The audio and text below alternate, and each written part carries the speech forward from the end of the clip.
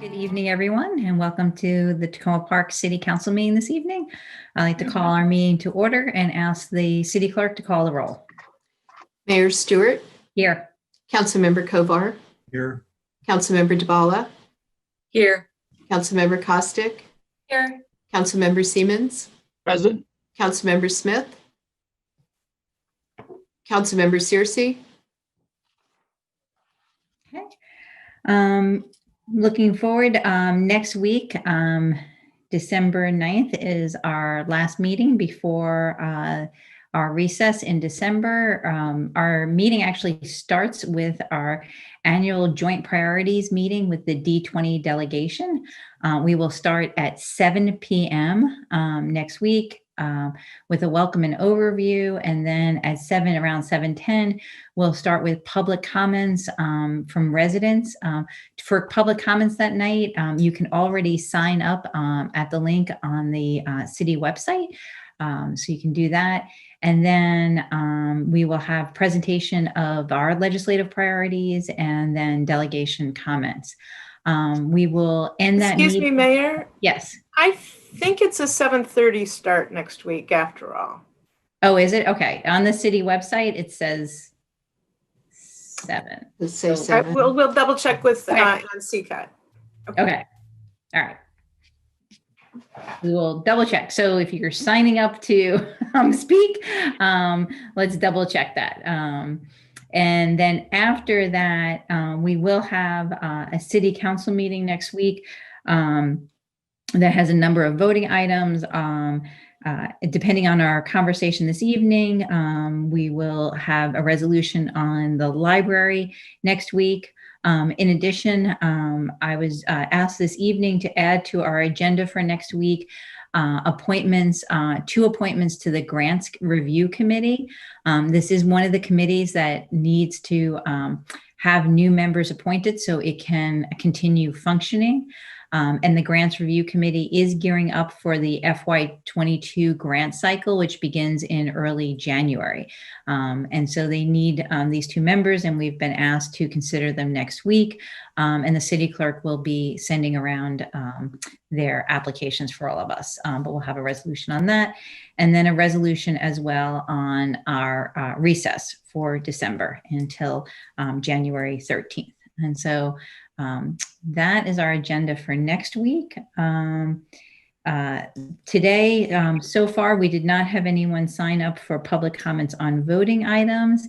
And I believe, has Ms. Michui called in? She is attempting to and hasn't been able to join us yet. Okay. So why don't we go to council comments, and if Ms. Michui is able to join us, we will come back to her before city manager comments. So any council comments this evening?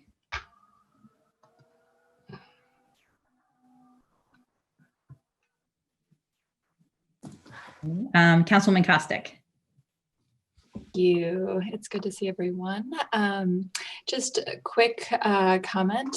I just wanted to note that I think we all know that COVID cases are going up, and I've been hearing from a number of residents who have concerns about COVID and in some cases the way that others around them are behaving. And so I just wanted to remind everyone of the importance of following all the recommendations of distancing, of wearing your mask, and also being respectful of the other people in the community who in some cases have health conditions that make them particularly vulnerable, or are in other cases more susceptible to becoming infected and getting seriously ill.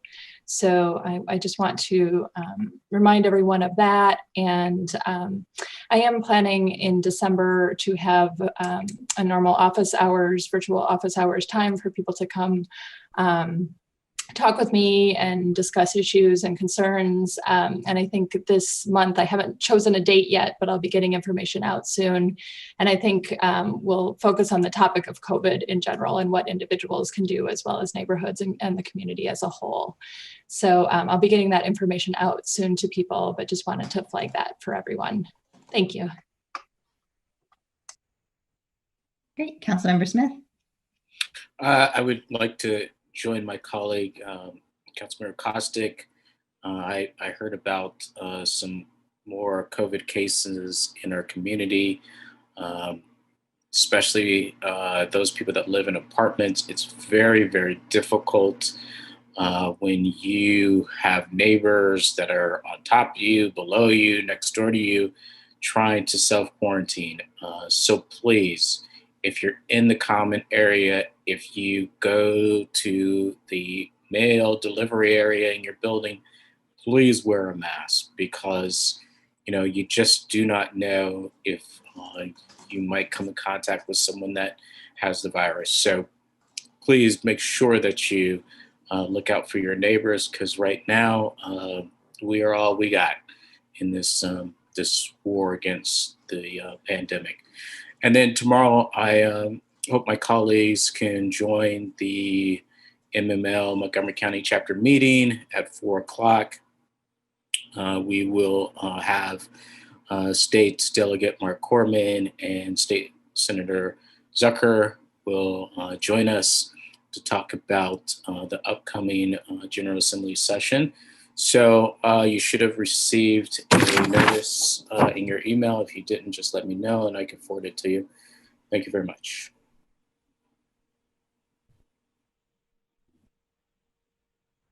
Thank you. Sorry about that. Councilman Searcy. Thank you. Good evening, everyone. I want to thank, again, Small Things Matter for the produce box delivery that happened over the course of the weekend and included a stop at Hampshire Towers, as well as the turkey giveaway that happened. And thank you, Doris Durante, so much for all of the work that you're doing for the residents in Hampshire Towers. Last night, there was a Purple Line Community Advisory Team meeting. It was an opportunity for members of the CAT as well as the general public to ask questions of MTA. There was also someone there from SHA regarding the status of the project, given that they're moving forward with a newer version of their former concessionaire. So there was lots of questions that were asked about the current state of University Boulevard, as well as making some improvements to sidewalks and crosswalks and things as we're waiting for construction to resume. One question that I did ask, and City Manager, we will need to follow up with SHA.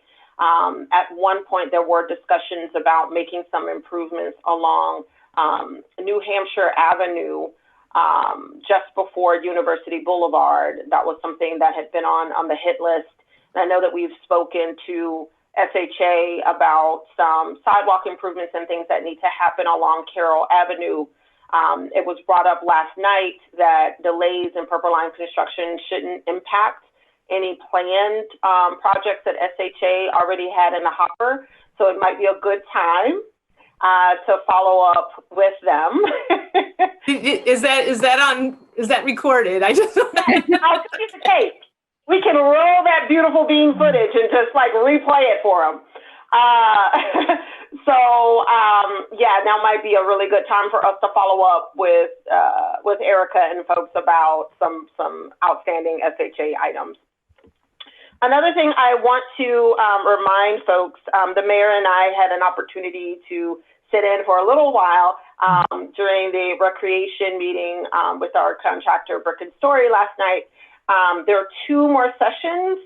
There's one on December the 4th at noon, and there's another on December the 5th. And I really, really, really want to encourage people to participate in those meetings. It's a really great opportunity for you to inform our consultants. Their plan is to kind of take all of the feedback that they've been receiving and present it back to the council, so we can make some real decisions about what the recreation center on New Hampshire Avenue, the values that the community wants, as well as some of the values of the city council. And so I really want to make sure that folks participate. It's a really great way to not only share your ideas, but to kind of hear some of the thoughts that your neighbors may have as well. So definitely want to encourage folks to participate in those meetings. And that is all I have. Thank you. Thank you. Councilmember Kovar. Thank you, Mayor. First, just to follow up on what Council Member Searcy just mentioned, I had a chance to participate in one of those sessions as well. And I do encourage anyone who's interested in the future of the rec center on New Hampshire Avenue to do so. And for those in Ward 1, the remaining the links to the remaining meetings are in the information I sent out this week in my blog. So I encourage people to do that. One other small thing, and maybe City Manager could talk about this later or now. A number of different people just recently within the past week have mentioned that there's graffiti issues in certain places around the city. And I understand that it's probably Public Works that would often do that, and they're busy with the leaf cleanup now and so on. But if there's steps that could be taken, I won't mention the specific sites where they were now, but if there are staff available to address some of those concerns. And I don't know if there's been an increase or just people are noticing it more, but I think it's something we should keep an eye on and try to address. Thank you. Great. Councilman DeBala. Yes, thank you. Broken record time, COVID, be careful, wear your mask. That was on my list, but someone beat me to it, and I had the rec center meetings on my list as well. Ward 2 in particular, these are, I had the opportunity to go to one, and they are well worth an hour of your time. So that's it for me. Thank you. Great. Terrific. Just a couple of other things. I want to thank Adventist Community Services and Councilmember Siemens and his wife Joyce for all the great work that they do around Thanksgiving. I was able to join this year for a little bit, and the switch to providing food right before Thanksgiving. You know, we didn't get to see as many people face to face, unfortunately, but it all worked really well. And so just thank you for doing that again and continuing that work. I want to do a shout out to my colleagues, Councilman DeBala and Kostick and our D20 team, who really helped to put pressure on PEPCO regarding work that was being done on the New Hampshire Avenue substation. This work was being done in Prince George's County. Because it was being done in Prince George's County, we had gotten a report of it like months ago that they were going to do this work, but we were not being kept up to speed on it until we all woke up at 4 a.m. because of the noise and couldn't get to sleep. And we worked really hard in a short amount of time. And thanks again to our D20 delegation for helping us put pressure on PEPCO. And I believe Councilman Kostick did get confirmation that that very noisy work is now complete. So hopefully they're now doing the infill and hopefully everyone can get a good night's rest. But I do apologize for the disturbance, but I'm glad that we were able to get them to at least move the last couple of nights of work. Last evening, I was able to testify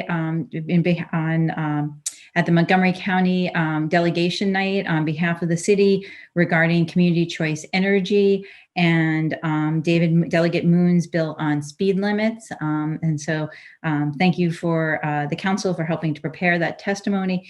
And next Tuesday night, I will be testifying regarding Janelle Wilkins' bill, Stable Homes, which is about just cause eviction. Something very timely in this year. Hopefully we will get it passed. The other thing, just want to, again, I know a number of people mentioned the Engage Tacoma, and really just encouraging people to participate in that. It's pretty quick. It's an hour. They run through a lot of things, get a lot of great feedback, and it's fun. You get to look at pictures and different designs and tell them what you think. And so please do that.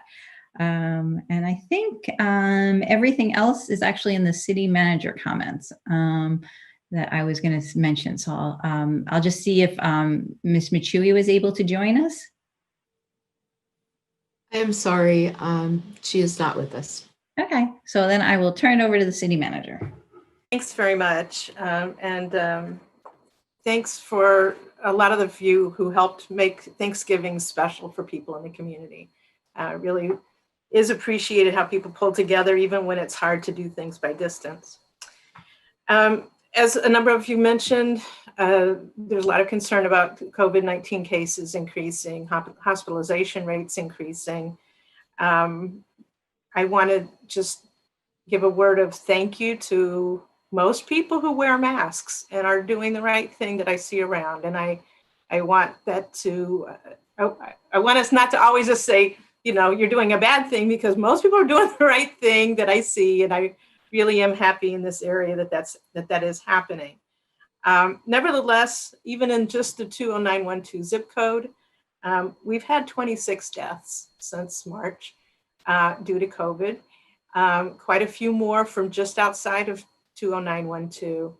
And so, you know, we are trying to do more public messaging about the options that are available, the testing that is available, and the need to continue to wear masks. I really do want to encourage everyone, even if you've had COVID, or you're one of the few that will get a vaccine shortly, to continue to wear masks, because that adds to peer pressure for us all to wear masks. And so we're going to need to keep doing that, even if we personally don't think we need to. We need the peer pressure. We need the normalization of these safety practices in Tacoma Park. We have expanded Montgomery County in conjunction with us has expanded testing options in Tacoma Park. And so starting today, we had our regular Wednesday during the day behind Sligo Adventist Church off of Greenwood Avenue. That's every Wednesday in good weather from 9 to 4 p.m. We're starting on Saturday. We'll be having at the rec center inside, and that will be from 10 to 5. In both cases, there's no charge for the testing. There's no appointment needed. And the Montgomery County website about testing sites is really helpful.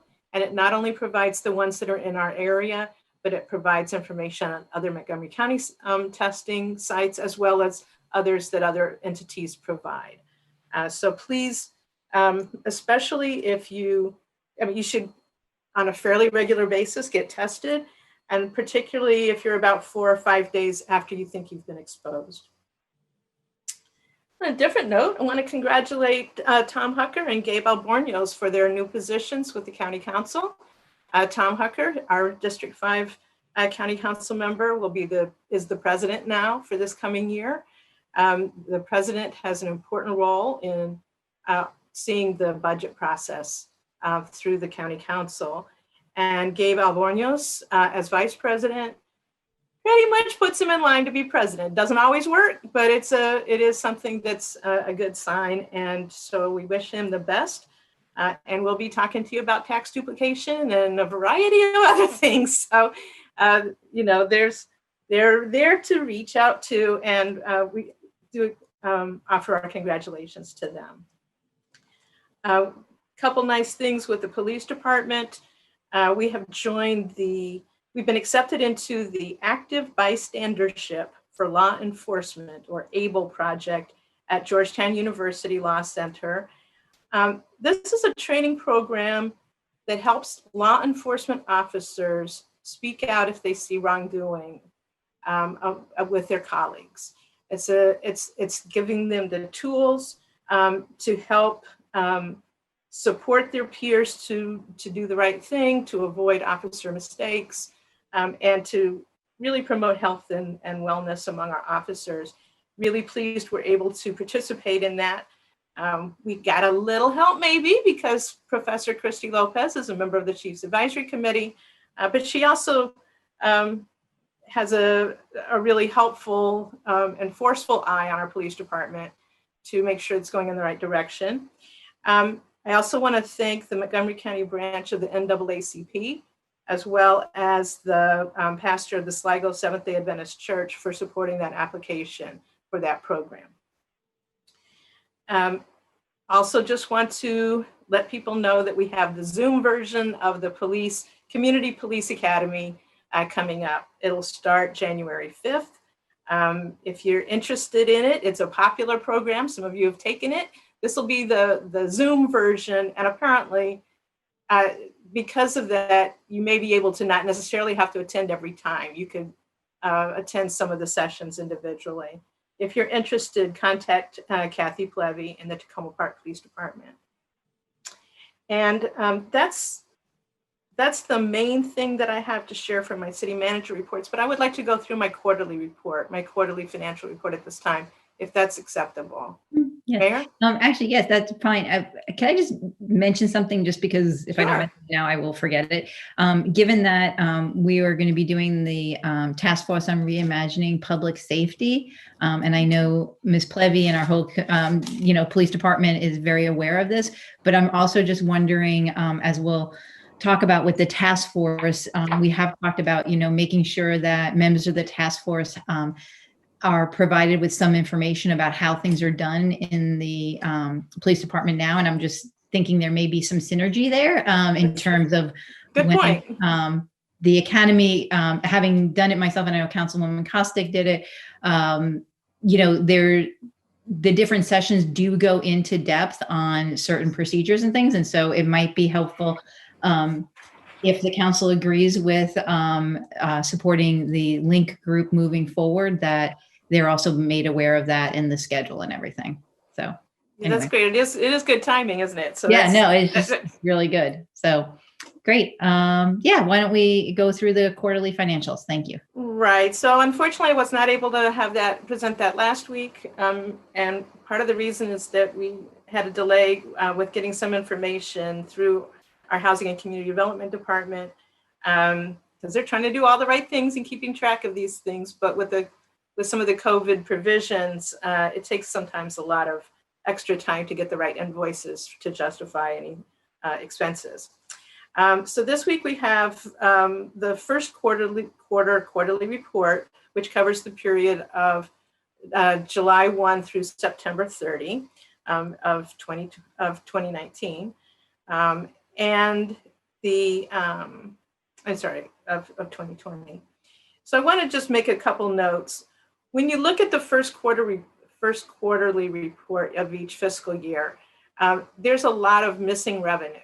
And that's because we don't get a lot of the revenue payments until later in the year from property tax and from some of our other main revenue sources. So one of the things that's helpful is that it shows kind of what we receive in the first quarter of the previous fiscal year, so you can see that those are small amounts as well. This is kind of the standard process that main numbers don't necessarily come in until a little bit later.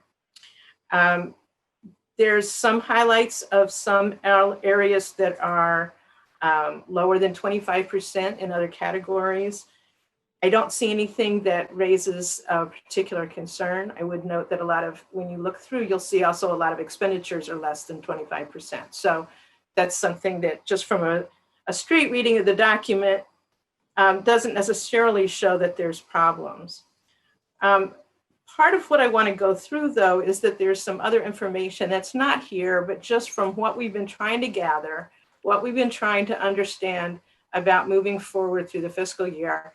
We'll have more concrete information in January, but I wanted to give you the heads up on that, on what I know at this point. When you look at some of the revenue areas, there's a couple areas that will be lower this year than we projected. One is rec department program revenues. When we were setting up the budget, we were figuring out the rec department as not really being operational through December, but we were very optimistic that January we'd be, the pandemic would be over and we'd be moving back into those kinds of things. That's not likely. We're going to try to have some programs. We may get some program revenue for summer camp because we are trying to be optimistic that we'll be moving out of the pandemic as vaccines become available. But at this point, I just want to kind of highlight that that's an area where we'll have less revenue. It also means we have some less expenditures on the other side. One area where we'll have less revenue is from interest income from our bank accounts. When the stock market plummeted in March, the banks lowered their interest rates. And then as the stock markets came back, they didn't necessarily raise the interest rates right back. So we're working with them and trying to keep that to a reasonable impact on our projections, but that's something that we're watching closely. The other thing is that I think I've mentioned this publicly, but I certainly have briefed the council. The state did not stop charging businesses inventory tax when they were supposed to stop charging businesses inventory tax. And so those who had paid significant amounts of of inventory tax need a refund. That amount could be $200,000 all told. So we are going through and identifying with the state where refunds are required. And we don't want to hold back on that because businesses need their money. This is a time not to be dragging that part out. So we're working to get those figures, but I want to highlight that. If you add together the rec department program revenue, the interest payments, and this personal property tax overcharging, the city could be hit about $600,000 to $700,000 in less revenue during this fiscal year. And so we're watching it. It might be less than that, but I want to make sure that I'm as open as possible to the potential hit as possible. There is a lot of good news, and so let me go through that. So the first thing is that provided the Montgomery County cuts the check, we should be reimbursed for almost all of our COVID-19 fund expenditures. So we're talking $400,000 or so far should be reimbursed to us. And we had not counted on getting that money back, but that's money that has been approved. They've signed off on it. We just haven't received the check yet. Have received some FEMA money. And that includes the grant program as well to businesses? Yeah, absolutely. Okay. Yeah, I just want to underscore that because that was one of we worked hard on that one. I know. I think it's really important that at first we were told no, and that there was a lot of work that went into making sure that we did get reimbursed for that. So right. There's some places where there was a duplicative thing that is offset, but for almost all of it, we got reimbursed. Great.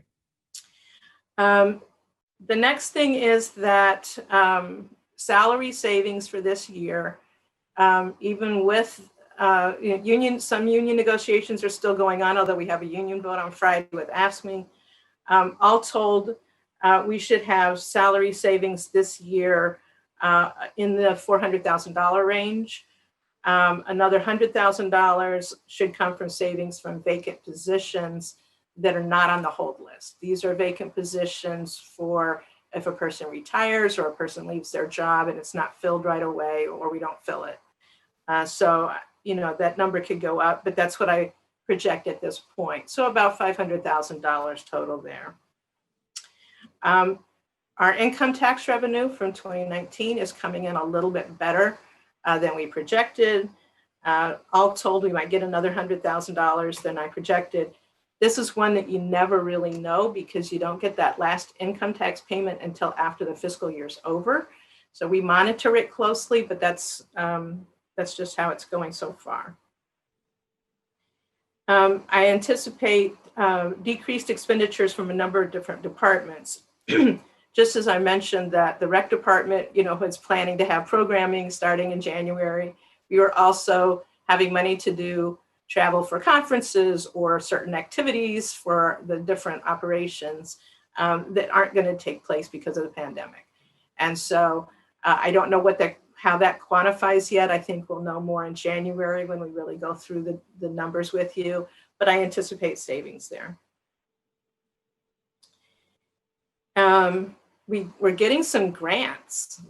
Especially our planning staff is getting some grant money in. And so that's really helpful for us. I appreciate that very much. If you see any of them virtually or whatever, say thank you. Other than the discussion of the HCD director position this evening, most of the hold list that are for personnel really is a discussion for January. But when I look through that list, my guess is about half of those hold positions may not need to be filled or not need to be filled the whole time. For example, there was some rec staff on there and they may not be up to full level until the summer. Again, I think, we're looking at $100,000 to $120,000 in savings that was budgeted for those positions. The non-personnel hold items also can be discussed Yes. better in January. That included 3 major items that totaled $980,000. About half of it is for sidewalks, about half for road construction, a small amount for the tree canopy implementation project. And so that's not to say we shouldn't do it. I think we may very well have some of those projects and activities to do. One of the issues that we have found so far is that we may not have staff capacity to oversee some of this. So that's part of the discussion. So the main takeaway from the review that I've been doing, I spent a lot of time looking at numbers, is that I think we're netting on budget with the exception of the reimbursements from the COVID fund. What that may mean is that we may be able to roll that over to keep it going in the COVID fund. And that may be something that's important, especially since I don't think the pain is going to end at the end of June. And when the actual vaccines are available. That again, I think is a good January discussion when we have more numbers. Right now, those funds, reimbursements go back into our general fund revenue. And so they don't necessarily go specified back into the COVID fund. But I'm thinking of them as separate as we look at the needs that we have. So I wanted to just kind of do that quick hit. So when you look at the quarterly report, it doesn't look that exciting. Numbers seem low. But I did want to try to give you a little bit more context to it from what I've been able to gather, looking at the various personnel numbers and those kinds of things. Are there any questions about it? And certainly we can follow up. I see Cindy. Great. Yeah. I think I had a question and I see Okay, go ahead. Councilman DeBala and Kovar, but Councilman DeBala, why don't you go first? Okay, thank you. 2 questions. So the big 4 are property tax revenue, income tax revenue, and county and state reimbursements. So you addressed income tax revenue, and that is great news that it hasn't tanked altogether. That is fabulous. Well, this is 2019 income tax. Right. Right. But that is you accounted for and used in this year. Right. Yeah. Next year is another story. I understand that. Right. But I wanted to ask if you have any more information on county and state reimbursements, because the last time we talked, those were still up in the air. We got almost all the tax revenue, municipal tax duplication money has been submitted already. So that does show in the quarterly report. I don't anticipate any problem with receiving the funds from the county or the state that we budgeted for. Okay. What time of year do the state reimbursements normally come in? Remind me. Or are they scattered out through the year? They're scattered through the year. Okay. All right. And then my last question is, will you at some point be posting the quarterly financial report? Will you let us know when we can Yes, share? it should go up by tomorrow. Okay. Thank you. Great. Councilmember Kovar. Thank you. So just to follow up on what Councilmember DeBala just asked. So I recall, and maybe I don't remember this exactly correctly, but that the funds that we get for the income tax come in a series of payments, like eight or so. Over We get it's like 10 during the year, 9 or 10. It's not by monthly, but so it's not that we've just got one more. We have multiple more such payments that we'll be getting. Is that right? That's right. And they come in from different categories of income tax. And so we have a chart that rates them and we compare them with the similar categories from the previous year to see how that's comparing. But you don't know how many more of those there are or what it represents as far as the estimated percentage of. Yes, I know. Oh, I can share information with you. okay, that would be helpful. And so on the question of the reimbursements that are coming, I think you said it was $400,000. So that's money that we expended for various purposes out of our COVID, the money that we set aside for COVID, right? Right. That includes what we call the COVID fund, which was, combined in 2 fiscal years, a little over $600,000, I think, right? And It was so- like 660,000. Yeah. And so, to me, particularly since we still don't know what the pathway of the pandemic is going to be, and even if all the more positive news we're hearing about the vaccines comes into play, that's the time by which that will really have a positive effect is still a ways away. And so I think it makes sense.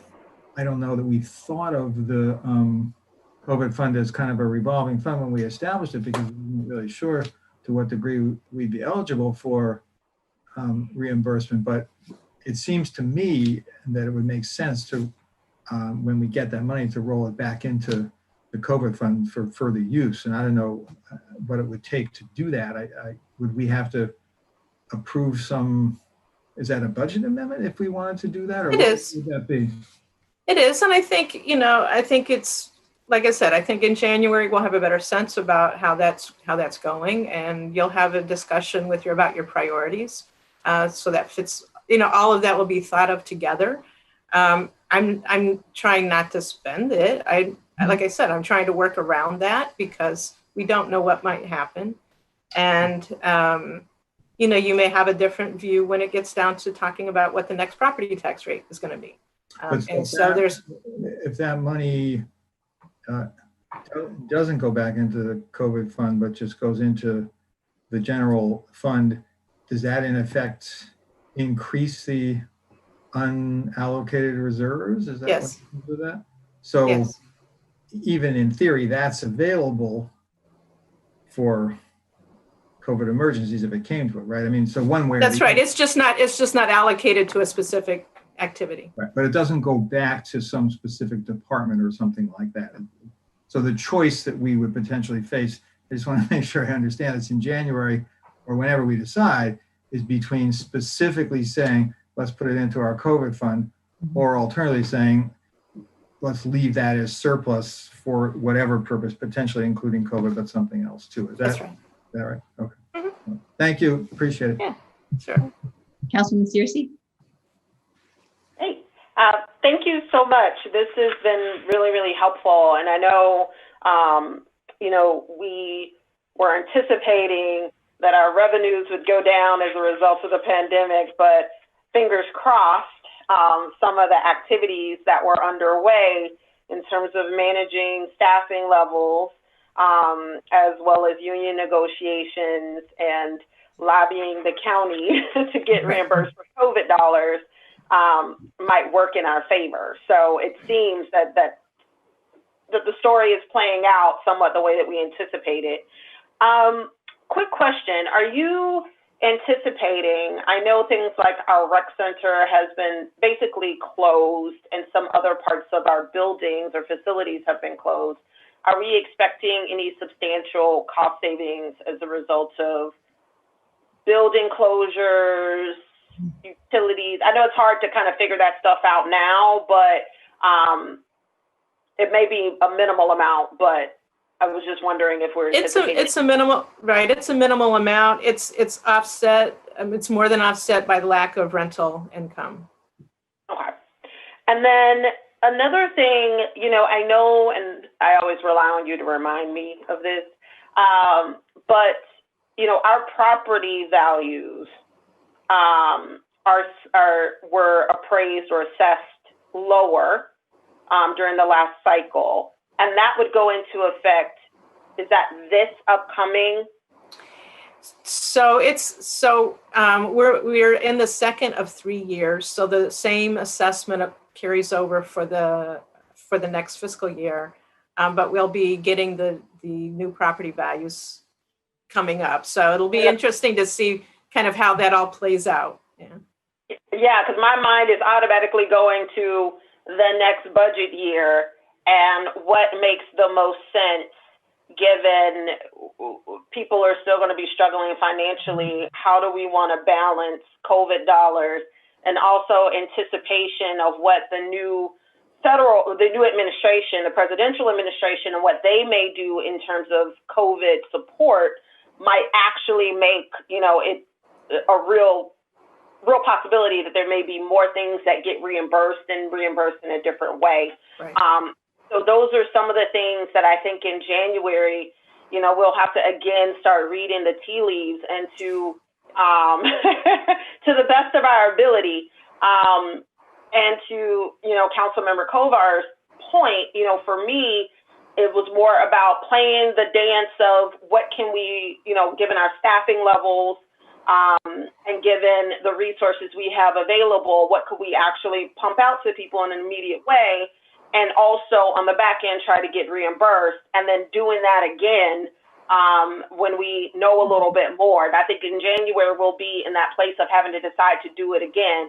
But in terms of some of those other cost savings, I think it may be important for us to think about whether or not, or some of the things that's on the hold list, given staff capacity, whether or not it makes sense to roll some of that stuff up into the general fund, because I do think that we're going to need to have some hard conversations about the tax rate for the upcoming season. And it'll be helpful, depending on our staffing levels at the time, to know that we have enough funds in the general fund that we can basically lower taxes without necessarily cutting service in a substantial way because of some of the decisions we've made along the way. So again, I know that's wishful thinking. Yeah, I mean, right, and I think that the thing that's going to be really important is when you set your priorities. I mean, obviously, we'll keep learning even more after January because we don't get our property assessment information till Valentine's Day.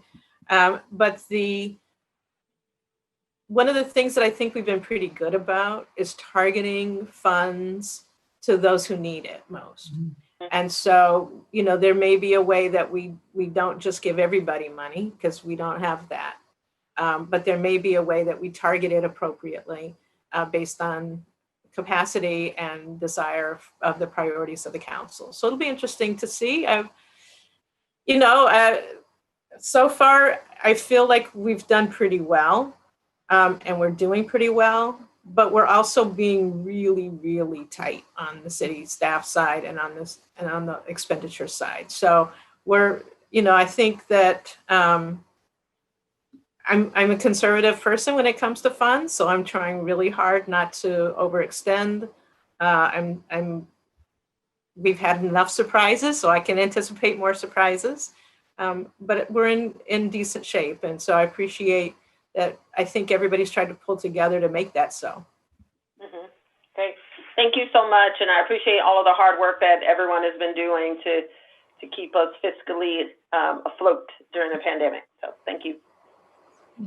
I just had one specific question on, I think it's on page 6. Just noticing that everything, as you said, like coming in lower on certain things, the non-departmental expenditures.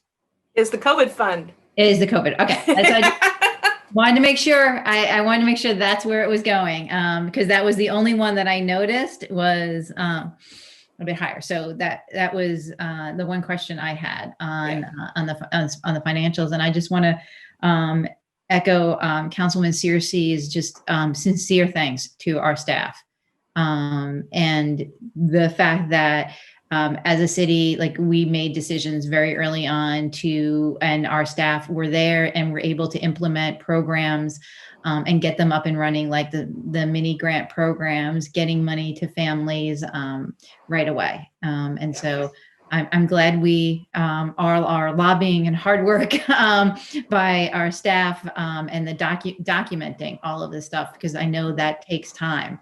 In addition to being out there, connecting with our businesses, connecting with our family and residents, just keeping track of the expenses and making sure that we fill out all the forms for FEMA and everything else. So I want to do a huge shout out to our deputy city manager, who I know has been leading the charge on this, and Ron Hardy. And they were the first in with the reimbursement request at the county. When I'm on the county call, it's every other week now. They kept saying for months, well, we got Tacoma Park. We got Tacoma Park. When are the rest of you are going to file your CARES dollars? We were there right away. And I just, I want to thank our staff for that. very much, because it does put us in a good position to continue to be helping the residents in our community. So thank you, and thank you for this presentation. All right. We will now move on to our voting session. Our first item is a single reading ordinance authorizing the city manager to sign a contract for facilitation services for Reimagining Public Safety Task Force. And I'm going to hand it over to my colleague, Councilwoman Searcy, to walk us through this. Oh, hold on. I am unmuted. Okay, perfect. And I want to make sure that I know what I am walking us through. All right, so as the mayor mentioned, we had the pleasure of interviewing two firms. The review committee consisted of myself, the mayor, as well as the chief, city manager, deputy city manager. We also had a resident from Ward 6 who participated, as well as a representative from our local schools. So we were really— And Councilmember Siemens. Thank you. I knew I was forgetting a council member. I've been on a lot of interviews over the last week or so I apologize, Councilmember Siemens. But one of the things that was wonderful was that we had an opportunity to meet with a firm that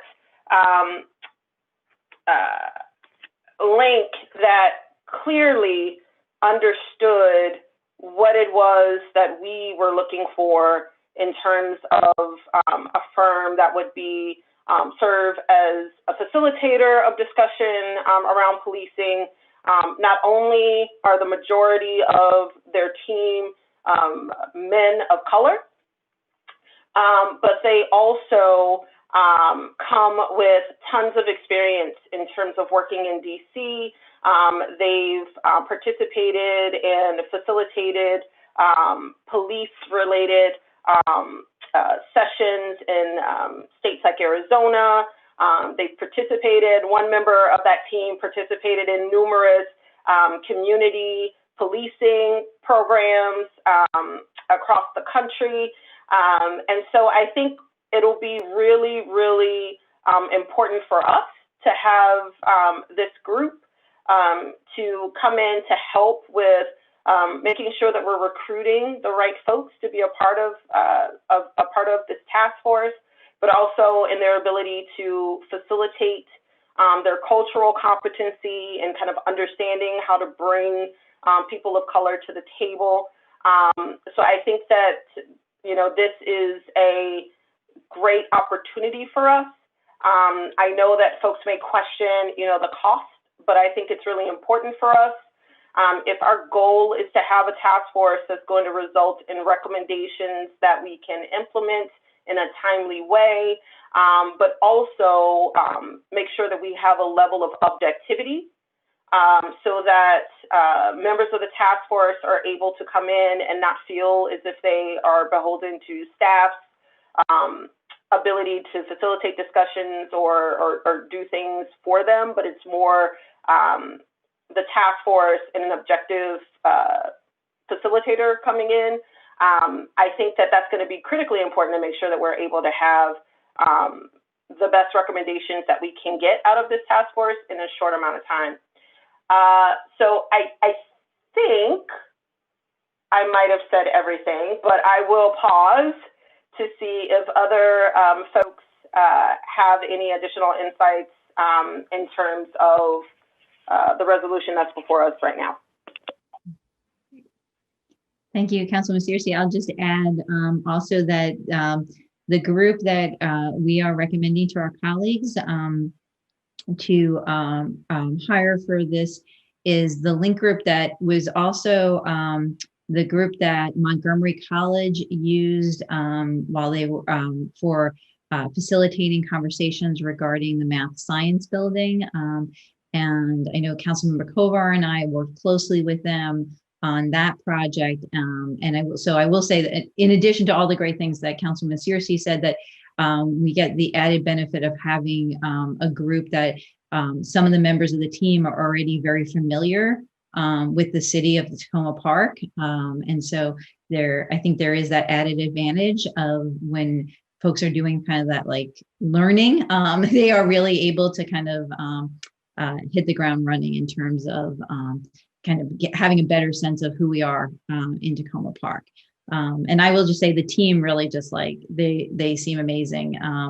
And I don't know if I can say this as old as I am, but not only did they have a number of men of color on their team, but younger men too, which was, I think, exciting to see. And that they had a lot of, team members that I think is what we were looking for as a group, thinking about how are we going to connect with different members of our community to make sure that people are able to, and coming to this task force and just being able to connect and share their experiences.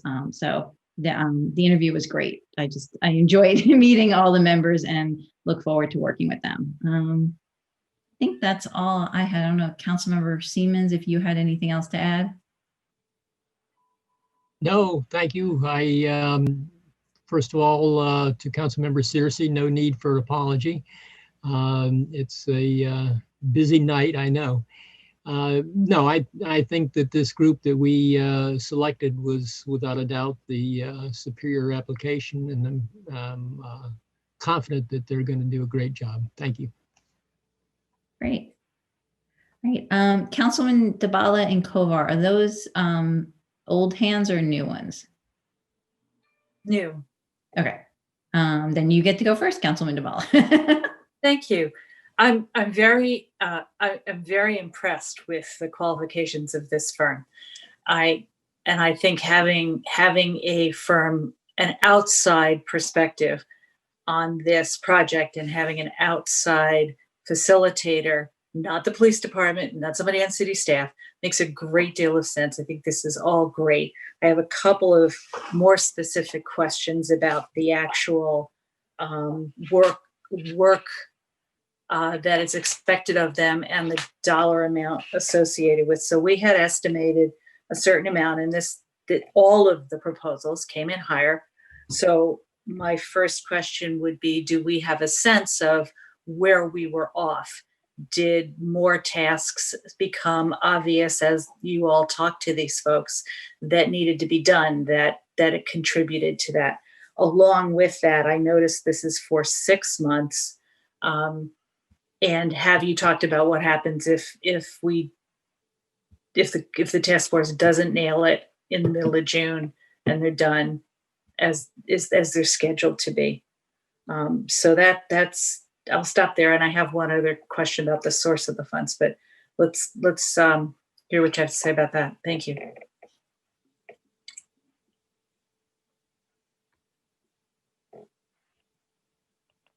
we want to? Not sure who's the best person to answer that. I was just muted saying, who's going to take that one? Happy to take it. I don't know if I could speak to all of it, but one of the things that I thought was helpful is that they had a plan for getting through June if they needed to meet that tight deadline in every way. But they also appreciated the need to work with us in case something took longer. If something needed to be talked out in a better, different way because of the sensitivity of the issues or something like that. So I thought they answered that very well. Obviously, if it takes longer, it would cost more. And the amount was, they were suggesting $15,000. The amount is $15,000 a month. So that's something that would be a potential item for the council to consider if they came to that. I also think one thing that's important to keep in mind in terms of what they plan to do. So one, they will be helping us establishing the criteria for recruitment. They'll also help us with recruitment. So I think that's going to be critically important. They are prepared to facilitate the sessions remotely, as a result of the pandemic. One of the things that I thought was really interesting is that they already have a platform that would enable translation services Yep. somewhat in real time. Mhm. So that would also help with ensuring that we're able to have diverse participation. And so I think, you know, to your point, all of the candidates squirmed a little bit at the deadline, right, at the timeline, and noted that it, you know, there was going to be a push. It could be done, but it would just mean that there was just going to be a lot of work to kind of get everything up and going and to have recommendations within that 6-month time frame. And they did, as the city manager mentioned, offer, you know, the ability to go beyond that 6-month timeline. So So this is Mayor, I not, don't know if that, Councilman yeah, Siemens, you all have anything else to add? No, I mean, I just, again, like the last time when they worked with Montgomery College, we weren't actually paying the bill. So I don't know how that yeah, worked, but I I recall would say they if weren't cheap. yeah, well, but no, I guess that's not what I was going to say. My experience with them and working particularly with Link is they're very good about like, not like we're on the clock kind of people, but like, what's the issue at hand? What is it, the problem we have to solve? I mean, obviously we will have a contract with them in a specific scope of work. But I was always very impressed with how they approached the problem. And it wasn't from the perspective of, okay, you have an hour now, the clock is ticking, this is what you paid for. But it was very much like, what are the issues we need to address? How are we going to do it? And from that perspective, and I appreciate that. So this is very helpful because it's clear that it's not just showing up once a month to a meeting and managing the meeting. There's a lot more involved in terms, particularly in terms of the recruitment assistance and the reaching out to neighborhoods and area and types of people in Tacoma Park that are, as we have been saying for a while, are not as used to working, have not been as involved and engaged in the city up until now. So that's great. And the translation piece is wonderful. So that really helps to hear what the specific services are and how they're planning to structure it. My last question may go to the city manager, which is, what are your thoughts about the sources, the source of the funding, the source of the extra dollars that we would need to put into this? Having just presented such a great quarterly report. Right, you just have a great quarterly report, and we just talked a little bit about the salary savings that there are. So I think that it would likely come from that. Perhaps from the police department salary savings. That's a possibility. Yeah. That'll be part of the discussion in January. Okay. Thank you.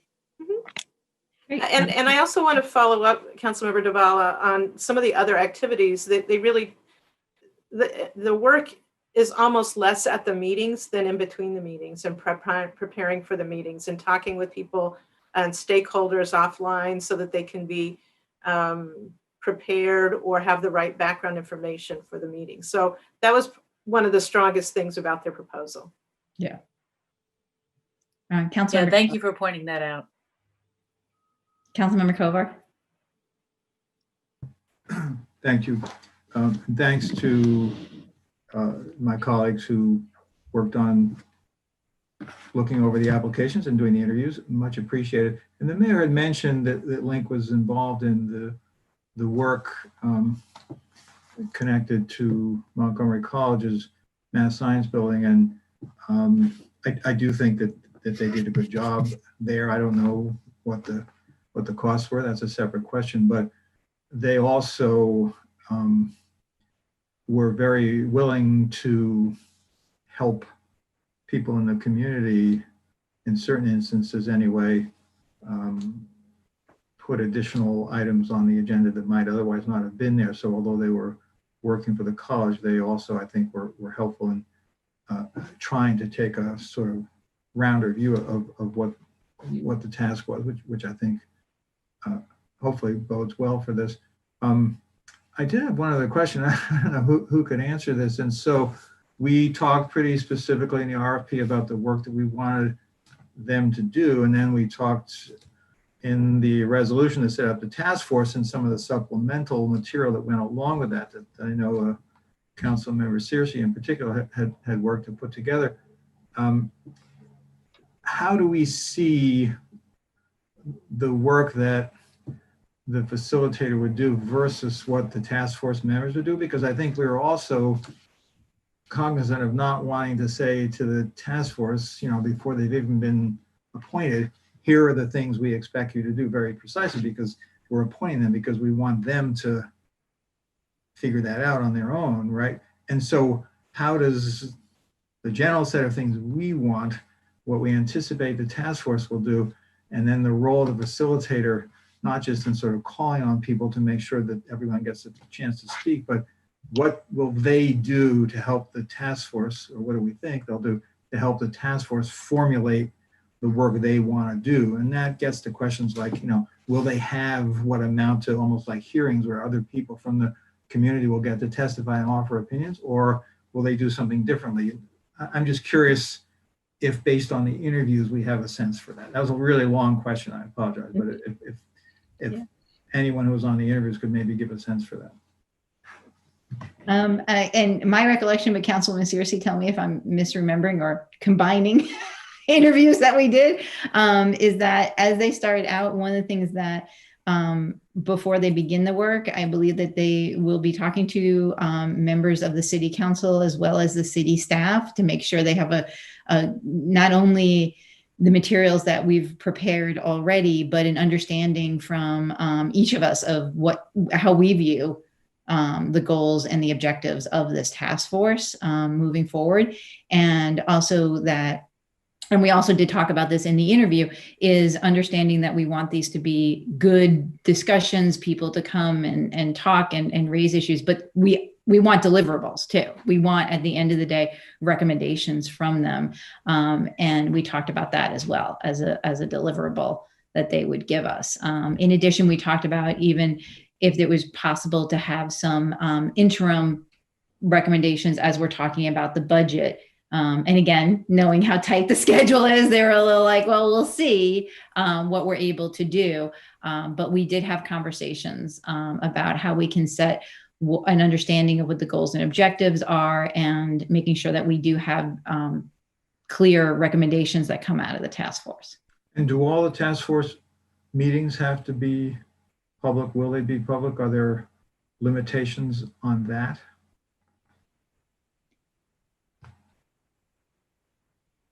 In general, they have to follow the open meetings law. There's some aspects when they're sensitive, I think they can be offline. There's some, I think, real understanding that there are some things that may not be something that are really public. And, I appreciated that they understood the sensitivity of those kinds of discussions, and then had to focus so that when it's in a public session, how that gets handled. It sounds like they have experience doing that on some of their other activities. So that was part of what sounded good as they were making their presentation and answering questions. And just one last question, because I've been asked by a few people, can we share the, can that be posted, their submission or their proposal?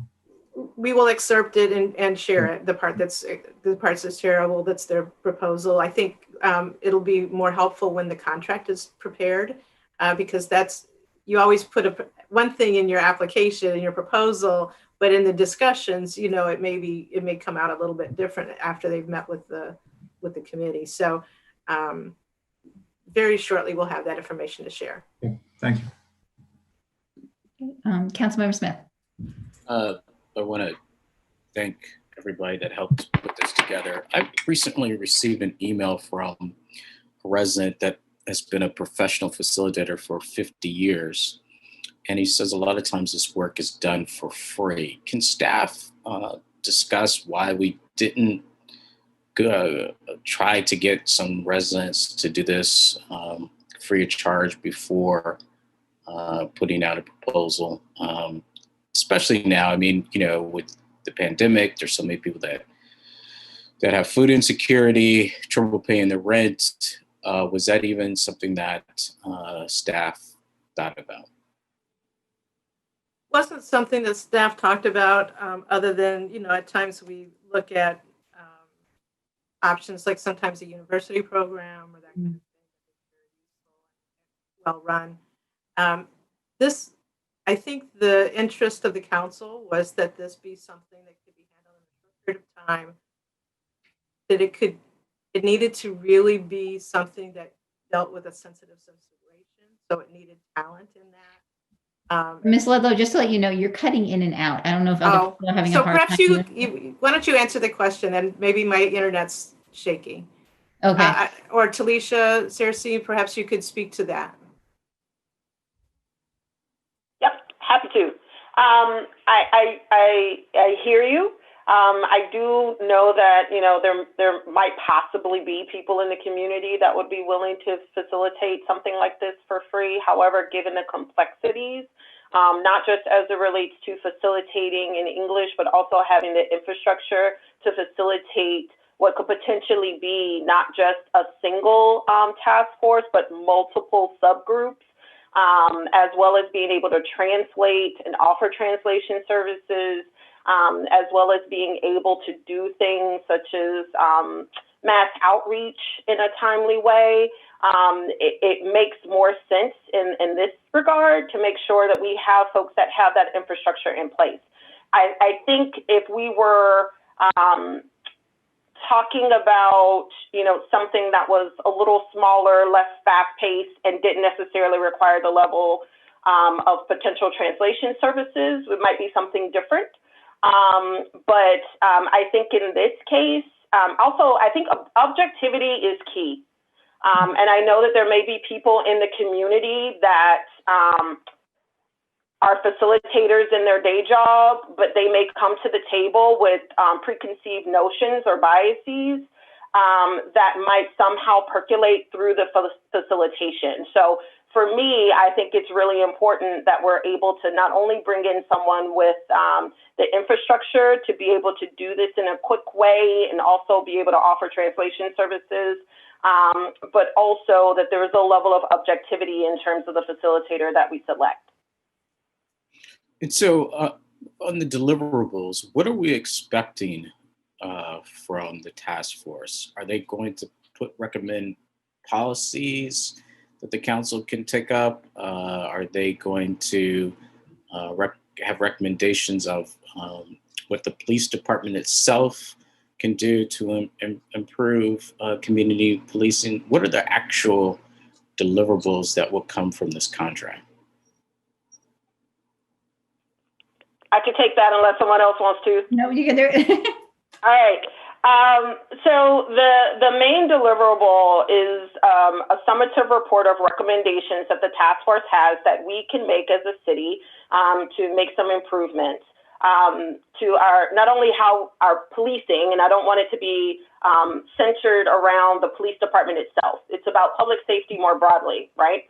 So that might include some aspects of our police department and what we have in place, but it might also include things like recommendations around pilot programs or projects that we can do to help with social service and mental health needs in the community.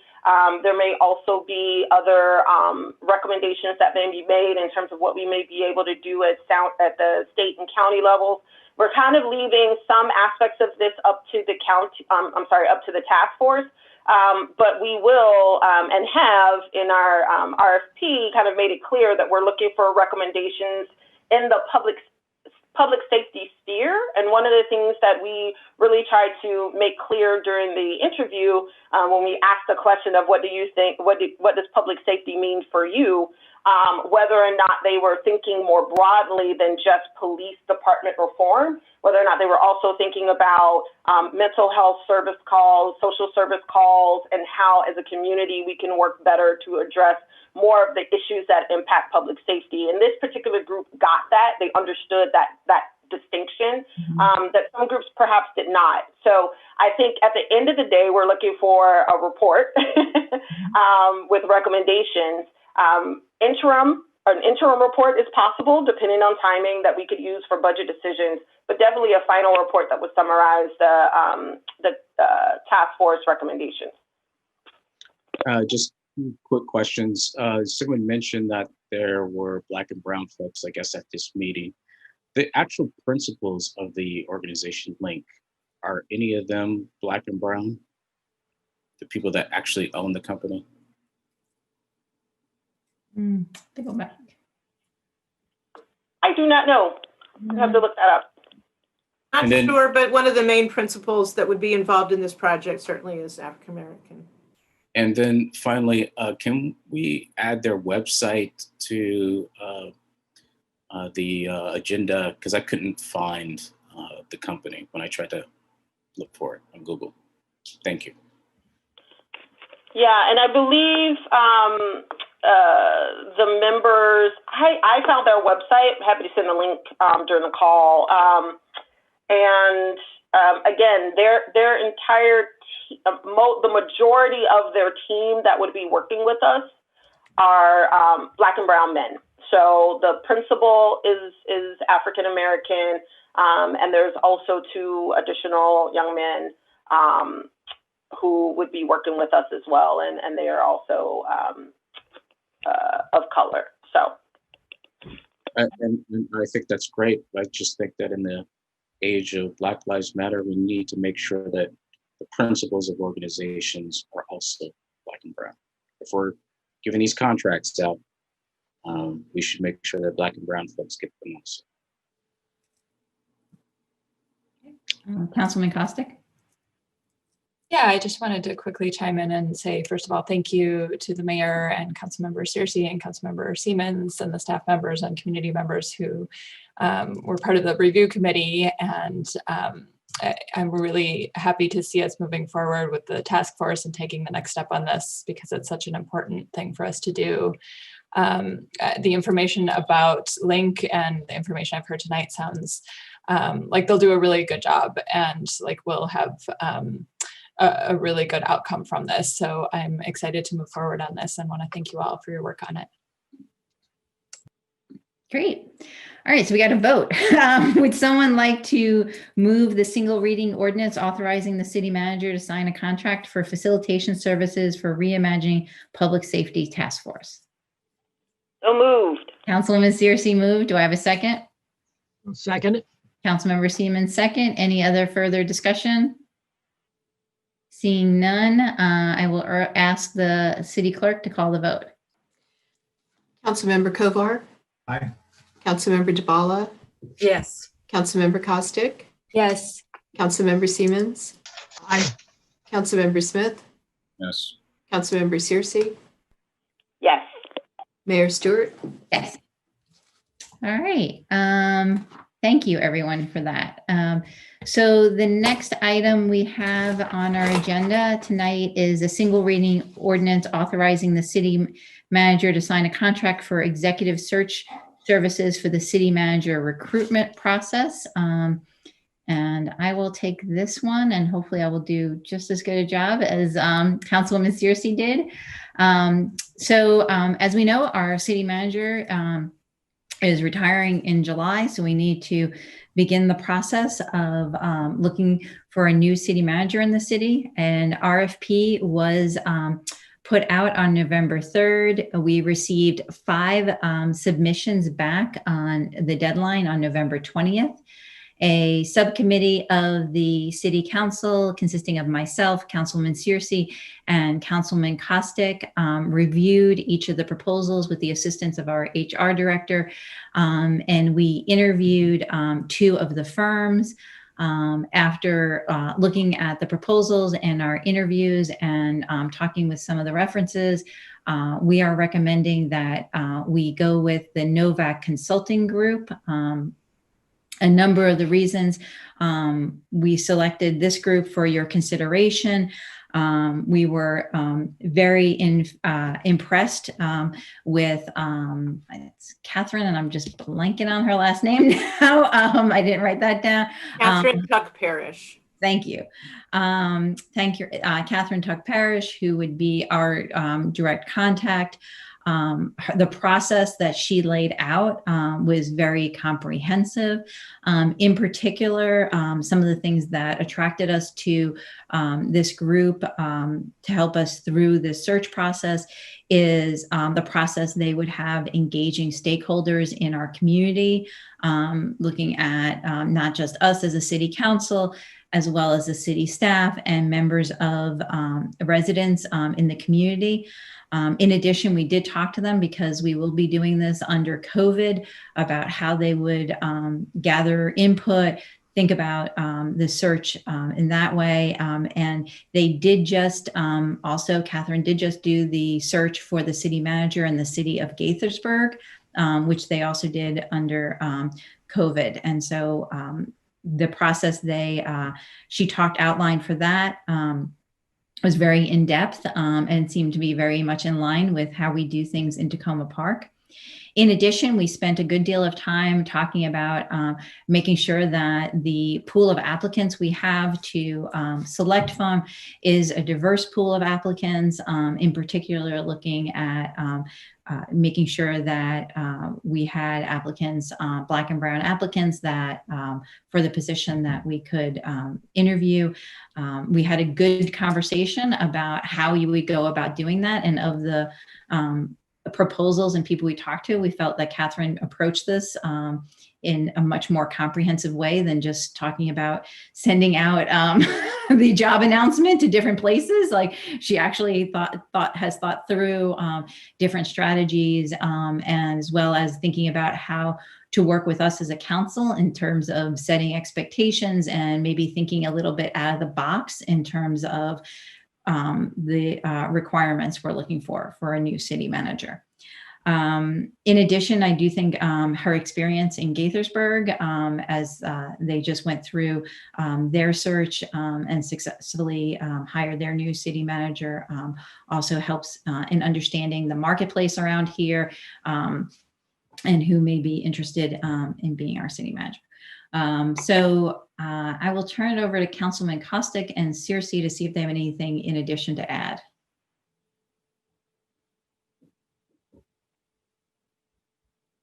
I can jump in quickly.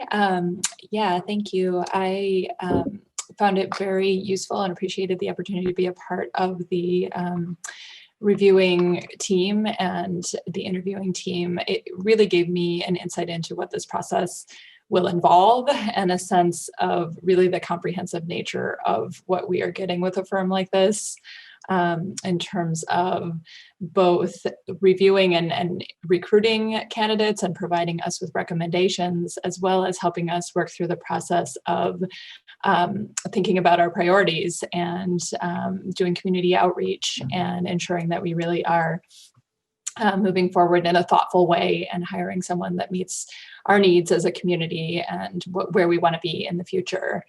I really was impressed, as the mayor said, by the emphasis on Tacoma Park's kind of unique perspectives. I felt like Catherine really understood Tacoma Park and really understood what sorts of things we were looking for there, both in the interview and in their application. It was extremely clear and very straightforward, which I found useful.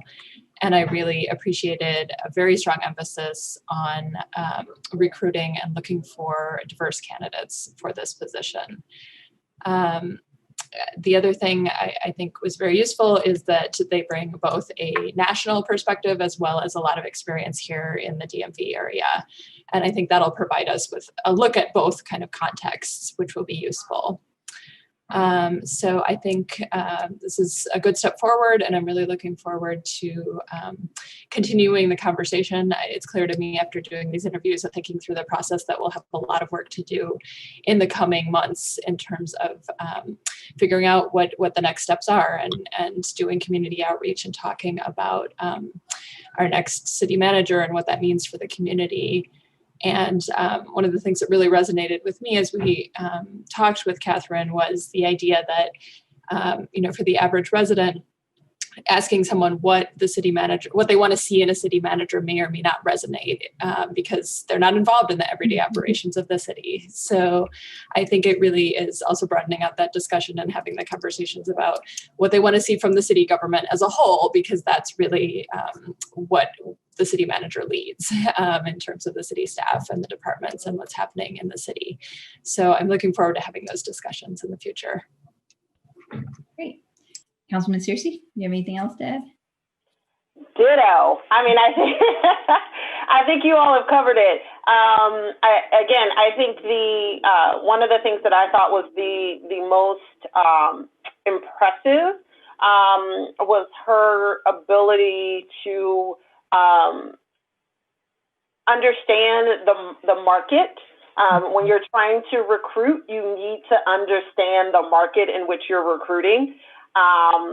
And how to help us as a council to really try to prioritize our wish list, which I think is going to be critical in ensuring that we select the right candidate. So her experience in talking through approaches that she's taken in order to help leaders to understand the market in which we're working, as well as set realistic expectations in terms of your recruitment strategies and what you should expect, I think it was going to be key. So yes, I'm excited with this particular firm.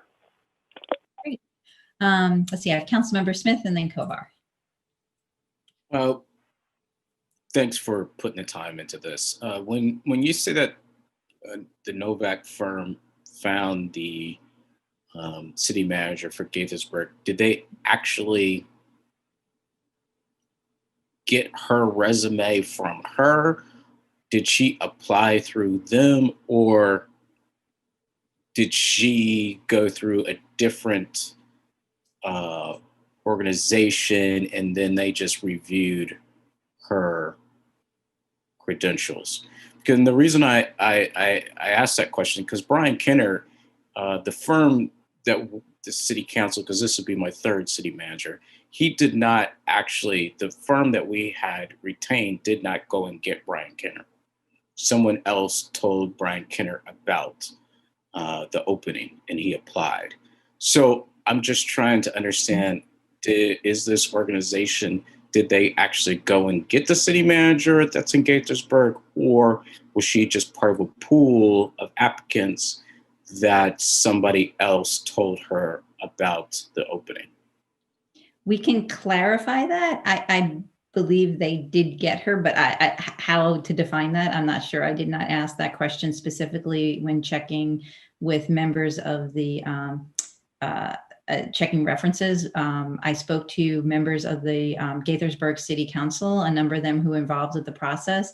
And one of the things that they emphasized was particularly Catherine's work in, exactly as Councilman Searcy mentioned, helping them as a council set goals, think about the process. And they were very impressed by how she went through getting stakeholder input. And then even under COVID, how they were able to do the interviews and have also residents and staff involved in that. But we can probably find out in more information on like how they got, how they actually got the city, how she got the her resume in the door there. And yeah, one thing I will add though to that point is when it comes to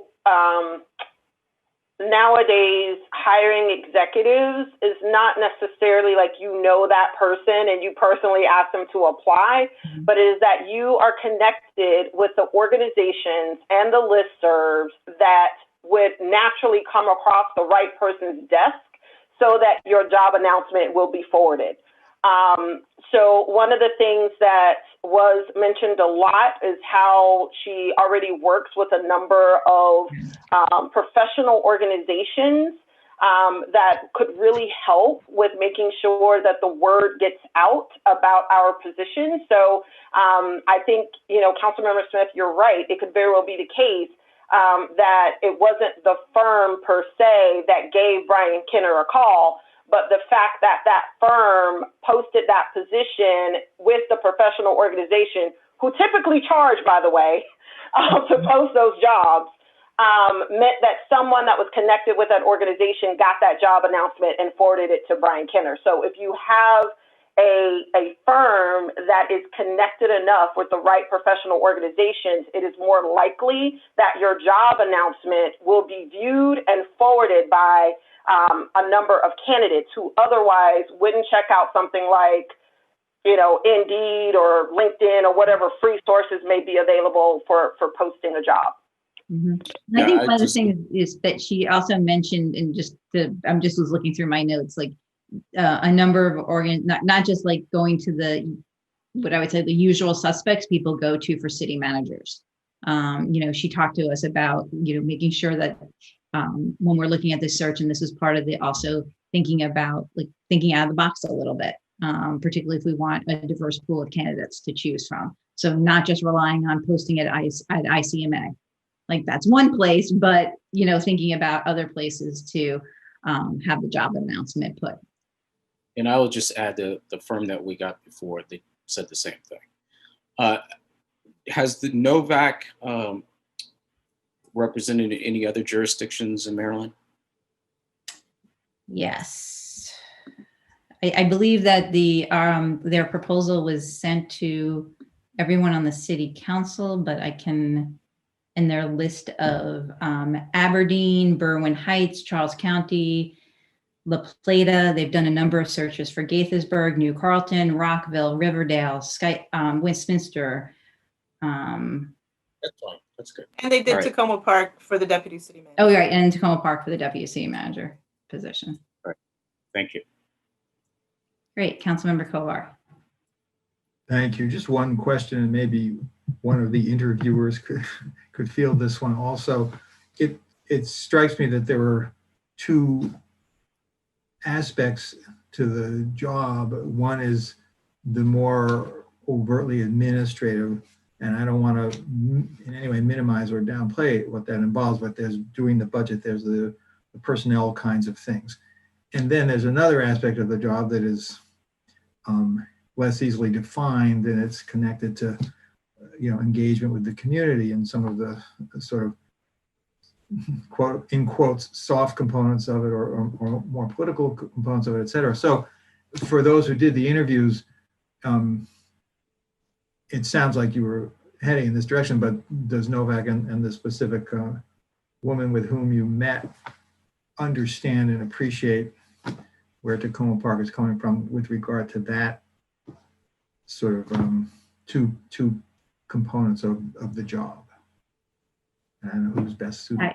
I would say, I don't know, I would say yes. And I think that's also one of the advantages of somebody who has, and I forgot to mention before, she's already helped with the deputy city manager search, but also knowing and having worked in Rockville and Gaithersburg, she knows Tacoma Park. So. Right.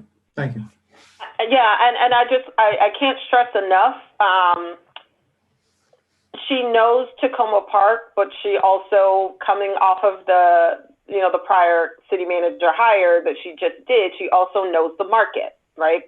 So it's one of the things that she stressed, as one of the first things she would do is work with us to make sure that we know what it is that we want in a candidate, right? So I think that piece, Councilmember Kovar, you brought up the soft, squishy, less defined stuff. Well, we need to define that stuff so that we can know it when we see it in a candidate.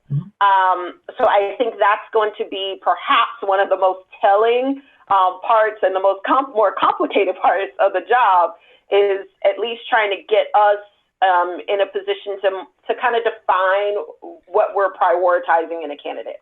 Yeah. And she does see as part of her role, like one of the things we did talk about is that, it's our job, the seven of us, to hire the city manager. And so, obviously it would take a majority of the council to vote for somebody, but we would also very much like to have a candidate that we all support. And we did have a conversation with her on what does she see her role in helping us through that process. And, she talked about, her also seeing her role as, facilitating those conversations with council, and why she puts a real premium on the first few steps of doing interviews, talking to each of us individually and as in groups, to make sure there is a good sense of what kind of candidates we're looking for. Because her goal, in addition, is getting us a good placement, and one that we as a council agree on. Thanks. Councilwoman DeBala. Yes, thank you. Just very quickly. This is another area where I think having someone independent from the outside come to help us is really worth it. And I so appreciate the work that you did on this and on the other contract to screen the proposals and interview the candidates. I really appreciate that. Something I didn't have to do. I got to enjoy Thanksgiving dinner.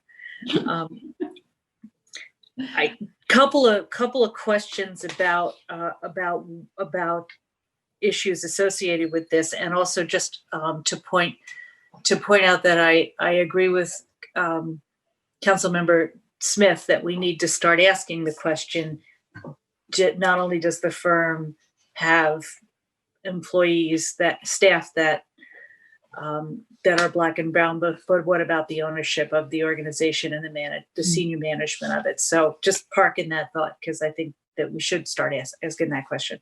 But did in your conversations with her, did she say anything about time frame or about ways to engage stakeholders in the community, or are we not at that point yet?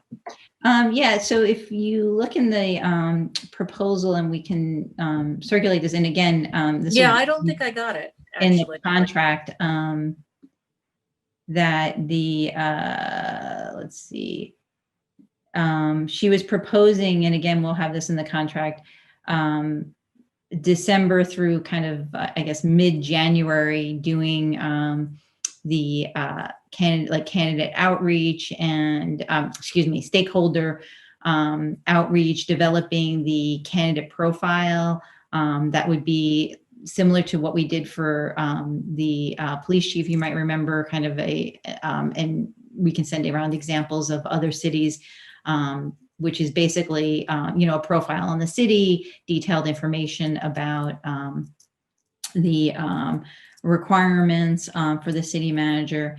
And then that would be sent out sometime in February, with then interviews and selection, or interviews probably like in March, and then selection after that. So yeah, and I thought we sent this around. Sorry if people didn't. We'll send around the proposal. Councilwoman DeBala, if you're talking, you're on mute. Talking to my computer. Just yes, I might have missed it, but I'd appreciate it if you'd send it around again. Yeah, they came in the Friday right before Thanksgiving, so well, there you go. Yeah. All was lost here. Right. Yeah, thank you. Great. All right, seeing no other questions, I will ask if someone would like to move the single reading ordinance authorizing the city manager to sign a contract for executive search services for the city manager recruitment process. So moved. Councilwoman Costick, do I have a second? Second. Councilwoman Searcy. Any other comments or questions? Seeing none, will the clerk call the vote?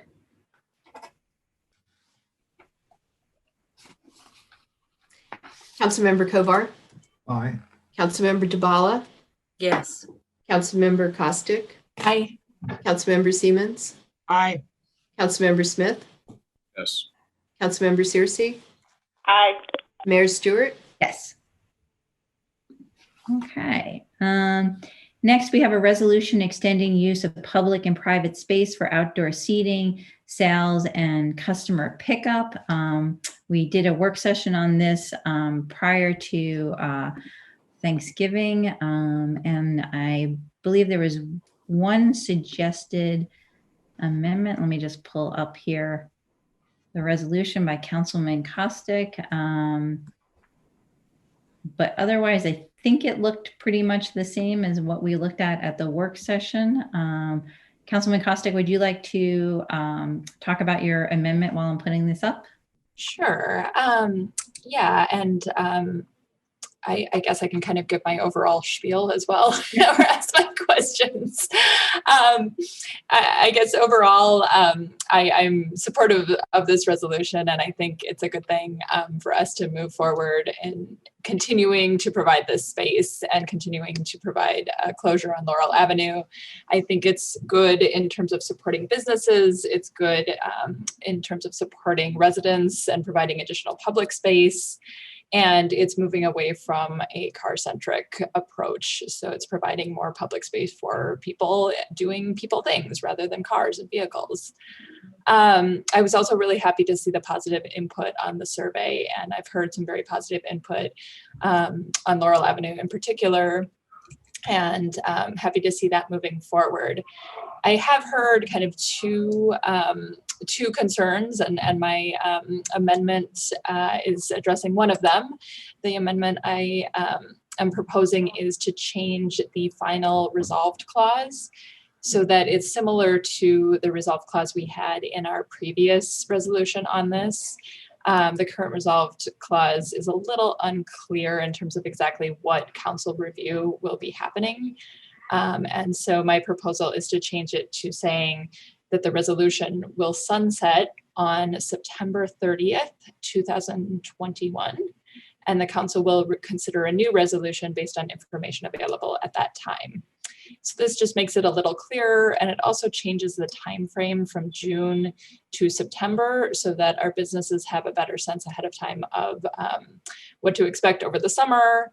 And we're not coming back at a really busy time for council and staff when we've just been dealing with the budget, and there's a lot going on in June anyway. So I think that helps clarify also some of the concerns that residents have had in terms of ensuring that there's continued oversight of the process and the closure as well. And then the other thing I just wanted to raise, and I'd love to get some information on, is concerns from people about tents and what the regulations are at the county level for restaurants using tents in the public space, and just concerns about COVID and COVID protections that I've been hearing. So I will, I guess for procedural purposes, I will move the amendment to the, or I guess we haven't even moved the. Can you move the resolution sure. with the amendment? Thank you. Yes, I will move the resolution with the amendment. Great. Do I have a second? Councilmember Kovar, second. Okay, now I think Councilmember Kovar, do you also have a comment and question? I have a couple of comments, if this would be an appropriate time to do so. Yep. So first of all, I want to thank my colleague, Councilmember Costick, for the suggested change with the date, and I think that makes sense, just because if you think about the likely way things will unfold in terms of the pandemic, it makes more sense to have this apply for the summer months also, and to have businesses be aware of that. So I think that's a good move. I will mention the one other way that the resolution changed from what we saw before, and I had suggested some language was incorporated into it, which clarifies in a couple different spots that we are continuing to include the public seating area for people who are not patronizing any of the businesses. And I think my colleagues will recall that that was one of the important points that came up when we originally did this, and it's been effective, so that on Laurel Avenue, for example, people who go there who don't choose to patronize one of the restaurants still have a place that they can sit. And in fact, I happened to be by there today at Tacoma Bevco. It's pretty cold to sit outside in the tent today, but I was talking to the owner who said that they will continue to take care of maintaining and sanitizing the public, as well as the public tables and seating areas, as well as the ones that they have, and they appreciate having the space, and they indicated that they're glad to continue doing that. That's Chris Brown, who's one of the co-owners. of the place. And he also sent an email expressing his appreciation and support for the idea of extending it. And one of the interesting things that came up in the email, and the mayor was on it too. I don't know, Mayor, whether you want to mention this instead about the people that he hires. But I'll just say it, which is that. Yeah. It was my question. No. Well, that's why I was giving you the chance to do it.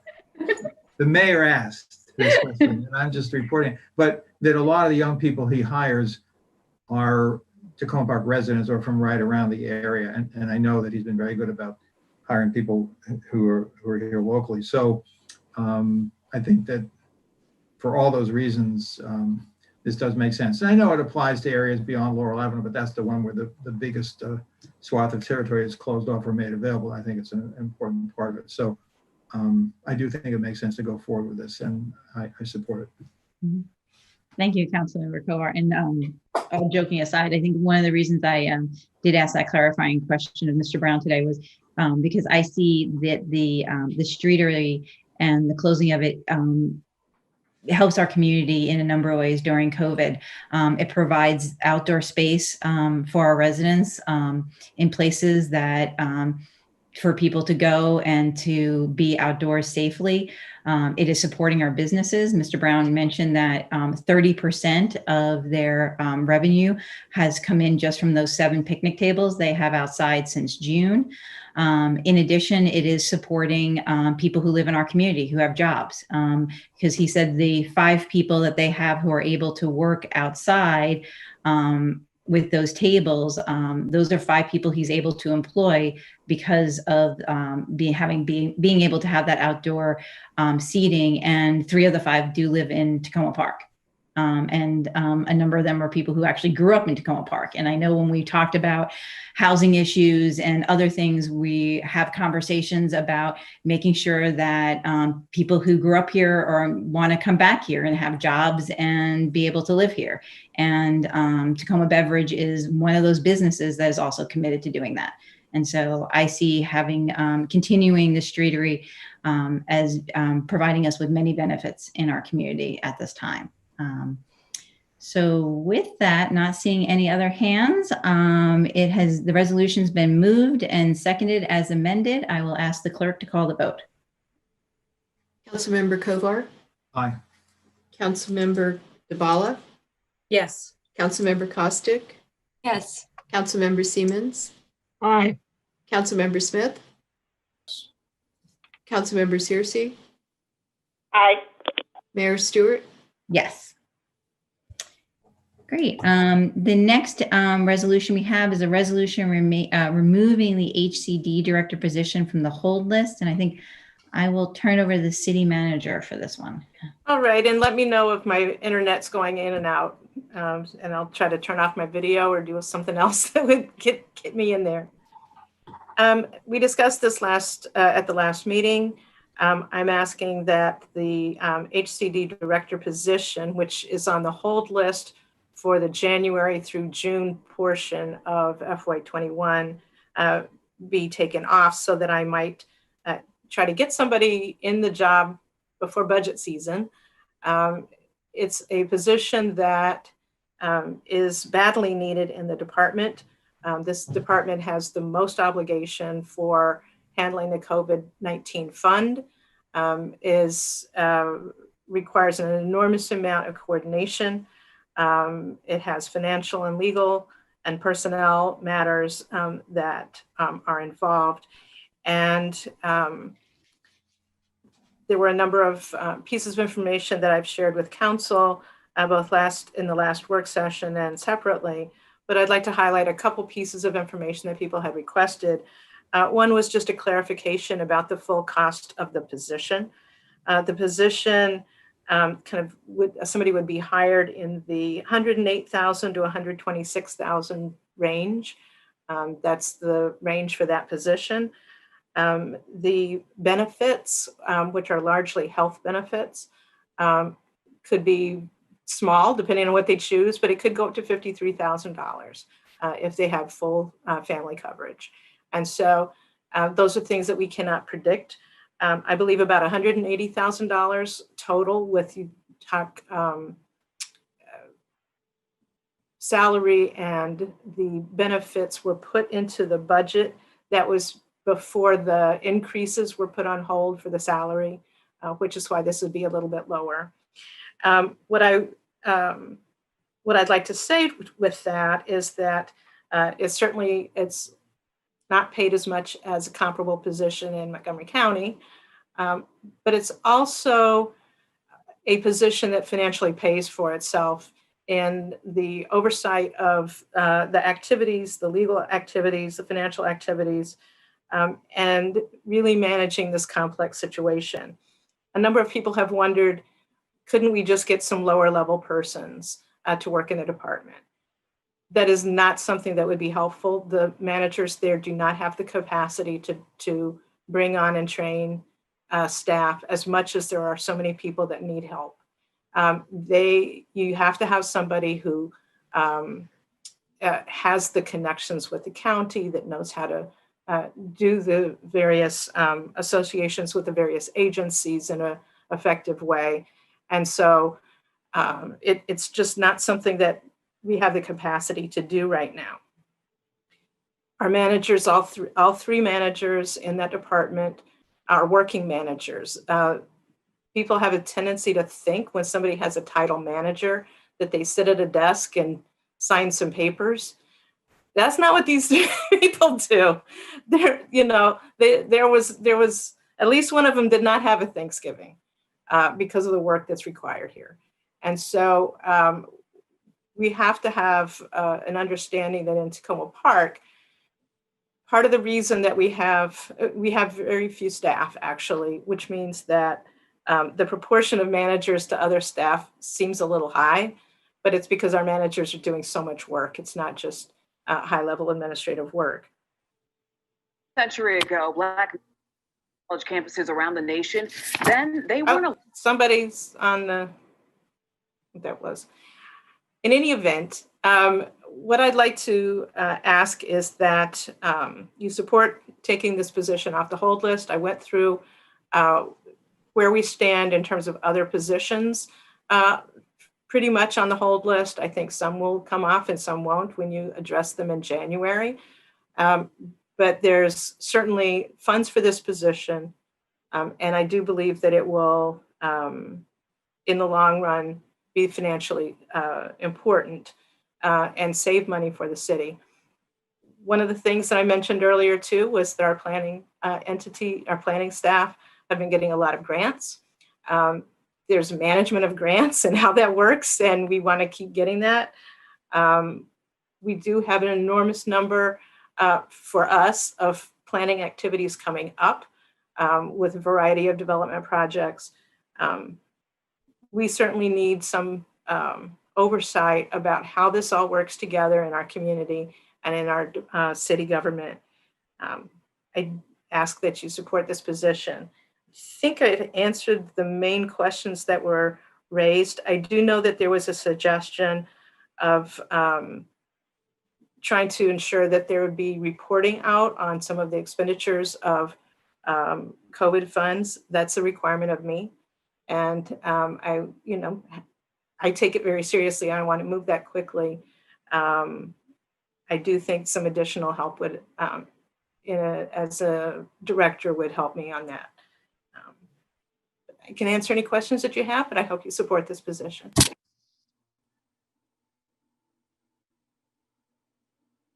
Sorry, I was on mute. I see Councilmember Siemens and Smith. Siemens first. Thank you, Mayor, and thank you, Ms. Ludlow, for your presentation. I'll start by saying that I do support this that this department should have a manager. I mean, it is certainly a large enough department. It needs someone to run the organization, and it is certainly busy enough at this point in time where I can see that not having a manager could be detrimental. But I have a couple of concerns that I'd like to express. And first of all, I don't want to see the department with a going back to the way that the department was run in the past, because it's a completely different functioning department than what we had in the past. I am very pleased with the work that Grace Wiggins has done in addressing the needs of the community, especially the enormous needs of the community and the city residents during this pandemic. It's something that, as was expressed in your presentation, that needs more resources put towards it. I think it's important that the new city manager, or new department manager, understands those needs, and that the job function is structured so that those needs that are identified are part of the new department director's responsibilities. You mentioned reaching out to the county. I would say that this council, or the previous council, I should say, made a decision not to include lobbying the county as part of the lobbyist responsibilities this time in the current contract, and that may be something that the council wants to consider re-implementing as we look forward, because that is, as you said, one of the shortcomings that we have right now. But certainly the new department director, even if we do include lobbying of the county council, there are other partnerships and connections that need to be made to facilitate the work that's being done within that department. And then I'll also say that, again, as great a job as Ms. Wiggins and Samara Cook Gaines are doing in that department, and I don't want to forget the other employees like Roz Grigsby. And they're all doing fantastic job, and don't really need additional direction from the top, but they do need that additional support to do their work, because right now, as you mentioned, they're not just missing holidays, but they're missing hours that are their own, that they're really, with their heart, are dedicating to the city and the work, because of the great need in the community at this point in time. And so I want to make sure that the new department director understands that, not just the commitment from the individuals, but also the need that they have for additional resources, part of which a good director will be able to provide, but also not just on their own, but through restructuring the department and through identifying where the needs are, and actually, coming back to you to find those resources. So yes, thank you, Councilmember Siemens. I appreciate that very much. One of the things that's really exciting is that we have a housing and economic development strategic plan that lays out these goals, that gives an awful lot of information to what we're looking for moving on, and much of that has to do with the really good work that's being done at this moment. It's very highly valued. Clearly, the council and the residents and the other staff value it highly, and so that would be an important part of the responsibilities of a new director.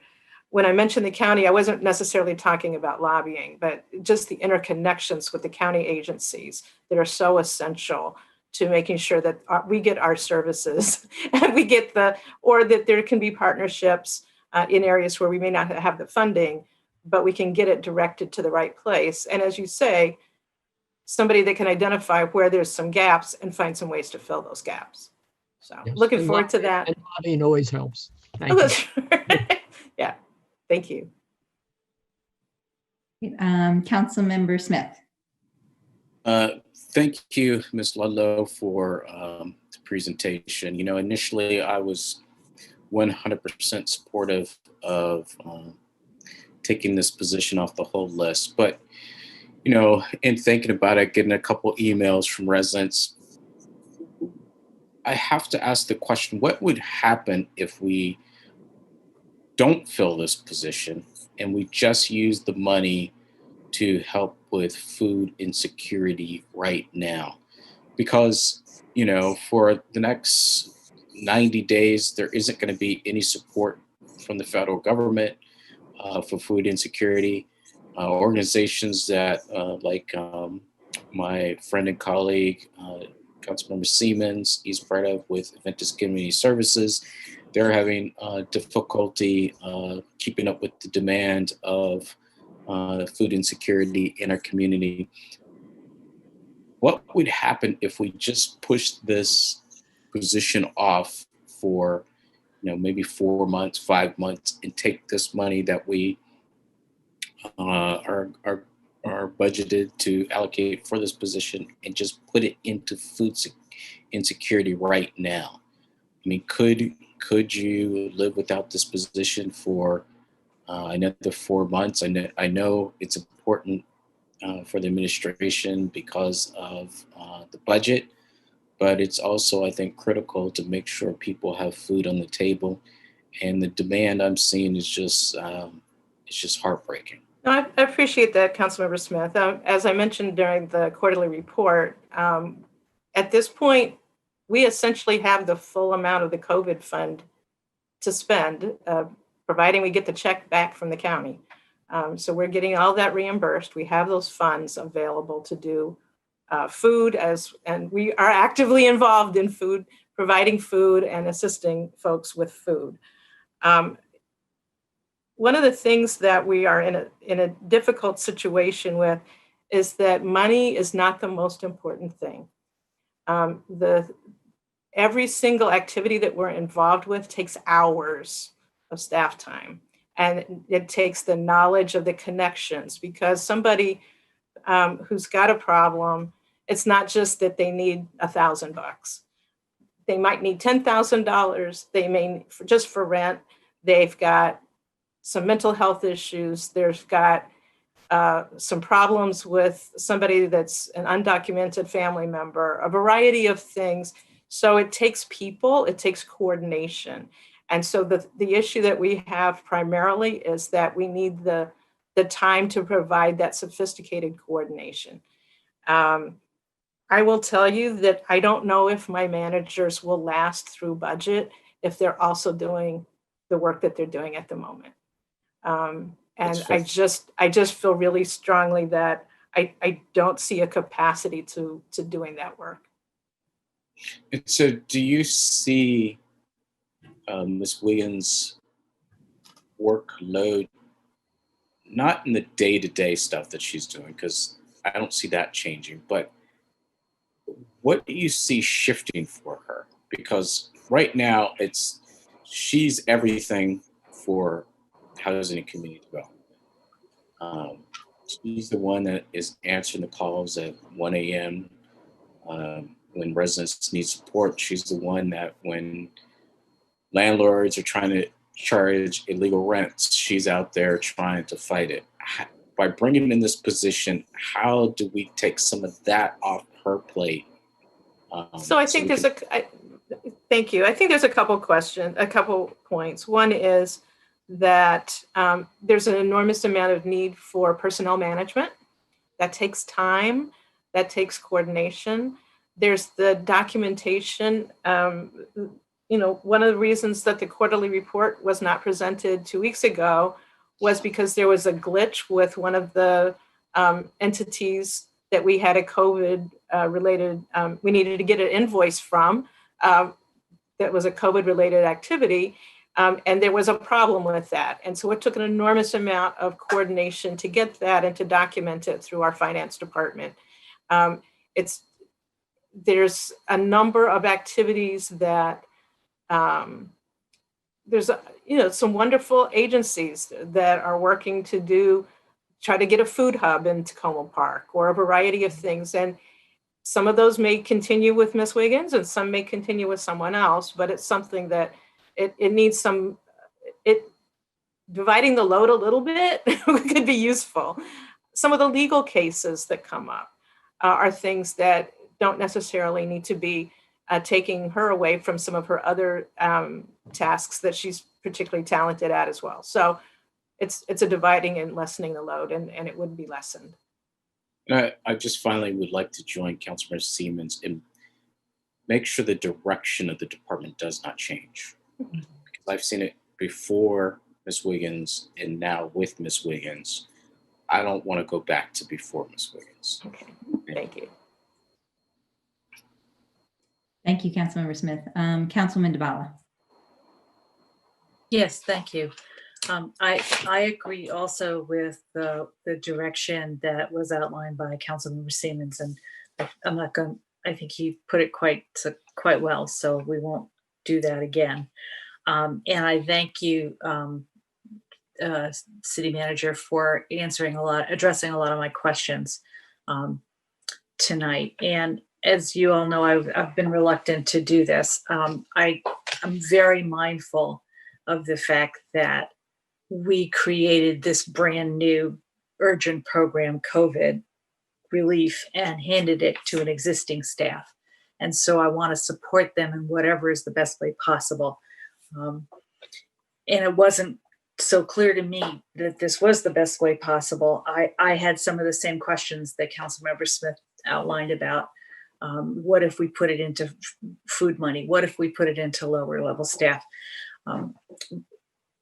But as I've been thinking about it and looking at some of the concerns I had, I'm mindful. I had a conversation today with someone who does work very similar to the work that Ms. Wiggins does in another part of the county, and has been running just as hard and just as fast for just as long as Ms. Cook-Gaines and Ms. Wiggins and their staff. And she said that the role of the manager for her was someone who could tell her it's okay to stop.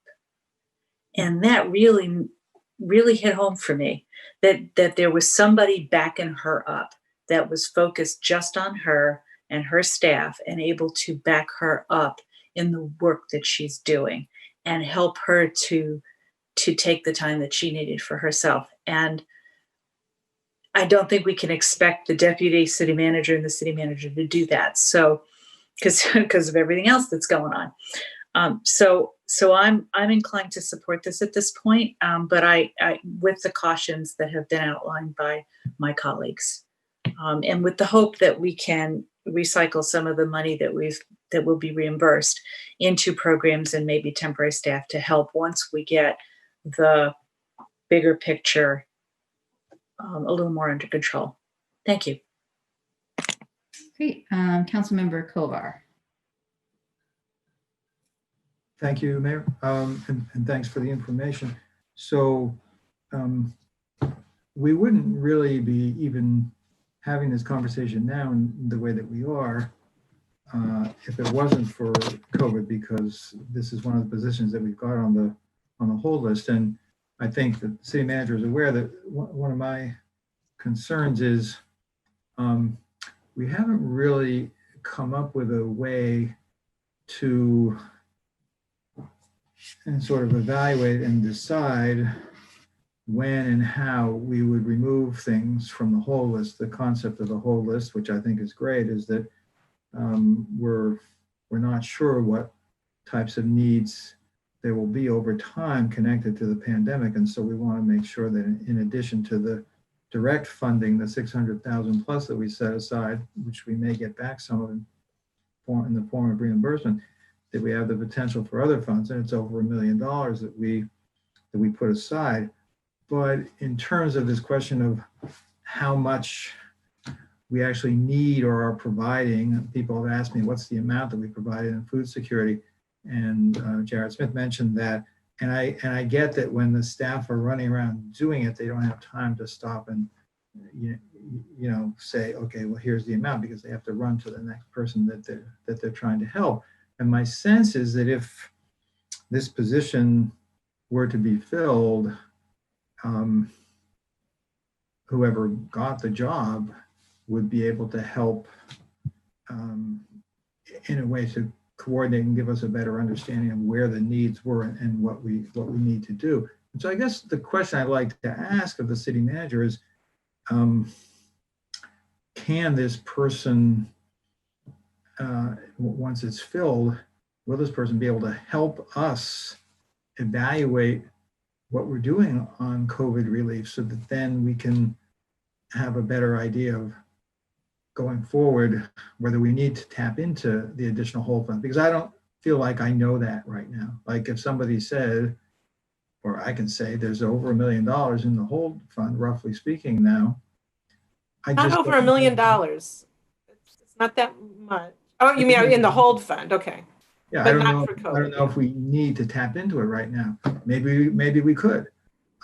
So can this, if this position is hired, which is coordinating and above, so to speak, not in a in a power mad way, but above both the housing and the economic development staff, who are the two key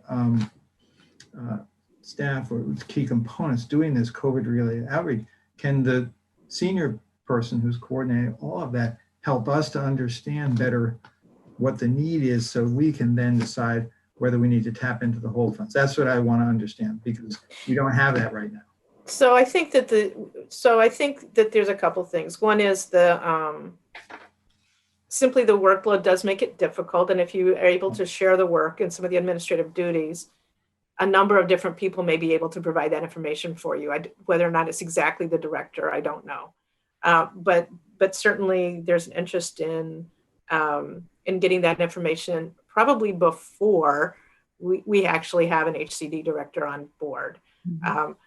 It's a key priority for us because it's part of what we also put forward to the county and to make our case on a number of these different points. So I hear that. The first part of your statement and question has to do with, no policy about how to take things off the hold list. I really think that except for this position, or a critical issue like a particular, we've certainly talked a little bit about maybe one specific sidewalk project that might, because there's a particular problem, be dealt with. But mostly I think you should look at all of it in one time in January, where you can kind of prioritize and choose among them and think through things.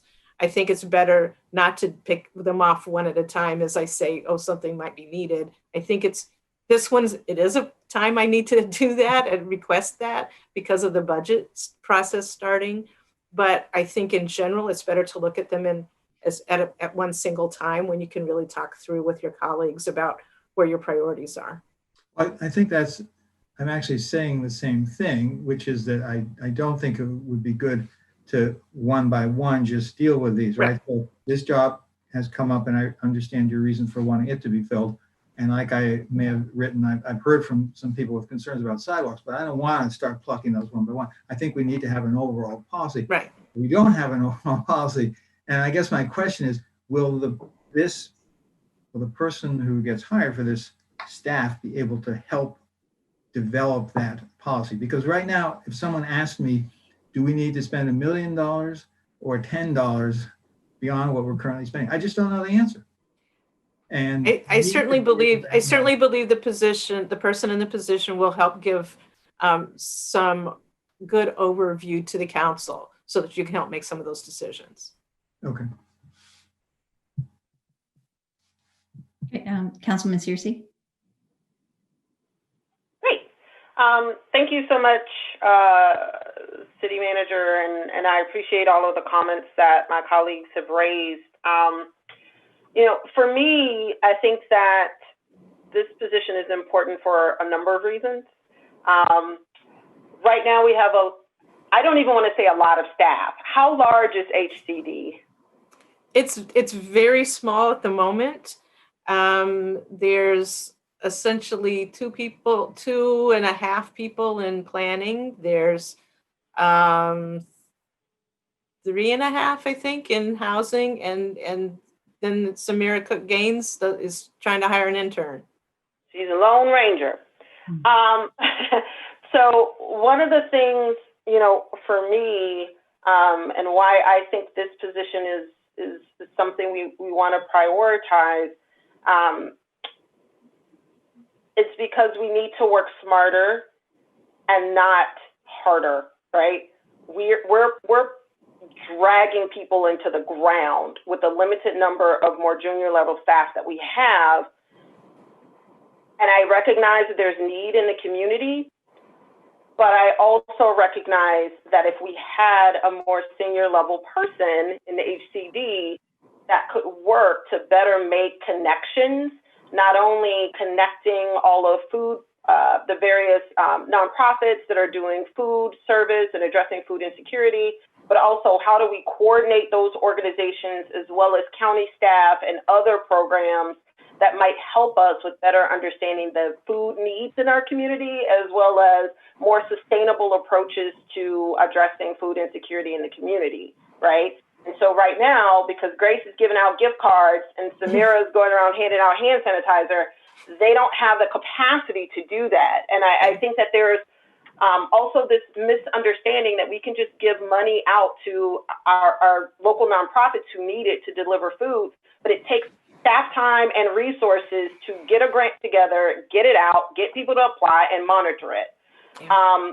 So I think that it's important for us to think about HCD more holistically, because again, we have COVID, and this is an anomaly. This is a beast we're going to have to deal with. But we also have other things that HCD is responsible for. So we still have the junction, no matter how much we want to just, probably, I hate I even brought it up, but that falls under HCD. That's right. We still have issues related to Purple Line. You know what? That's HCD. Right. There's we got the rec center. Where is that? Center, New Hampshire Avenue. And so making sure that we have someone in a more senior level, not just to address COVID and provide us with data, but also to manage staff across these different content areas, and manage some of these bigger ticket projects. And I personally would prefer to have this position filled before we get into this window of having to select a new city manager, because, of some of the big ticket items that really fall under HCD and, the timing of hiring a new city manager and where that may fall, right? So for me, I think it's important for us to think about and prioritize filling this position now so they have a little bit more time with the current city manager, if we're fortunate enough to bring them on in enough time to actually have a bit of overlap, because there's some big ticket issues that this group is going to have to tackle in addition to what they're having to tackle with COVID. So that's my 2 cents on it. Again, I hear everyone in terms of, we really need to get resources out to the people. And I agree wholeheartedly, but I think it's important for us to develop the infrastructure within HCD to deliver the resources to the people in an effective way. And I think that should be one of the priorities of the new, whoever we hire in this role. So that's all I got to say about that, and I'm done. Thanks. Thank you. I'll just close out by just reiterating and underscoring some of the things. One, I do want to underscore the amazing work that our current staff is doing, as all my colleagues have. Grace, Samira, and Roz, just amazing work, and it is 24/7 all the time. And I do support us taking off the director off the hold list, and wanting whoever is in that position to make sure that they are supporting and working well with that department in the direction that it has been going. And I think that's something we've all said. It is not the same department that was a few years ago, and I think that is benefiting many people in our community. and has helped us as COVID hit us. I also just want to thank my colleagues for this conversation. You know, working under COVID and trying to figure out what is the best path forward. There's no playbook that we have to say that, and we are all gathering information, talking to people who are out in the field, talking to our residents and the constituents, and looking to make the best decisions possible for people in our community, and in particular those who are most impacted by COVID. And I want to say thank you for the thoughtfulness and, you know, just making these tough decisions right now, because history will only tell us as we look back on our decisions, what we did that helped our community. And I do think making this one tonight is one that will help us as we move forward, not just fighting COVID, but looking at all the other issues we need to deal with, particularly affordable housing, rec center on New Hampshire Avenue, and Purple Line and everything else. And so I just, with that, want to say thank you to everyone and ask the clerk to call the vote on. Don't know that's been moved. I haven't moved it yet. Oh, gosh. Okay.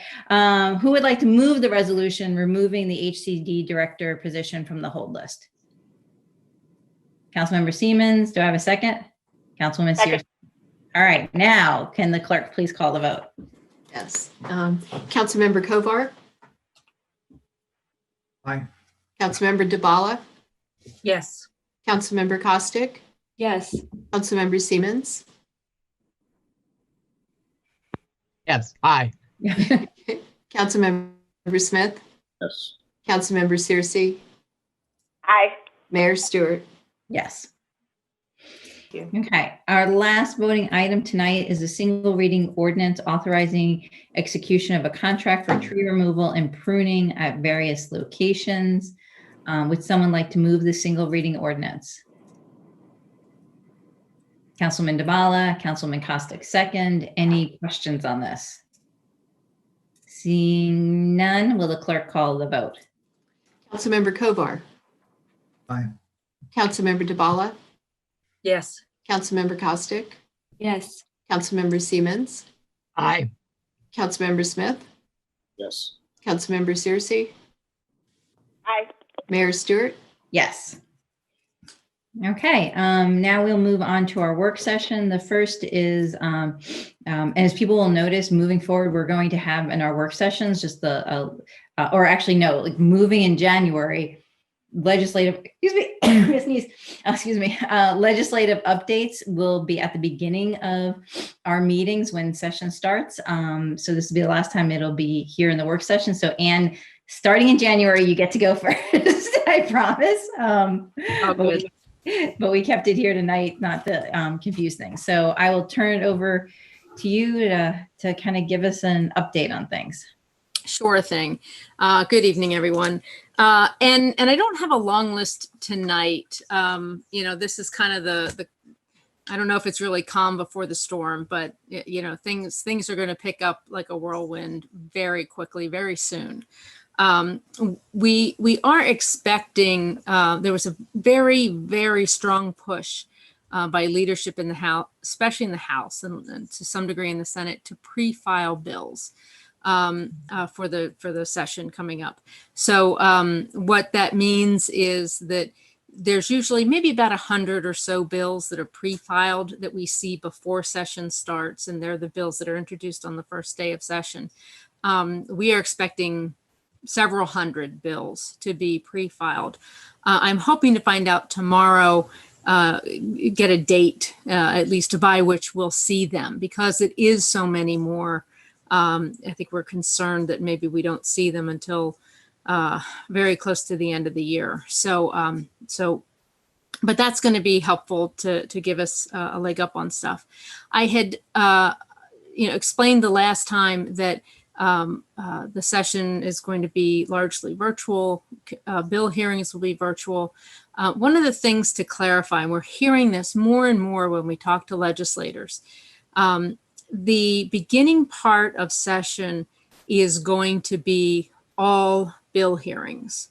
And so without getting too detailed, the House and Senate during the 90-day session, every day they go onto the floor as an entire body, as the Senate or the House, and do sometimes very limited amount of business, but every day they're doing that. And in Annapolis, they physically walk from the House and Senate office buildings over to the State House. And so, things, and then they usually don't start hearings until the afternoon. All of that is going to be different this session. They may not be doing daily floor sessions for the first 3 to 4 weeks of session, which means many more bill hearings much sooner in session, and the hearings may start at 9 a.m. So it's just going to be a very different rhythm. And so I say all of that to let you know that in terms of the work, and I know that eventually there'll be a committee of a few folks that really go through bills in more detail. That might be a larger chunk of work earlier in session than folks are used to. And then, when it does come to participating in bill hearings, the number of people who are going to be allowed to participate is limited. We've talked about that. We'll want to make sure to try to prioritize what we're weighing in on. So I just letting you know, everything's going to be different. Everything's just going to be so different. We're also hearing a whole lot more chatter about the concerns that the session won't last an entire 90 days. And it just has everything to do with the COVID numbers. And so, we're hearing so much more frequently about get your bill in quickly, work out the differences before session if you can, because if it doesn't get through in the first few weeks, it's going to be tough. So we're just going to be in a totally different situation than ever before. On top of all of that, and I did mention this last time as well, we're going to be facing a very difficult budget situation. We are still holding out hope. I think we all are, that the federal government's going to come through with some aid to states, and that will make things, at least in the short run, a little easier.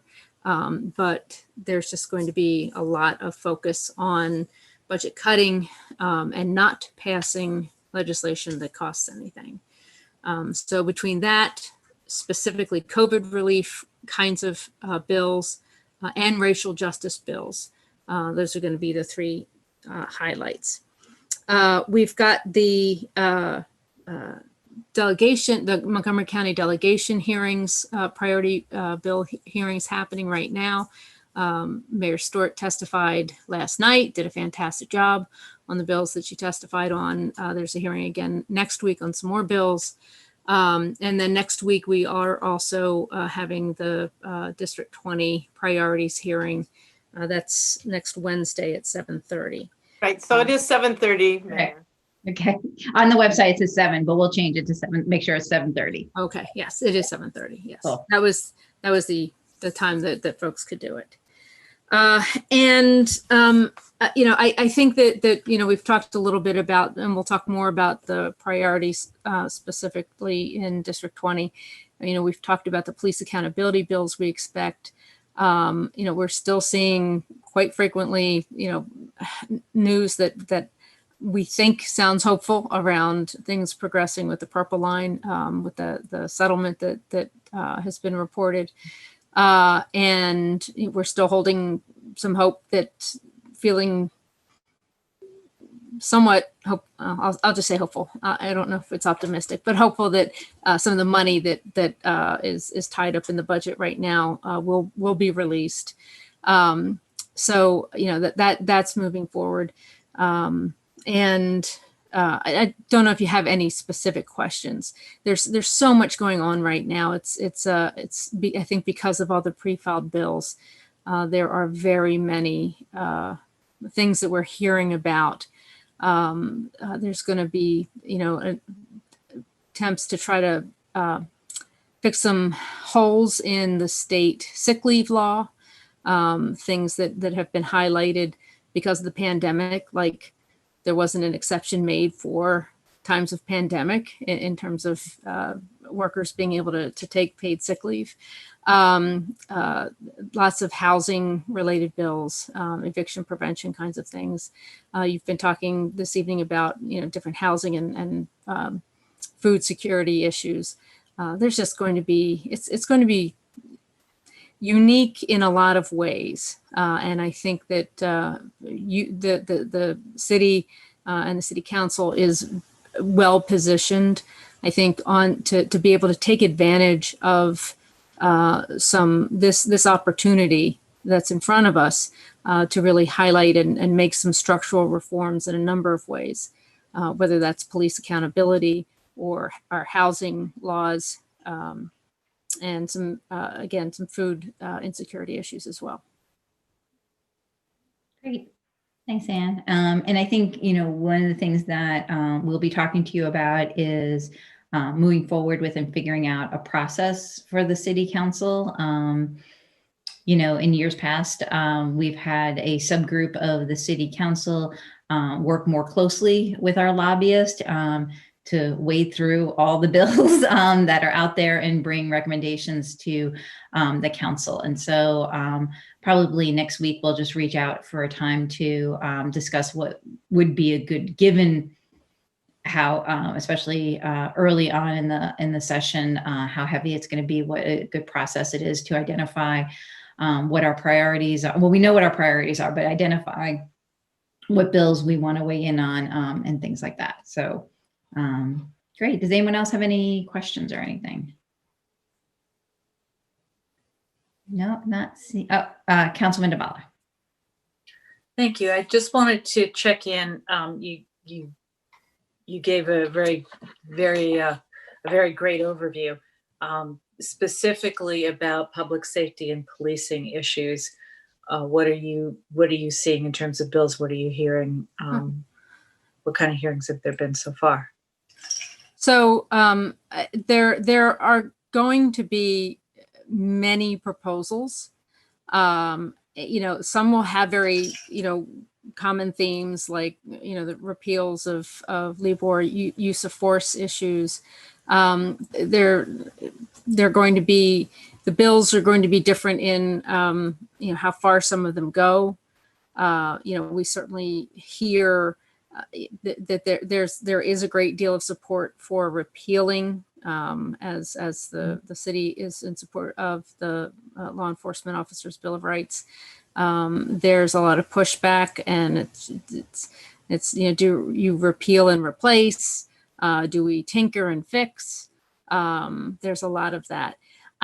It's interesting. I hear from the conversations with different legislators, really different takes on how far people believe the legislature is going to go, sort of within the realm of racial justice.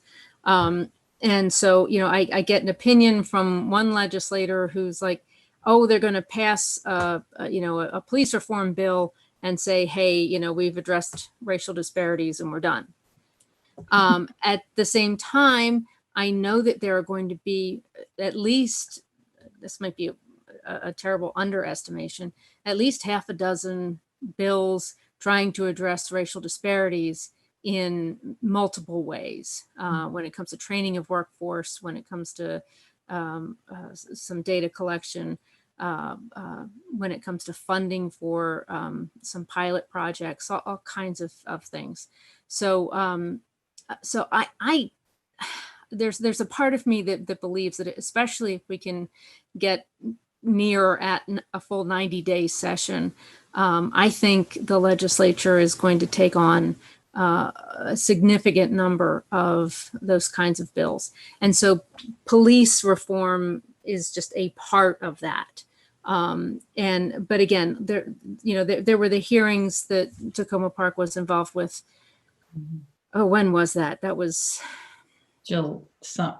I can't remember. Or even earlier. I don't even remember when they were. Maybe, I don't know. It's all a blur. It is.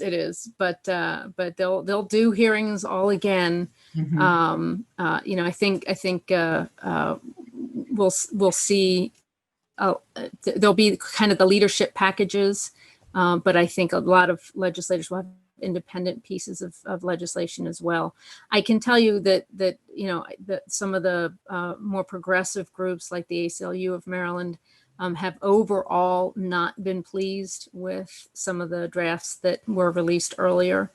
But that's been a few months, and there's certainly been lots of discussion and lots of bill drafting going on since then. It is going to be a very major topic for the session. Mhm. Great. Councilmember Smith. Thank you for the overview. One area that has come up in the past has been funding for HBCUs in Maryland. Has there been a pre-filed bill to try to bring racial equity in funding for HBCUs? I'll try to find out what the latest is on that. As you'll recall, there was a significant piece of legislation that passed last session and the governor vetoed it. And my understanding, which I have to admit is rather superficial, is that by the time the 21 session starts, something related to that bill that's tied to a court settlement expires, and therefore they kind of have to start over. This is a very high priority item for the Speaker of the House, Adrian Jones. So I am 100% certain there's something that's going to be coming forth. Is it pre-filed, and exactly what it is, I don't have those details. But I'll ask and see what I can find out ahead of session starting. Thank you. Sure. Great. All right. Well, thank you so much, Ann. And we'll see you next Wednesday. Excellent. Have a good week, everyone. Thanks. Great. Our next work session, I think we're turning stuff over to the Deputy City Manager. We're going to be talking about our library expansion and renovation plans, options, and costs. And I'm going to let you also introduce the team that is with us tonight. Jessica, I think you're on mute still. Nope, I still can't hear you.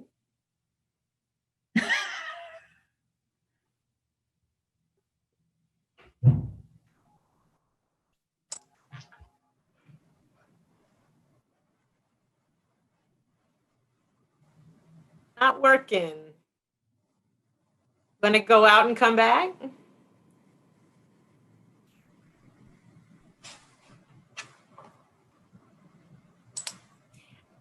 While she's playing around with the volume there, I do want to just note that Jessica has been absolutely marvelous in working on the library project so far and putting an enormous amount of time in on this. And one of the things that she noted to me, which I don't know if either Greg or I appreciate, is that she was watching some of the old video from 5 years ago, trying to catch up to speed with them, and she saw what we looked like. How about now? Yes, yes. All right, she saw what we looked like 5 years ago, and like, oh. Much younger, I'm sure. It's like the before and after pictures. Well, welcome, Jessica. To turn it over to you. All right, starting off with a moment of panic. We're back on track. Good evening, council members, and good evening, city residents watching us from home.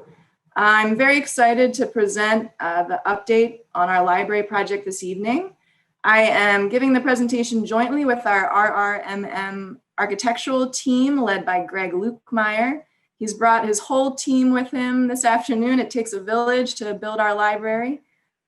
He's joined by his construction team, Keith Leonard and Brandon Hughes, as well as GPI engineering and AdTech engineering representatives, Matt Zegarelli and Sean Benjaminson. So I just wanted to thank them all for hanging in with us this late at night. I know Greg's used to it, but maybe the rest of his team aren't used to being on this late.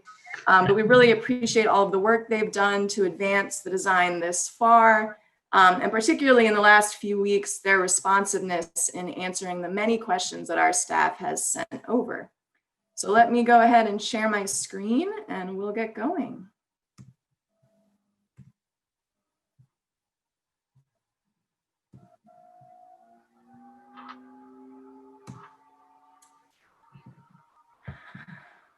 All right, so our work session this evening is on the Tacoma Park Library replacement, design development, construction costs, and green building elements. Our topic order for the work session will start with just a quick overview of the project timeline. We'll do a refresher on our funding sources. We'll talk about project costs, which are the most up-to-date they've been.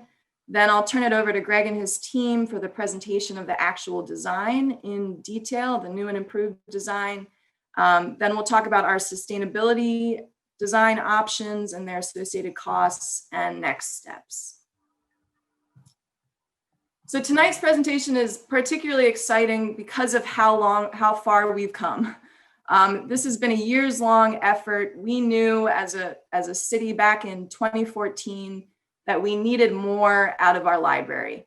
And I won't go into the detail of all the evolutions of the different designs and all of the community workshops and visioning exercises that we did with Greg and with City Council, but suffice it to say that it's been a very collaborative process to really think through the future of our library. And the design process really kicked off in earnest in July of 2019 when we signed the contract. So we've been digging into the design a little bit over a year and a half now.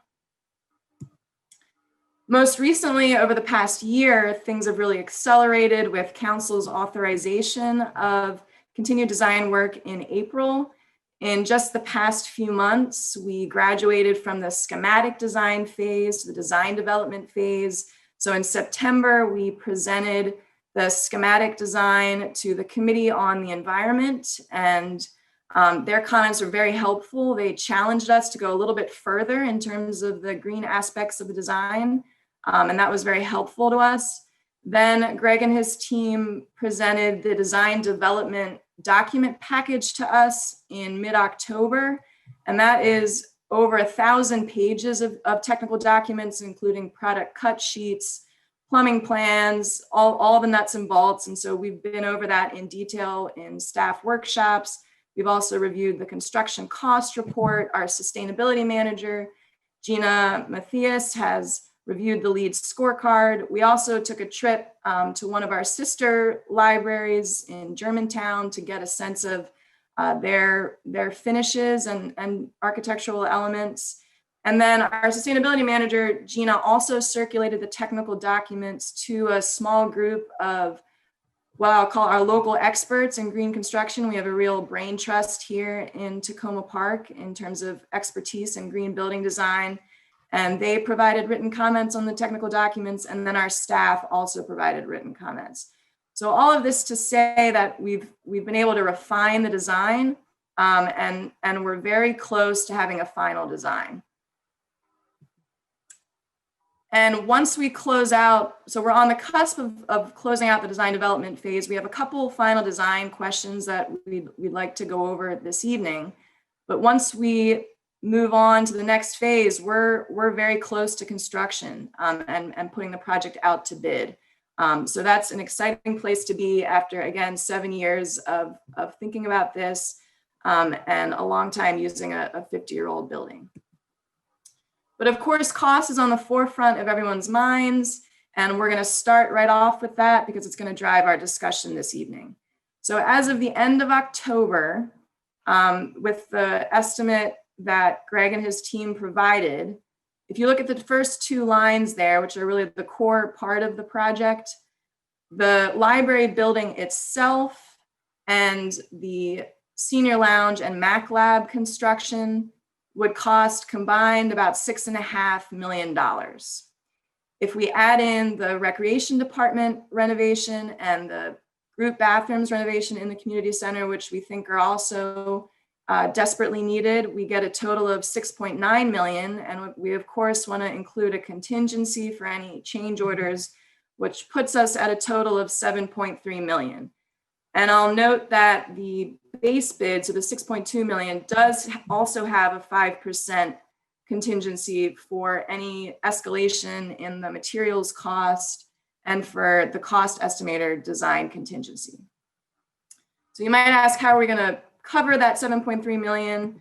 Well, we have three primary funding sources. We have the $7 million library infrastructure bond from the state of Maryland. We were awarded capital grants from the state as well, two worth $150,000 for a total of $300,000 that must have a city match in the general fund. And then we also we can put $2.5 million of our cable capital grants towards the project for a total of $9.8 million available for the project. We're committed to $800,000 to work with Greg and his team. And then the construction estimate that I just presented, the $7.3 million combined, if you take that from the $9.8 million, would leave us $1.6 million remaining. And I did want to note that the $2.5 million for the cable capital grants isn't the full cable grant amount that we could possibly use. There's also $890,000 that is there as well, but we're not counting that. And then outside of those three primary funding sources, there is a general fund impact of this project. So we've been paying bond payments, which is on a 30-year repayment schedule since 2017. We've paid about 1.3 million of that so far. Those payments will be paid annually through 2047, with a total of 10.5 million remaining for principal and interest payments through 2047. And then the city will also assume soft costs, so costs that are not in the 7.3 million estimate, that will be different contractors, or that will be personnel costs for the city, such as hiring a construction manager, miscellaneous permit fees, furniture costs, telecommunications installation, and moving and storage, which we'll talk about later in the presentation. So this is a very large investment for our city, but the reason that we've spent so many years and that we're willing to make that big of an investment is I think it's clear that as a city, we have a clear vision for a 21st century library. We really want a space that can be our city living room, that's going to be an anchor for the community, that's going to be a gathering place and a resource for all city residents of all ages and backgrounds. And I asked our library director, Ellen, to give us two of her favorite quotes about the idea of a 21st century library. And she gave me a Barack Obama quote about how knowledge is power, and libraries really help unlock that. And then a quote that's actually on our Tacoma Park bookmarks in the current library building about how the library is a window into the soul and a door onto the world. So it's hard not to wax a bit sentimental talking about our library. And if you've sat in on any of the public work sessions about our new library design, you can tell that the library is beloved in our community, and people get very passionate talking about it, which is why we're so excited to be as close as we've ever been to a new building. So with that, I will turn it over to Greg to take you through what we're getting for our investment. Okay, now I go back 7 years with all of you, as you know, and it's good to see that all the council people are still here. And I know that Councilman Siemens, you look like you're in the library. So you're immersed in this. And I hate to ask Jessica how old she was 7 years ago. So anyway, let's go ahead. And we're going to go ahead and see where we are. We started, do I have control? No, you'll just have to tell me a slide. Just next. Okay. So we all started where we know with the existing library built in the 60s with an expansion in the 90s. So let's go to the next one. You all are well aware of where the expansion of the library happens. The white piece of the L shape is the existing library. And in order to achieve a library in the neighborhood of 18 to 20,000 square feet, those yellow pieces are about the best we all can do. And I think the biggest constraint of everything really is the site. Let's go to the next one. You know, we've talked about the floodplain, so you're all well aware of that. And the fact that the library is actually going to be elevated about 1.5 feet. And so we'll be out of the floodplain, but that's something that is passed at this point. So we know what we need to do. Let's go ahead. Next one. We know that there are a lot of constraints, and Keith is going to go over some of these in a minute, but we have expanded the library really as far as it could possibly be expanded. And probably one of the things we haven't really spent much time talking on is the WSSC right-of-way, which you see in this blue arrow, the width of this, and it wraps right around the new building. And interestingly enough, WSSC controls that piece of property. Anything in that piece of property can be taken down, including the major trees on that site, without permission from either the city or anybody else. We have just enough space to make sure that we are resolving stormwater management for the library. And so this is somewhat shoehorned in, but that's nothing new. So let's go to the next one. So this really is a drawing that you've seen a number of times, and it really explains the new floor plan. A couple of comments we recently received from the library have asked us to move the wall between the children and the adult areas to the right a little bit so that the children's area is a little bit larger. And they've asked for the wall between the young adults, which is just south of the lounge, to move that south a little bit to make that a little bit larger. Other than that, they're really tweaks at this point, and everybody's pretty happy with really the functionality of the way in which the library will work. So let's go to the next one. You know what the library looks like, and at this point, it's a solid building.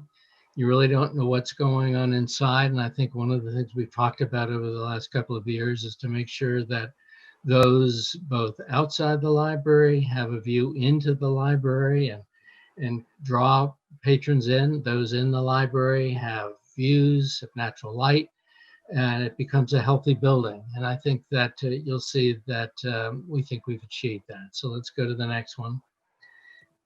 Currently, there really is no entrance from the parking lot.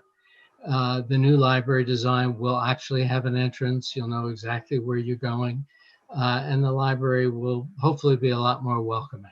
So next slide, please. We intend to preserve the mosaic. We have been in contact with the folks who actually constructed it, and it is panelized, and we're talking to them about exactly how to unhook it, if you will, or take it down and reinstall it in the new building. So we're excited about the fact that although we've talked about it, I think we know how to do it now. So let's go to the next one. We've talked about the architectural relationship between the big 3-story community center and the library. You've all seen a couple of animations that fly you around the library to give you a sense of scale and proportion, all of which we think are really important with the library. Let's go to the next one.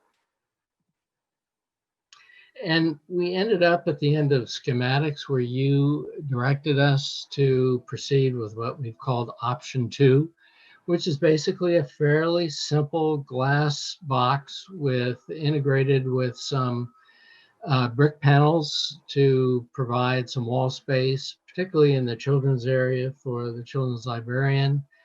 And so we've taken this as a point of departure. And what happens during the design development is the investigation of all the technical and regulatory issues that we have to deal with to make this design, this conceptual design, real. That has to do with going through a thorough code analysis, to investigate everything from ADA access to fire separations to the type of construction.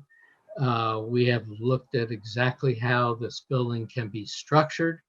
And part of this, particularly the area that's on top of the new library administration, is on top of the parking area. So that presented some challenges that Keith will go through. So this last 2 months really has been a very intensive investigation of finding out how this can be constructed as a real live building. And I shouldn't have neglected to say that we've actually laid out ductwork, we've laid out lighting, we have circuited power, we've looked at plumbing. So all the specific aspects of a building. And as you can imagine, and as Jessica said, there's 1,000 pages of documentation at this point as we've gone through this. Now, my role in this whole project has been to assist you and the library staff to get through a basic design. And as part of our team, Keith Leonard in our office, who I don't think you have met, is in charge of taking this design and developing this into a final product. And so while I will continue to be involved, it's really Keith's responsibility. And you'll find him as engaging as anybody in our office. You'll find that he will not steer you wrong, and what he says is the truth. So Keith, why don't you go to the next slide? Or Jessica. Sure. Sorry, one last slide, and I apologize. This was supposed to be my summary.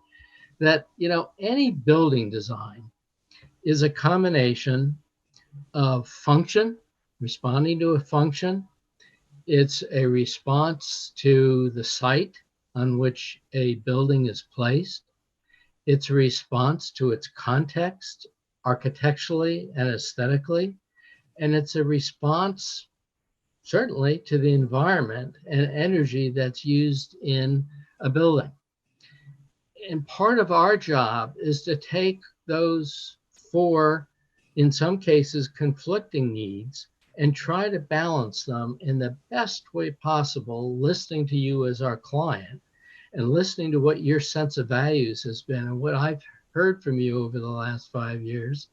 So any one of these things, if it became much more important than it is today, whether it became aesthetics or energy or, site planning, might have resulted in a totally different building in a different way that we've developed it. But I think that what you'll see is that we're very pleased with where we are. We think you've got a highly energy efficient building. You've got a handsome building and one that will work very, very well for the library staff. So with that, Keith. Okay, let's go to the next. Can everyone hear me? Okay. So this is the latest and greatest site plan. One of the things we heard in previous meetings was you wanted to accentuate a pedestrian walkway from the intersection of the parking lot at Philadelphia Avenue up to the entrance of the building, incorporating places to sit, incorporating trees, incorporating lighting, and we've done that here. We have rain gardens and bioretention areas in the lawn between the library and Philadelphia Avenue. We've actually had to incorporate an egress route, which is that sort of zigzag sidewalk that you see down near the existing stair. But we've really come a long way in the site development of this building. Now, one of the things that is a topic is that because of how far the building has had to come out, and because of the limitations that we'll talk about in a second with all those utilities between the building and Philadelphia Avenue, we're going to lose some trees. And let's go to the next slide. This is complicated, but every one of these lines represents either an existing or a new relocated sanitary storm sewer or sanitary sewer, storm sewer, and Greg had mentioned earlier in the presentation this 20-foot WSSC right-of-way that cuts through there. That's the green dashed line. So all this stuff is being relocated out in that lawn. And it's being relocated because if you see that red line, that's an existing, there you go, existing sanitary sewer. That can't be under the new building. So we have to, in order to build that building there, we have to move that. When we move that, we have to move the existing storm line closer to Philadelphia to accommodate the sanitary line. And some of these things, some of these lines are quite deep. So there's a lot of infrastructure work that goes on to make this library happen. And we are removing several large trees, but we are working with the urban forester, and we're going to be putting back the required number of new trees to account for that. So let's move to the next slide. Just a few things that were discovered during design development. As Greg said, this is the time where we are fleshing out all of the code requirement issues, all of the structural issues, electrical issues. So there are a few things, I won't go into detail in any of them, but that we discovered. We have met with the code reviewing agency. They're happy with what they see. So really you're looking at a plan now that is much more developed than what we had shown you in schematics.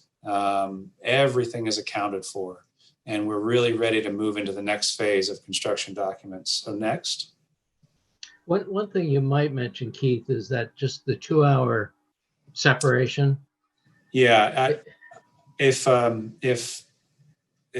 Jessica can point that out, because of the size of the whole existing building, the community center, the library, it cannot be one fire area. The technical consideration in the code, but what we've had to do is separate it into effectively 2 buildings. And we've created this fire wall that's Jessica's pointing out to you right there. That is that separation. Now, we're still able to maintain some openings in that wall. So there are windows between that computer lab and the library, which were very important to the staff. We do have doors between the 2 spaces, so people can communicate, can come easily from the library to the community center and vice versa. But that's one of the bigger technical challenges that we had to overcome here in design development. And we do feel we've solved it.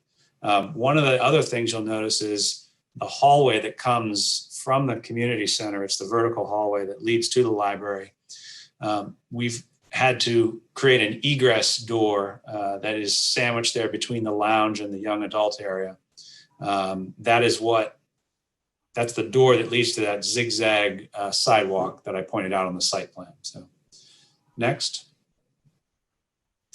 So these are the new building elevations. You can see that we're still maintaining a lot of glass.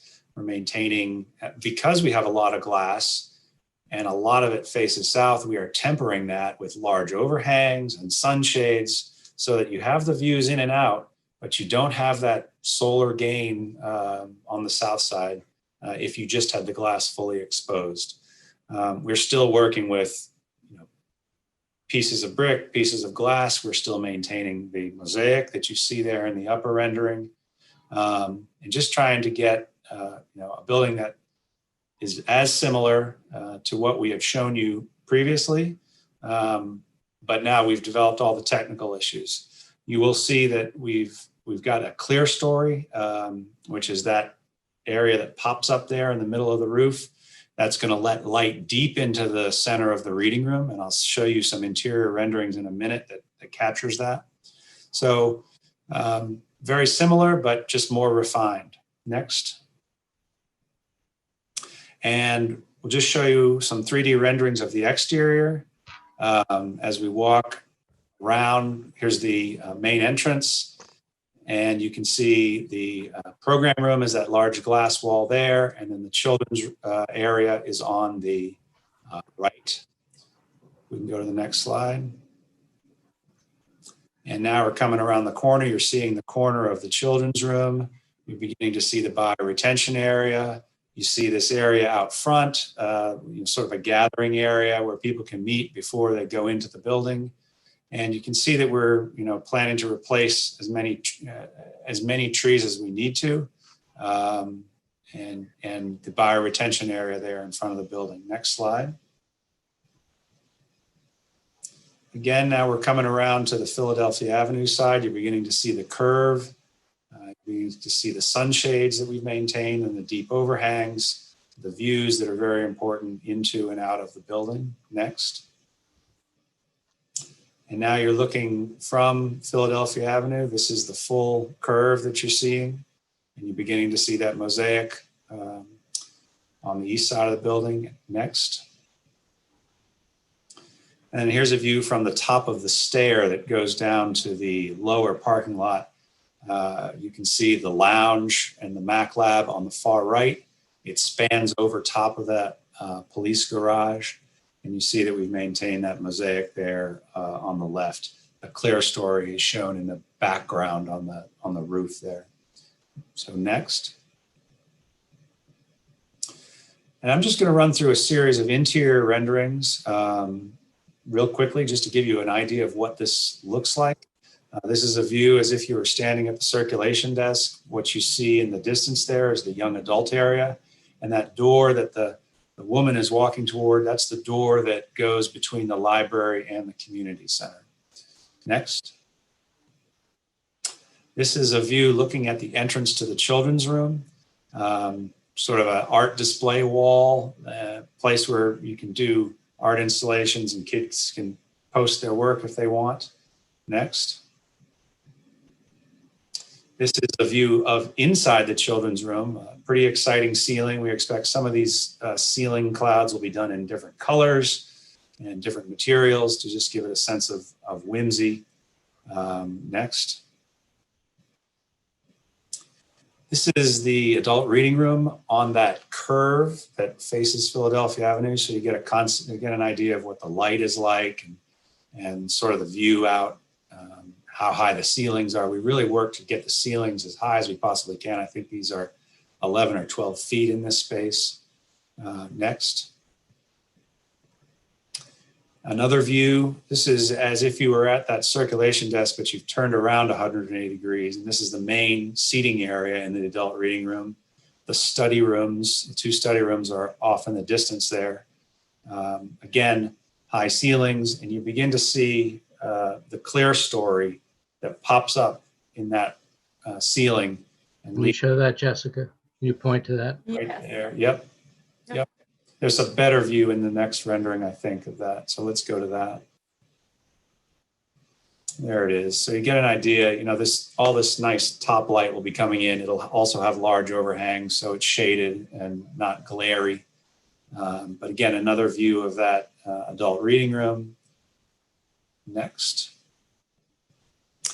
This is the program room. This is the room that's, after hours meetings, children story hour, all kinds of different community functions will be hosted in this room.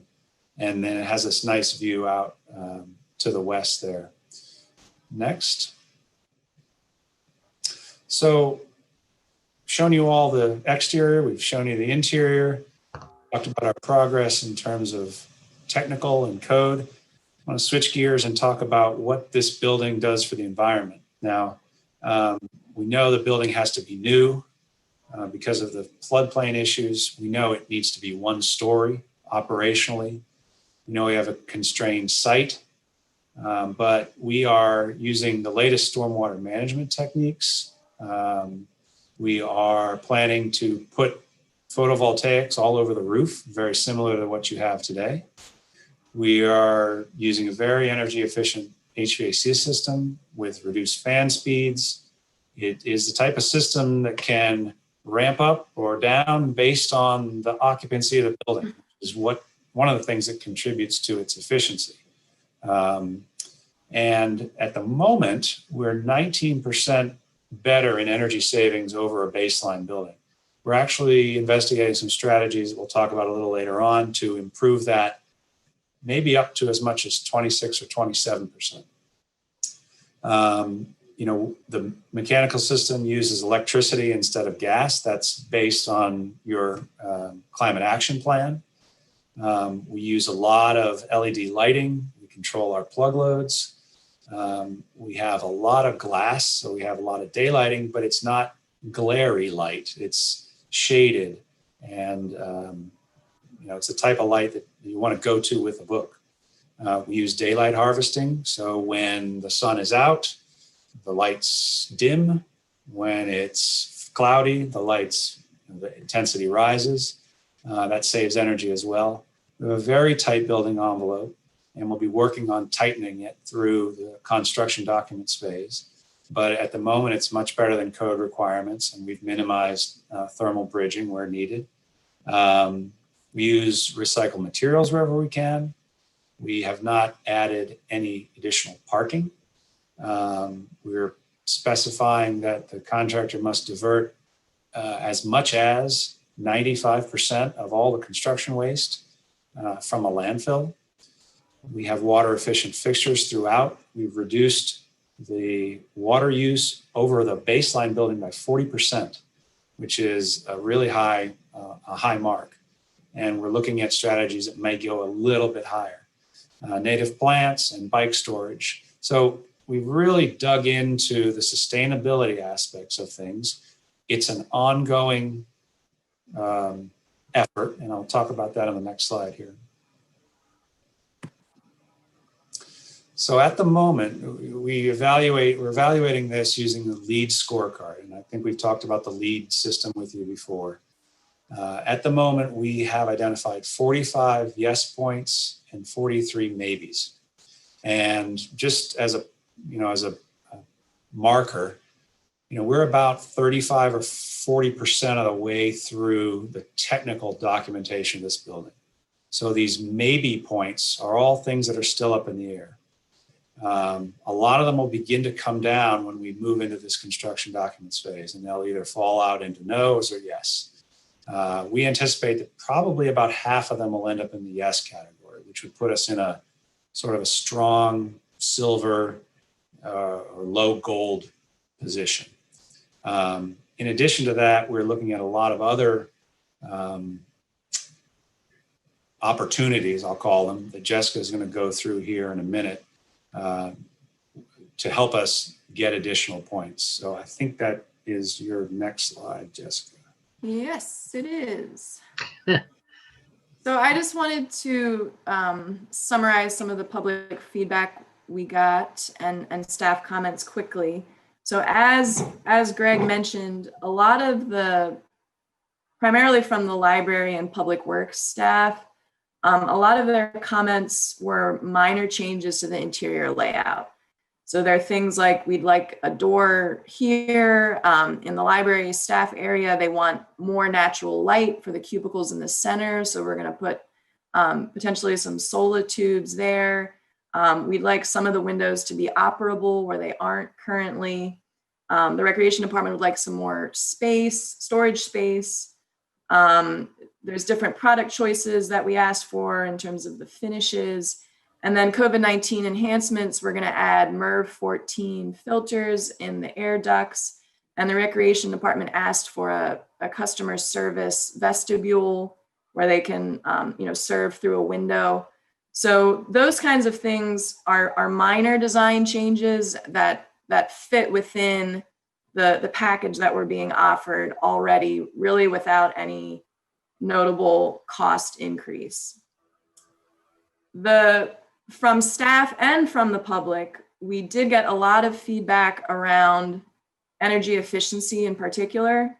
A lot of questions relating to what enhancements can we do now, even though it is late in the design process, to be more energy efficient? How close can we get to a net zero building?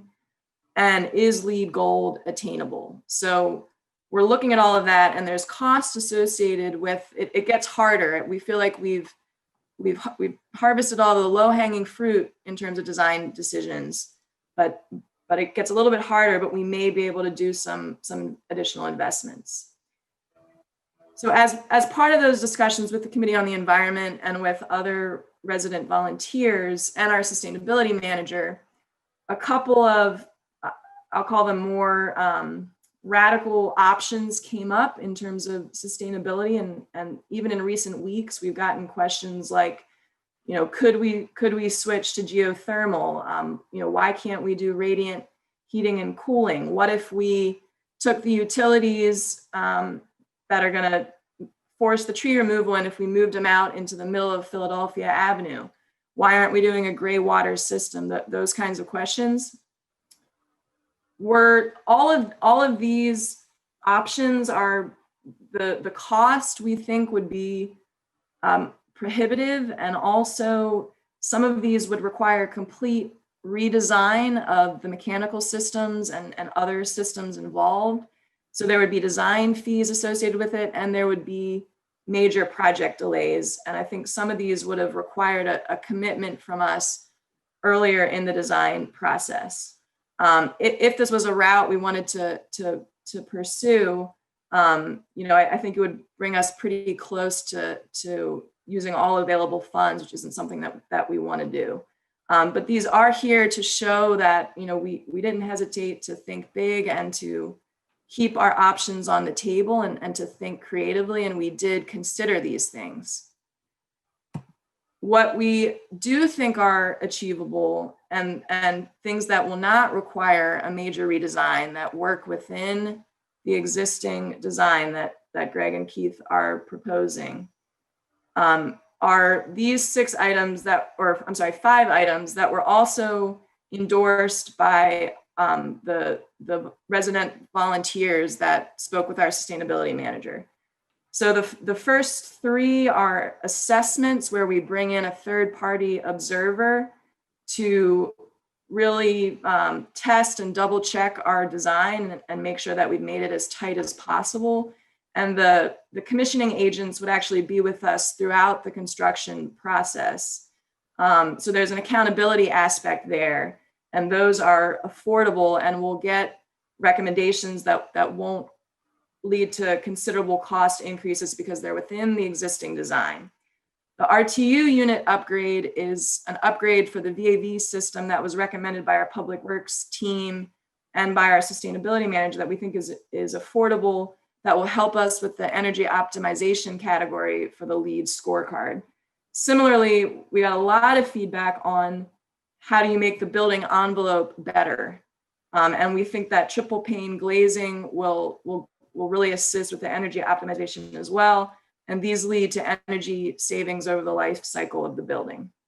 And then there's a couple other ideas that we received just in the past couple weeks that we haven't had time to research fully yet, but that again are relatively minor adjustments to our mechanical systems. And so I've included a line here saying that we'd like to look into those.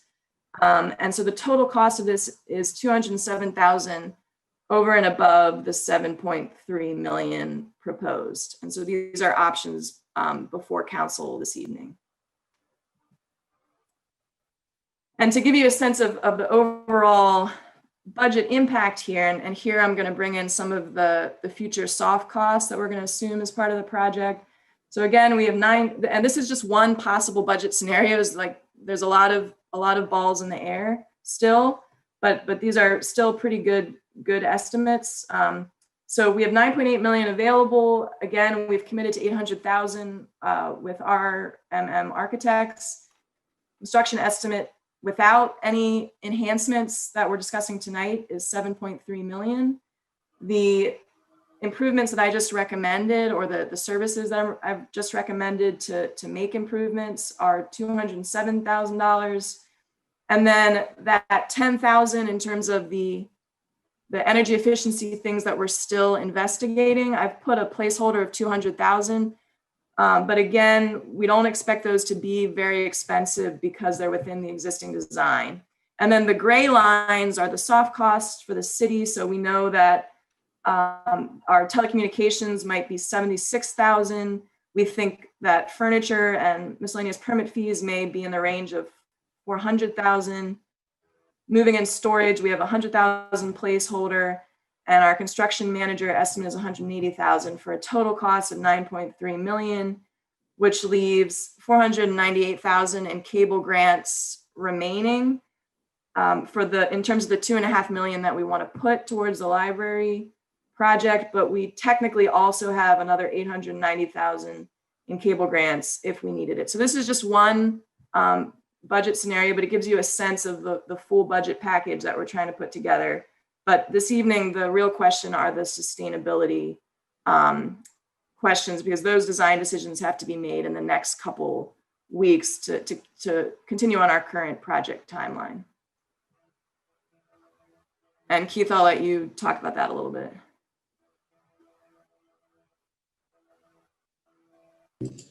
Muted.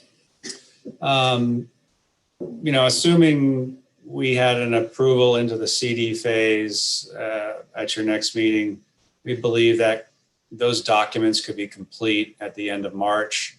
And then we would submit for permit. We're assuming about a 2-month process there. Receive the permit, go out to bid. And we think you could have a construction start in August of 21. And then probably about an 18-month construction period. A little longer than normal for a building of this size because of the complexity of some of the demolition and adding, sort of sliding these two buildings together, if you will. So that's sort of our high level schedule at the moment. Thanks. So in terms of next steps, so we obviously have, this is a work session, so we have a discussion that we'll be having the next couple minutes. But the next steps that we're proposing are that we have a vote next Wednesday with language on a resolution with language that says that we will be pushing in the next couple weeks to make additional gains toward net zero LEED Gold goals as much as we can without adding significant cost. But that we do have council's go ahead to do one smooth push through the final design decisions through to the construction documents phase and bidding preparation. And then of course, we as city staff have to continue to work on retaining a construction manager, confirming a temporary location for the library, and hiring a new library director. And then the next time that this would be before council would be when we have actual bids to review and there's additional cost considerations and options that will come in then. And that closes the presentation and we can start the work session discussion of our options.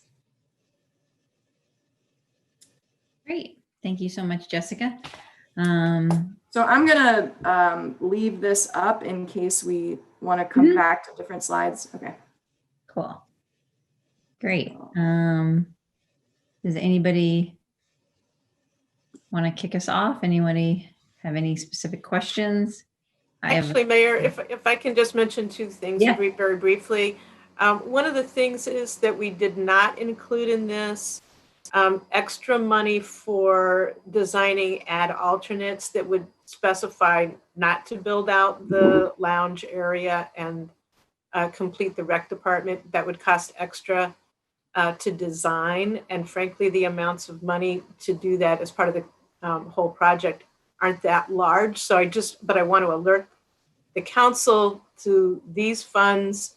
The budgets that you see before you do not have a special provision that would have bids come in with special funds, special bid items for those elements, unless you decide you want us to do that, in which case the architect will need to do more drawings to show what it would be like as part of the bid package. And I think that's another $40,000 just for that design work.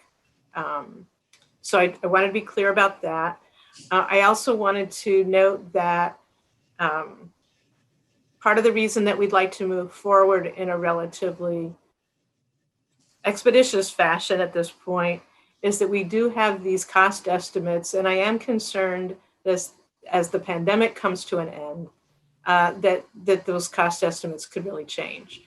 And so part of this is to take advantage of, I think, the current market for the various construction elements, because we want to do this within the budget that's been outlined. Mm-hmm. That's it. Great. Cool. Well, I think as we're talking about the budget, I was just looking at, this is a minor thing on page or slide 43, Jessica, where you had the cost options. Yeah. In the future, could we just split out the furniture and permit fees? Yeah. Not, like this is like for They the don't really go together yet. Yeah, I just thought like, I mean, permit fees, we have to pay. We can't do anything about it. And I feel like furniture, there's more, it's about some of our choice. We have more choices to make there. That's a really minor thing. But I just noticed that for the future, as we're looking at the cost. The other question I had was on some of the additional, sorry, it's getting late. Green options, sustainable options. I just had one question on the slide before this. And I know it says here this would increase cost and the project timeline would be extended. And I've gotten some questions about the green roof, and I was just curious, like, if someone could explain, I don't know, Keith, if this gets bumped over to you, like at this stage, what it would take to do the green roof. Just money. Okay. It can be done. What it means is that you obviously you install green roof, you'd use a tray system probably. It would increase the weight that roof has to bear. So it would, there'd be an increase to the size of the structural system. And Keith, the other issue has to do with the efficiency of, and whether that green roof will actually grow very well if the entire roof is covered with photovoltaics. Yeah. So there's a real question. It's usually an either or approach to either a green roof or photovoltaics. And to be quite honest with you, you're going to get a much bigger bang for your buck with the photovoltaics than you will with the green roof. Right. And Jessica, were you going to say something else, or? Yeah, I was just going to make the photovoltaics point. Okay. Yeah. Great. Terrific. All right. Well, thank you for this presentation. It's exciting to see us get to this place. Okay. Councilmember Smith. Just want to first say thank you guys for the presentation. I still want to go on record that I think this is a lot of money, and we should have stuck with the previous $3 million proposal. But I do have a question on, can we go back to slide 41? Has there been any type of analysis, return on investment for any of these proposals? I mean, I know it's a lot of additional money, but can we save money if we, go for the gray water system or the green roof? 10. Yes, we've analyzed all of those, and there is either no return on the investment or a very minimal one. Okay, excellent. And that's one of the reasons why they're not necessarily suggested. Okay, great. And regarding the COVID changes, are there any other ideas you have other than the HVAC system and the, I guess, glass partition for the rec department? There's one of the other aspects right at the top of this drawing, you see 4 little boxes. Those are individual restrooms. Okay. One of the things that we're actually being asked to do in Montgomery County Schools and other facilities is to use gender-neutral bathrooms that, frankly, have proven to be very good with the COVID issue. So that's another thing we're trying to do. Are you guys using touchless faucets? Has that come up yet? I was just going to say that everything in those restrooms, faucets, flush valves, toilet or paper towel dispensers or hand dryers, all that stuff will be touchless. Excellent. Excellent. This makes We are going to do something else. So I appreciate Yeah, that. and I mean, I'll say that our public works staff is we've been talking about maintenance, cleanliness also, and there's some areas where we want to change the type of flooring, for instance, to make it easier to clean and defog, and so that's a consideration as well. Yeah. Okay. Thank you. Mute. Sorry, Councilman Costick. Thank you very much for the presentation. I have a number of questions and comments, but I'll try to go through them relatively quickly if I can.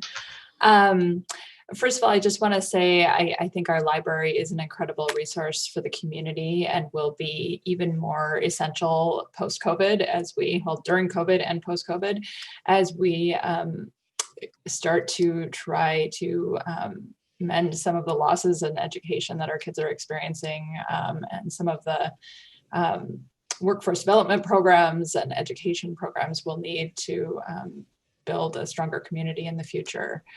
So I have a couple of thoughts specific to what you've presented tonight, and then a couple of questions about things we've discussed before. In terms of the tree removals, I know you presented some information there, and I've looked at the diagrams. They're a little hard to really get a full sense of. And then I know you mentioned the replacement trees. Obviously, I anticipate probably not all of the replacement trees can be put back on site, or maybe they can. So I'm just curious how many trees you're anticipating replanting here, and how many trees will be remaining after the removals. Well, unfortunately, yeah, very few will be remaining, only because they're in the WSSC right of way and they don't allow trees. They just happen to be there.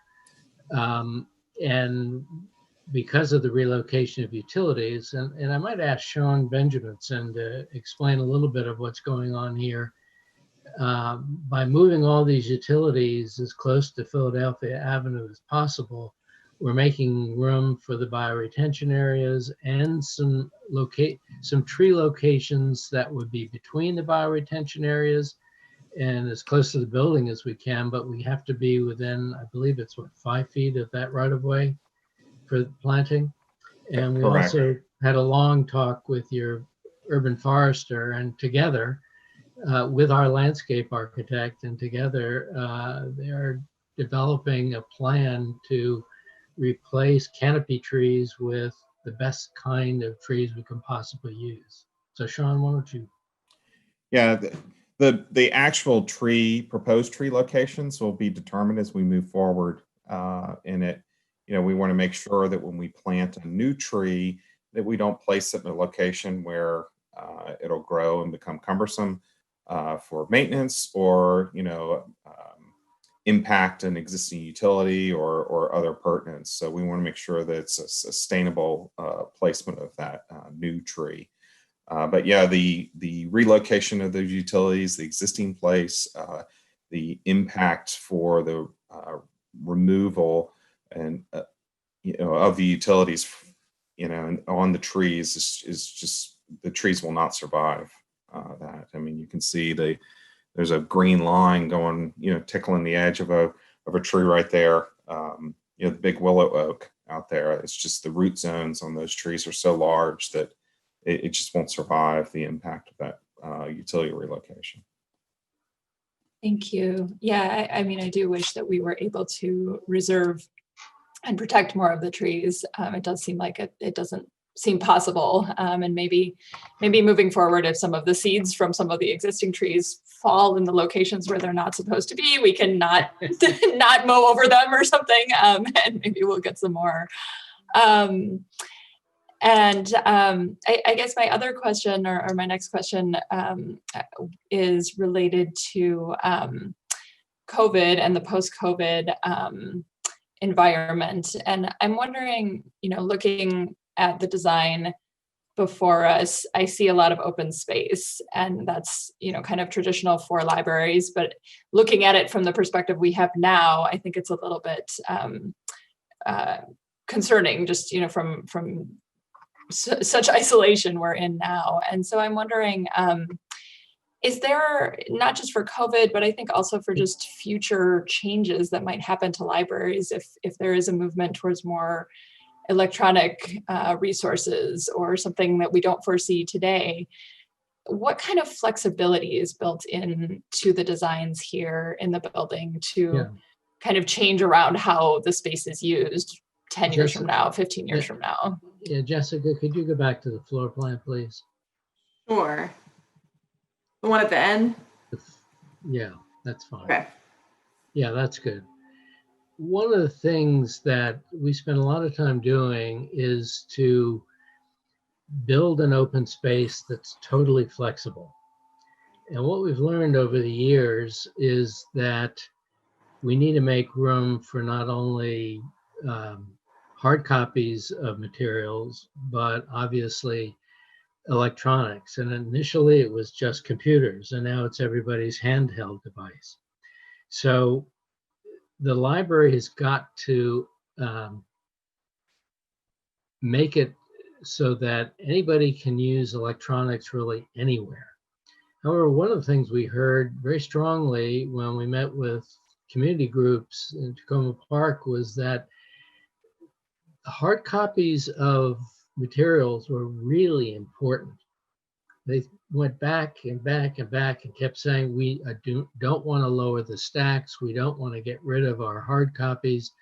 And so unlike some library systems, there seemed to be a huge groundswell to make sure there was plenty of shelving and frankly, fairly high shelving. However, what we try to do is create open areas. Now, tables and chairs right now are fairly conceptual. What we've done is we have calculated how many stacks you need, how many tables and chairs, but they can be rearranged. They haven't been designed yet, so that whether there are, dividers between them is unknown at this point. But quite frankly, very few libraries are actually open during this virus. In fact, I know of none in the metropolitan area, no system that's open.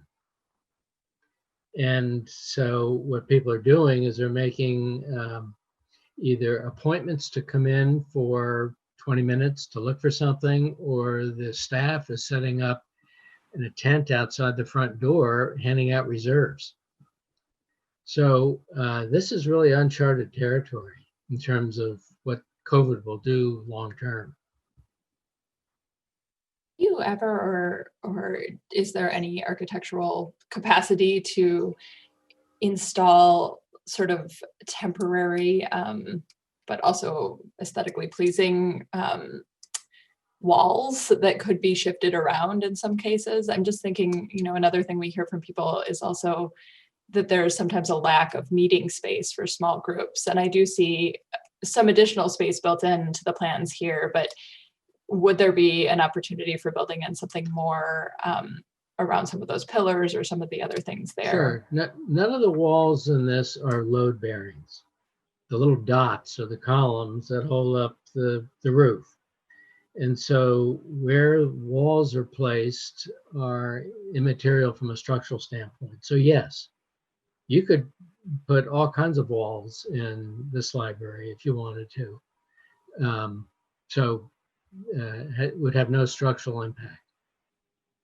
And would there be an option to have them be like those folding walls so that you could have open and closed spaces at different times? Or, I don't know if that's something that would even function in the way that the library staff are anticipating the space being used, but is that something that could be an option?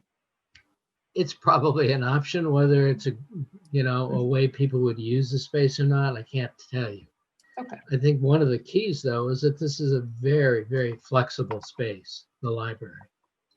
And so it doesn't limit you in terms of how you might use it either now or in the future. And then my other question is also related to the interior, and that is, how, I mean, we're talking a lot about the exterior here, and we have kind of a general sense of what the interior might look like, but the design of the specifics of the interior, when does that kind of come into play? And is that something that you're involved with? Is that something that a separate interior design firm works on? How does that work? And how do we make sure that that's something that's, you know, utilizing the space to the best capacity and all of those things? Yeah, we're bringing in our interior design staff, and they will be working with the city and the library staff to choose and develop some materials and colors and patterns and that sort of thing. But from the standpoint of where walls are, we've worked pretty carefully with the library staff in terms of developing a floor plan that responds to the way in which they want to use and operate the library. Yeah, and Council Member Kosick, I'll just say that that's part of why we're visiting other libraries, is to see what interior finishes that they have that we like. So for instance, in Germantown, we really like the tiling that they had in the lobby area. So we may use that here. So that's part of what we nail down in the construction documentation phase. Great. Yeah, I would love to see in particular thought given to making sure that it's really a welcoming place for people of all different cultural backgrounds. So I'm just thinking through some of the interior design and the way that the flow of it, as well as the actual design of materials and things, is maybe thought through with some of our immigrant communities, so that, you know, it's really a space where it's their needs and considerations are taken into account, and it's planned with that in mind. So it's really a place everyone feels welcome. Just a couple of other things. I know you mentioned the stroller parking, or I had mentioned previously the stroller parking area sort of out in the front, and an area for kids to hang out, people to hang out as they're waiting to get into the building, which happens frequently, particularly on Tuesday and Thursday mornings when families and nannies and groups are coming to attend the story time programs, and the library's opening up at 10 o'clock and people are waiting for it to open so they can go in. I like that more space, it looks like more space has been added here for that. And it sort of looked to me a little bit like maybe there was a little additional space, not just by the door, but sort of over to the right side in this photo as well. Right. So I would love to see, first of all, some thought in terms of landscaping, if that's possible. I know it still has to be accessible for the cars there, but to kind of provide a little bit of a barrier maybe for young people who might be running around in that area. And then also, we had talked previously about trying to provide some space for people who might want to use the Wi-Fi during non-business hours. Mm-hmm. And I'm wondering if it's possible to add some more seating either there or on the side. So there might be some tables and other things. Sure. Great. All right, I think I have one more question before I'll turn it over to my colleagues, and I can follow up with the other questions later. I noticed in terms of the soft costs estimates that I think, although I haven't had a chance to go back and compare them to the previous ones, I think they went down a little bit in this estimate. Is that right? And I'm curious how you're coming at those numbers, and if there's a plan in the future to be able to kind of nail down things a little more specifically, and what that process looks like. Perhaps I can speak to that briefly. I mean, one of the things was that, you know, when we started this process, we put in kind of big placeholder numbers, and always saying they'll get more refined over time. And so we've been refining them. And I appreciate a lot of attention that Greg Luckmeyer and his team and Jessica have done to talk about those. And also, you've just got the new cost estimates in from October. So. Great, thank you. Great. And I just want to underscore that I agree with Councilman Costick on especially the Wi-Fi in the areas outside. And I failed to mention before, thank you so much for the additional entrance there that Jessica just flipped by on the front. Like I know that was something we kept pushing and asking for, especially Councilman Costick. The other I'm way, glad we Jen, were. Oh, the other way. Okay. Oh, that's Yeah. entrance. Okay. I was just really glad that Right we were there. able to figure that out. I think that's just going to make the world a difference. That's really going to be a somewhat of an administrative issue. We need to have that second means of egress, and depending upon how you really want to operate it, could be an attractive nuisance or not. But I'll speak to that. I mean, I think it's in a place that's really needed, and I like that it comes into the hallway outside of the library. So there's some real opportunities there. I think we will look a little bit about how we, it should be visible from some of the areas in the main part of the community center, but we may need we may just have cameras helping us on the monitoring it as well. But it's a much more convenient entrance for many people. Yeah. Great. Councilman Duvall. Yes, thank you. I have 3 areas that I want to touch on, and the first is just making sure I understand some of the big picture things that you all have said. The second is to follow up a little bit more about the tree stormwater issues, and third, of course, to be talking about the climate and energy features. So I noticed also that the soft costs had gone down a little. What I have noticed, if I'm got this right, from the March numbers we had, the construction costs are lower too. And is that because of the depressed market for, is it materials? Is it labor? Why are the estimates lower for construction at this point, which I'm very happy about? it's really because they had a better set of drawings to estimate. They actually could measure things exactly, and we gave them products. So it's a refinement that we were thrilled, frankly. We actually thought it was going to go the other way. Yeah. And then I noticed that the schedule leaves a fairly generous amount of time for developing the final construction bid package. It goes till March 31st. It's about 3 months. Yeah. Is that typical? Yes. In fact, in some cases, if we're doing the school, it would be 5 to 6 months. Okay.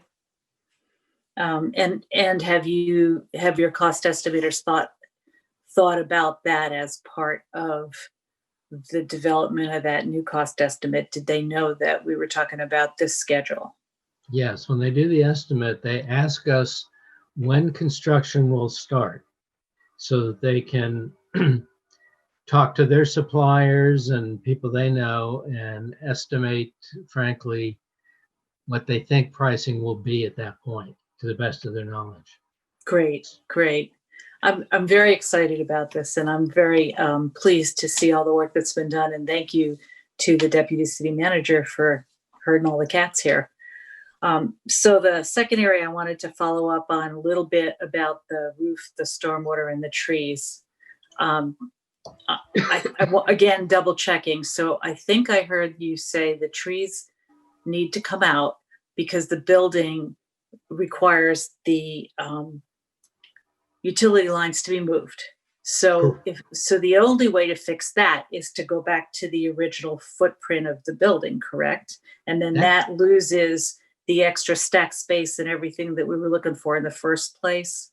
In effect, that's correct. Okay. Because we talked to the urban forester about what he could live with in terms of how far would he have to be from the root.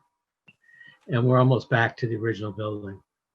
And then that would be a major sacrifice of usable library space, which is, of course, the whole point of this. Correct. Okay. The other thing, Councilmember Dabala, is that the trees are actually right now in the WSSC. Well, I was just getting to WSSC, and I wanted to ask, I assume that that's a permanent easement and that cannot be renegotiated, and that you've already tried that. Sean, you might want to address Yeah, that. so that's the red line, the bold red line Yes. that goes through there is the existing mainline sanitary sewer. And so we're moving it out there, and it's very difficult to see, but it's on the sketch, is the existing easement that goes to the property. And so we're Right, it's that- creating a new easement for it, correct? Yeah. So can you explain what that easement and who, can it be changed or? Yeah, I mean, so the width of the easement is dictated by the depth of the sewer or utility, the size of it, and it's set up such that if there was an emergency or a need for repair, that an excavator could come in there and work on that unencumbered and not impacting a structure like a building. So essentially, there's no way to renegotiate that or to change it. Correct, in its current location. Again, one of the prospects that we talked about on one of the other cost estimating slides was to relocate all that spiderweb of utilities out into Philadelphia Avenue, which creates a whole Very host expensive. of other issues. Yeah. But nonetheless, it does kind of lock that area in with WC. Mhm. Okay, and then if we go to the roof, which I understand is reserved for photovoltaics, but if we were to have that as a green roof, would that reduce the size of the bioretention on the ground level So enough that it would? Go ahead. Yeah, just let me finish the question. Yeah, I think I know the answer, but I would like everybody to hear the answer. Would that reduce the bioretention on the ground level enough that, again, we could be preserving the trees? So the roof and the structure itself are only one component of the stormwater management requirements. The sidewalks, some of the paving modifications we have to do, all those require treatment as well. So the two bioretention facilities that we have shown now accommodate all that. If we take a few large vegetative roof over a high percentage of the building, we should be able to remove one of those. I don't think that we're going to be able to remove both. I think that'd be difficult in how we're going to manage the rest of the stormwater on there, and that sustainable feature it provides. And then that wouldn't necessarily translate into being able to save some of the trees. Correct. Again, it's going to be extremely difficult to do. Mm-hmm. Okay. So can I turn for just a minute to the energy part of this? And I'm very pleased that you've come back with some more specifics and with a better sense of the lead certification level. One question that I had for, I guess it's the deputy city manager, there were two listings on the table of costs of overall costs. There were two lines in green. One was the 207, which matches the table before that. What is the 200? So the 200 are the adjustments that we kind of were just suggested to us in the last couple weeks that we don't have exact cost estimates for. And most of those relate to wall, roof, and window insulation. Trying to get like the R value, for instance, for the walls and the roof, and the U value for the windows, just like a little bit better. Mm-hmm. And so, but I think Matt has to plug in different things into his model. So, but we think that we can, because again, that's within the proposed design, but maybe, making it a little bit better. We don't think it'll add significant costs. So that's why I have a placeholder there. Okay, great. But it may, yeah. Yeah, and to follow up on a point that I think it was Councilmember Smith made. So all of these energy efficiency improvements and will have a payback over time. They will pay some over some period of time back to the city. So while they are upfront costs that we need to cover now, and thankfully it looks like we could if we wanted to within the budget that we laid out. But also these are investments that should return some benefits over the life of the building. And I want to remind everyone what you already know, which is that we have a city policy that says we'll do what we can to reduce greenhouse gas emissions, because we have a pretty aggressive target for the city as a whole. So I'm really interested in the estimated paybacks on some of the items in the slide before this one. So if we could back up just one. Yeah, so on the first three, the different types of commissioning, I'd like your opinion. I am told by people who do this for a living that these types of things, these types of analyses do tend to pay themselves back. And what's your sense, not Jessica, the architectural team, what's your sense of those three paying back over time in terms of things they find in terms of the operation of the building that will reduce the energy load? I think the first two are the ones that you should concentrate on. That's what I was thinking. And we always recommend to our clients that buildings be commissioned. And what that is a separate firm, a commissioning agent, who begins to work with us kind of now with the design development stage, reviews everything we've done, both from the standpoint of mechanical electrical systems as well as this thermal envelope commissioning, and looks at the wall sections and make sure that there's nothing touching the steel where the cold or the heat is going to transfer from one material to the other. And so help to optimize the building, and then spend a year after the building is complete working with the contractor and making sure the building works according to the design. So what that does is it optimizes something. We've had situations where something didn't work and we couldn't figure it out. And finally, the commissioning agent figured out that the contractor piped something backwards.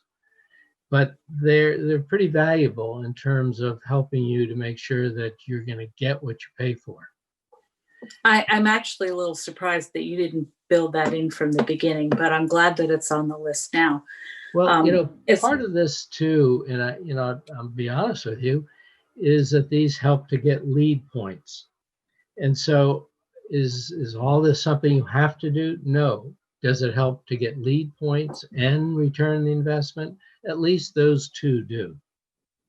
The other one that might is, Matt, jump into the rooftop unit, the RTU unit upgrade. Matt, could you talk about that one? Yeah, I wanted to ask about the heat pumps and whether there's any electric resistance heat, or am I misreading? Matt, you might explain. So the system that's designed in there now is it's a variable air volume system. So when you have one of those systems, they're not appropriate. They don't really work with a heat pump system.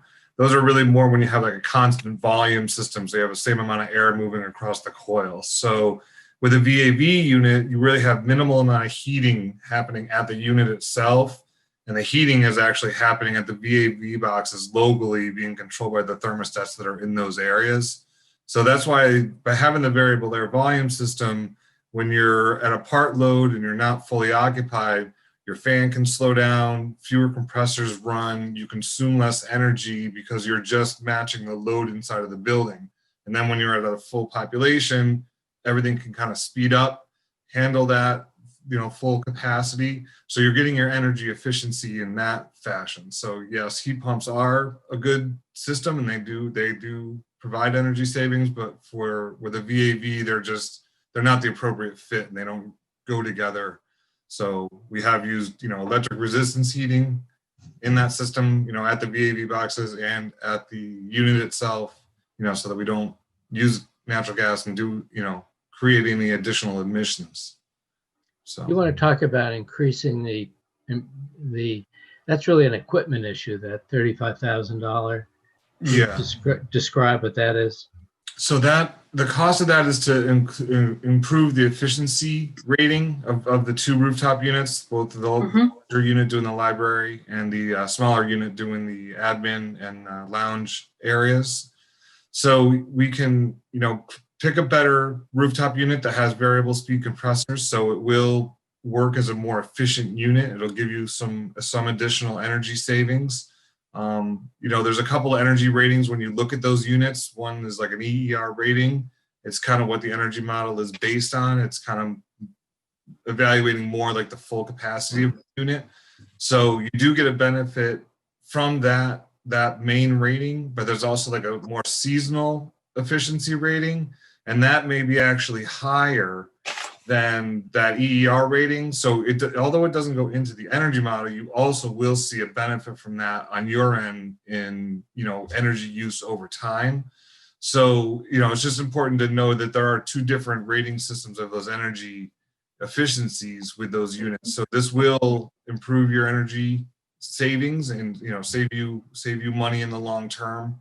And they're good things to consider. Energy efficiency is a great, obviously, option if you can afford it, and I think you guys can. So I think it is definitely worth considering. So those first two, commissioning and the rooftop unit upgrade, we're all for. Keith, you might describe this whole building life assessment, the triple pane glazing, and the energy efficiency optimization. Sure. The whole building life cycle assessment is basically bring in a consultant and they evaluate everything that's going into the building. What it's made of, where it comes from, its energy, the amount of energy it used to run the building. And from that assessment, they give us recommendations about how we can reduce that impact. And this is part of the LEED program. And if you reduce it by 5%, if you do the assessment, you get a point. If you reduce the building's impact by like 5%, you get 2. If 10%, you get 3. So it's worthwhile to do. It's a very deep dive. It's very technical. I don't want to bore everyone with it. Pane glazing is something that we've been researching here in the last week. And we're really seeing that it's looking like it's going to give us a great impact on making the building envelope tighter. We're actually surprised at the payback. Me too. Being that it could possibly net us 3 to 4 more LEED points under the optimized energy efficiency category. So that's something we'll be working on over the next week to really get the details ironed out and make sure that what we're seeing initially is what we're going to have. And of course, Jessica talked about the energy efficiency optimization. These are things like that we've been talking about with some of the local community members who, I might add, they've been very helpful, very, very involved. It's nice to see. Things like, for example, right now our masonry walls on the exterior of the building, they have enough insulation in them so that they exceed the code requirement. But some of the suggestions we've gotten are to even go further. And so we're investigating those and sort of talking about doing that makes the wall have to get a little wider. There's a little more cost, but the payback, because the envelope is that much tighter and has that much more insulation in it, could be quite valuable. So that's what that's about. And it's not just wall insulation. There's a number of items, roof insulation, the U value of the glass and those sorts of things. A lot of different things that we're looking into. Thank you for that. So rather than get into a lot more detail here, I would like to say, however, that I think LEED Gold is essentially a minimum. And I wonder if with some of these improvements, you might consider looking at platinum as a target. And I'm thinking I may be proposing that we require you to do LEED Gold. So let's think about it from that point of view. I'd also like to say something about the code. You referred a few times to the code requirements. And just for anyone who's listening, this county has not yet adopted the International Green Building Code for the 2018 version. Some of the suggestions that resident experts have been making are coming from the anticipation of that. My understanding, looking at your schedule and the county schedule, is that technically this project might not fall under a new green building Correct. code if it were to be adopted. Nevertheless, we're looking forward at what that would mean in general. I did have one question about the photovoltaics on the roof. Well, two. And then I turn it over to someone else, I think. And one question about lighting. So speaking of weight on the roof, so the roof as it is designed would be, quote, solar ready. Yes. Yes. Okay. And then I understand that the solar photovoltaics are not included in these LEED calculations that you're doing because they have to be developed as a package with the solar on the existing building. Is that correct? Yeah, we have those points, if you will, still in the AB column. Okay. And that's pending our meeting with a vendor, and in the next week or so, we're going to be meeting with them, working out the details. And then what we're hoping is those move out of that maybe column into the yes column. Okay, and then the costs for that are also not included in the construction costs. Correct. Because you don't know what they're yet. Okay. And just making that clear to people. And then last but not least. Councilmember Dobala, I'm sorry. On the photovoltaics, I don't think there would be an extra price with this. Partly it depends on the discussions with the vendor, right? Right. Okay. And then I would urge you all to take a look at the lighting design, not to get into it now, but to see if there are fixtures that are LED that would reduce the intensity of the lighting in some parts of the library that are open, and thereby reduce the increase the efficiency of the lighting system. But that's neither here nor there right now. I'm pretty excited about this, and I look forward to hearing more. Thank you. Thank you. Thank you. Councilwoman Searcy. Woo! It's almost morning. Thank you all so much. I appreciate, one, you sticking with us past 11:30, and two, how receptive you've been to the feedback that you've received from the council as well as the community. I think the design looks great. I really like the design. I do have concerns regarding budget, and I want to go on record in saying that I think it's critically important in the times in which we are operating that we try our best to stay within some of the initial cost estimates that we had in terms of the level of our bond funding and other things, because I was very surprised to see the construction costs go down. I'm just hearing that the cost of materials are starting to increase. And so, you all, this is your thing. You all may know very well more than I do, but I am concerned that as a result of the pandemic, we may start running into cost increase as a result of material costs. So that's something that I definitely want to make sure that we keep in mind. I agree with points that were raised earlier about, additional seating. I love the additional entrance to the library. I think that's great. one question I have for the city manager. So our cable grant funds, are we able to use those at all for the purpose of increasing internet access throughout the community? No. So we can only use it for like hard tech infrastructure in the building? That's right. It's very unfortunate that we're not able to use it out in the regular community. It's on city property. It's restricted to certain activities. There's federal law that is very annoying.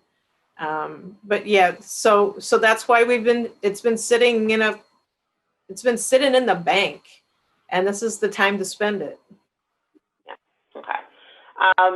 Because I definitely think it's important for us to think about ways of increasing internet access, either through, on the library campus, but also, as we're having conversations about other programming. So definitely want to make sure that we can continue to explore alternative uses for those additional cable grant funds.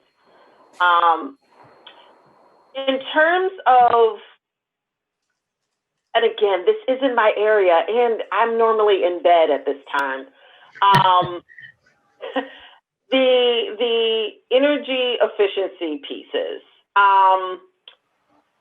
So I'm trying to understand what that additional $200,000 set aside is designed to cover. I mean, I've officially drunk the Kool-Aid on the $207,000 in recommendations that you all are, that you're supporting and the return on investment from those. But that additional $200,000 set aside, is that to explore some of the other options that's on the other slide? And I guess that the slide with the green roof and basically the Tesla options for this library. So as we've been working through the last month or so with Jessica and all the staff, a lot of comments have come in, and they've come in pretty rapid fire, even up until, yesterday, where we got a whole bunch of what were really good comments. Things that I talked about earlier, like increasing the insulation in the walls, increasing the insulation in the roof, reducing maybe using some lighting that's a little more expensive, but it reduces the intensity. So Jessica can go into more detail, but it's a sort of a placeholder that scoops up all that stuff that we're going to be researching here in the next 2 weeks, month, to really dial this in. Okay, no, that's helpful. So it's not actually going back in doing additional reviews of some of those other options that were explored, but you determined you didn't want to recommend. That's right. It would be the things within the normal scope of the building. Mm-hmm. Okay.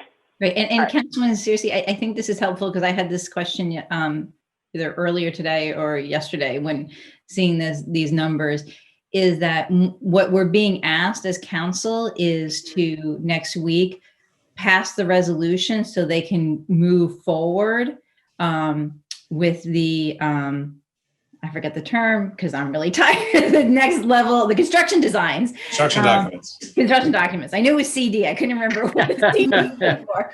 With the construction documents, and for us as a council to give direction to staff and the architecture firm to move forward, but not necessitate the coming back to the city council on some of these smaller items.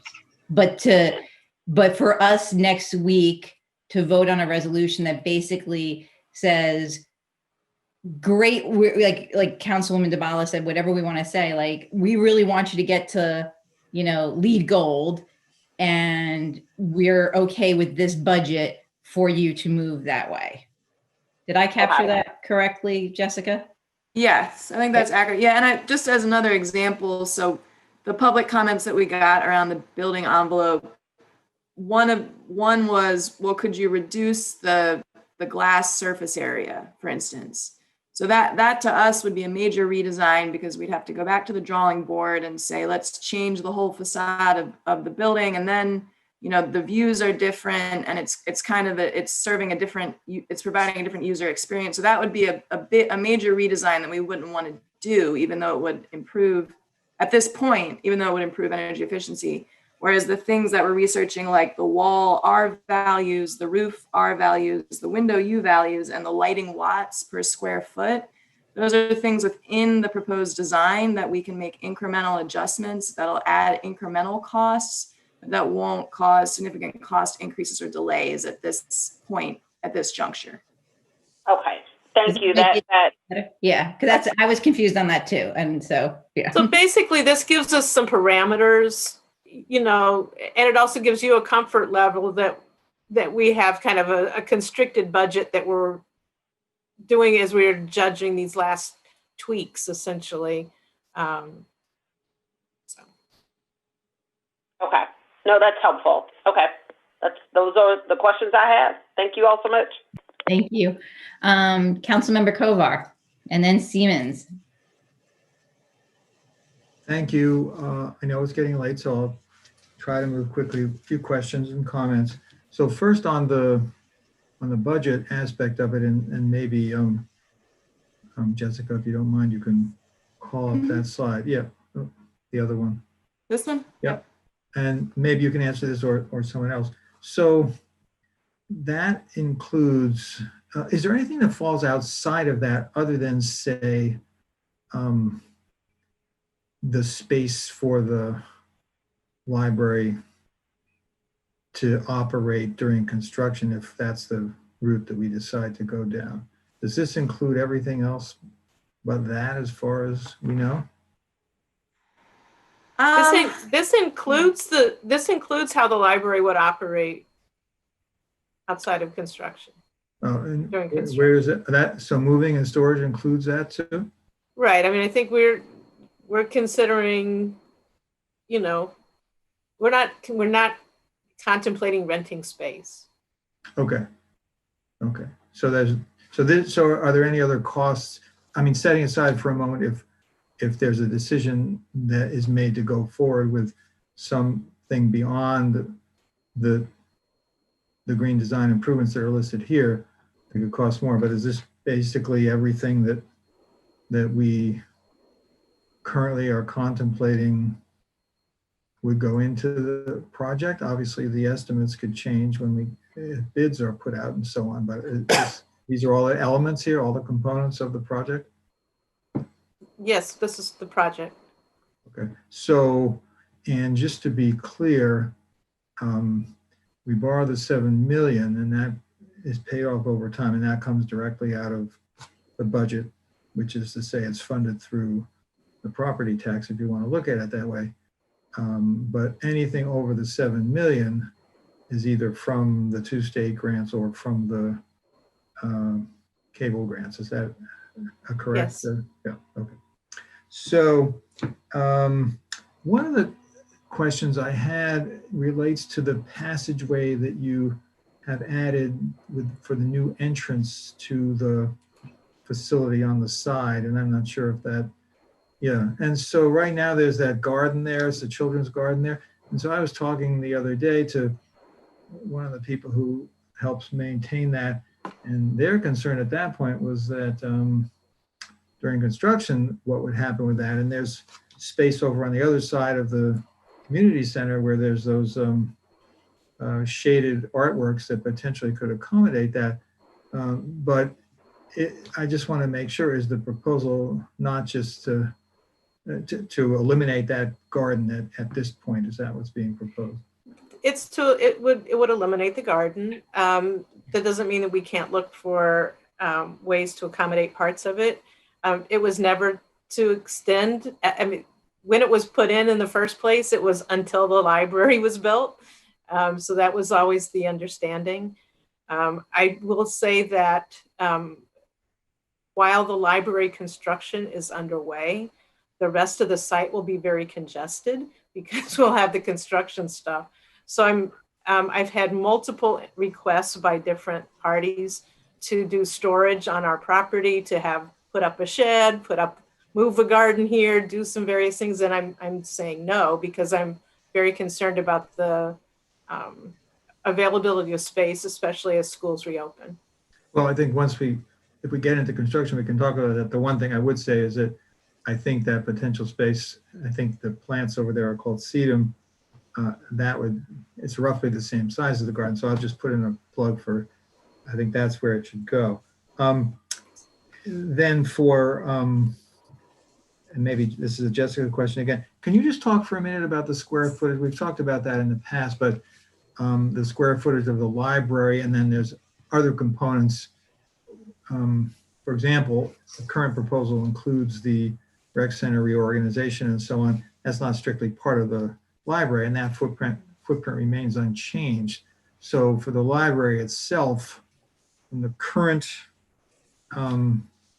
square footage, and then just the library expansion parts, could you say what the current square footage is and what that new square footage would be for the library component?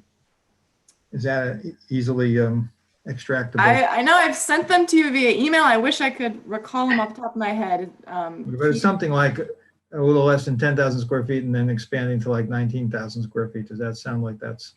I'm not sure if that's right. It may be a little less than that. Okay, but in that range, right? I was going to say closer to 18. Okay. Because depending upon whether you include the Mac Lab and the lounge in there. Right, and depending on whether you count those, because they're sort of on the correct in the boundary between true library and community center. So on the floodplain, one of the questions I've heard a lot about, and maybe I don't know who would be best suited to respond to this. The county guidelines are what has caused us to move to the plan here where the entire building is raised up. So what some people have said is, well, what about a future in a climate changed world where potentially there's more frequent rainfall, as we have had once this fall and a number of times in 2018. Can anyone say how that would be taken into account? So keep in mind that the floodplain elevations that we established, not this one, keep going a little bit further. The floodplain you just passed it. This one? Yeah. The floodplain elevations we established are for the 100-year event, okay? And then we raised the finished floor 1 foot above that even more. And so, there could be, variations in that rainfall intensity that would, change over time perhaps. And the finished floor still has 1 foot of freeboard above that event. Does that make sense? But that's what the county is currently requiring, right? Correct. Yeah. And did that change recently on the county's requirements, or is that the same still? That's still the same standard, correct. Now, just a few other points. There's this brick versus glass question, which I think was touched on. And if I recall correctly, in the earlier version that we saw, maybe in the summer, there was more glass than there is now. There's been some brick added, right? Yes. So it sounded like either then or tonight that people are saying the brick may be less expensive. And did I also hear that it creates more insulation, or can create more insulation than the glass, or am I misconstruing that comment? A brick wall is less expensive than a glass wall, and the thermal characteristics with insulation are a little bit better than glass. Now you can see in this elevation that you have very little glass. Right. This front elevation, if you go to the next slide, Jessica, you begin to get a little bit more, but now we've introduced those brick panels for a number of reasons. One, because we thought that created a nicer rhythm, but it also began to balance the brick and the glass. Yeah. So, I mean, if you built a building without any windows, that's, it's one of these computer farms. Yeah.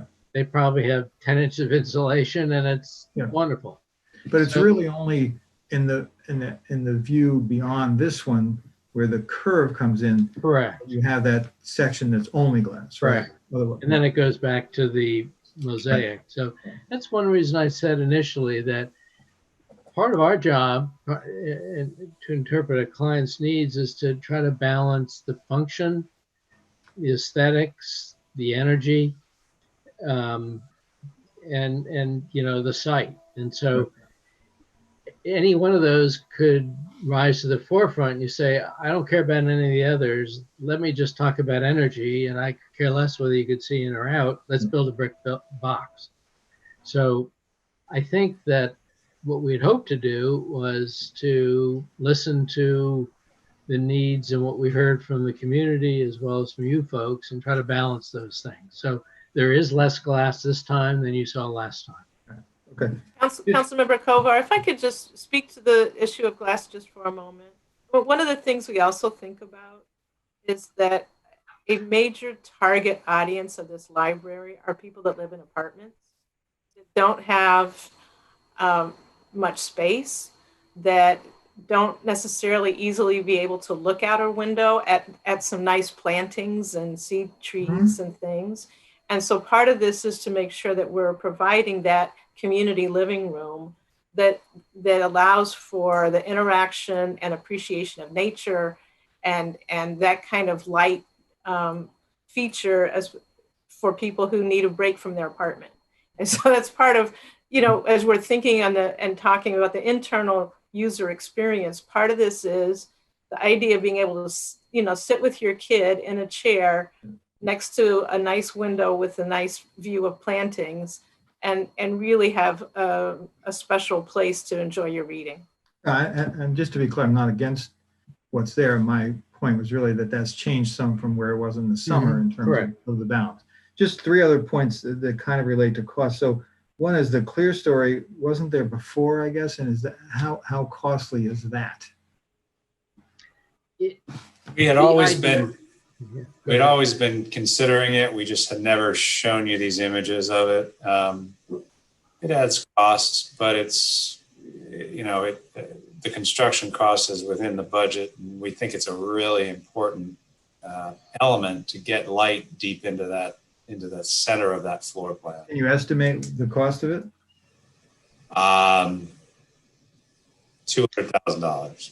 Okay. I think that's high. I could drill down and get you. I just wanted to get the order of magnitude, and then on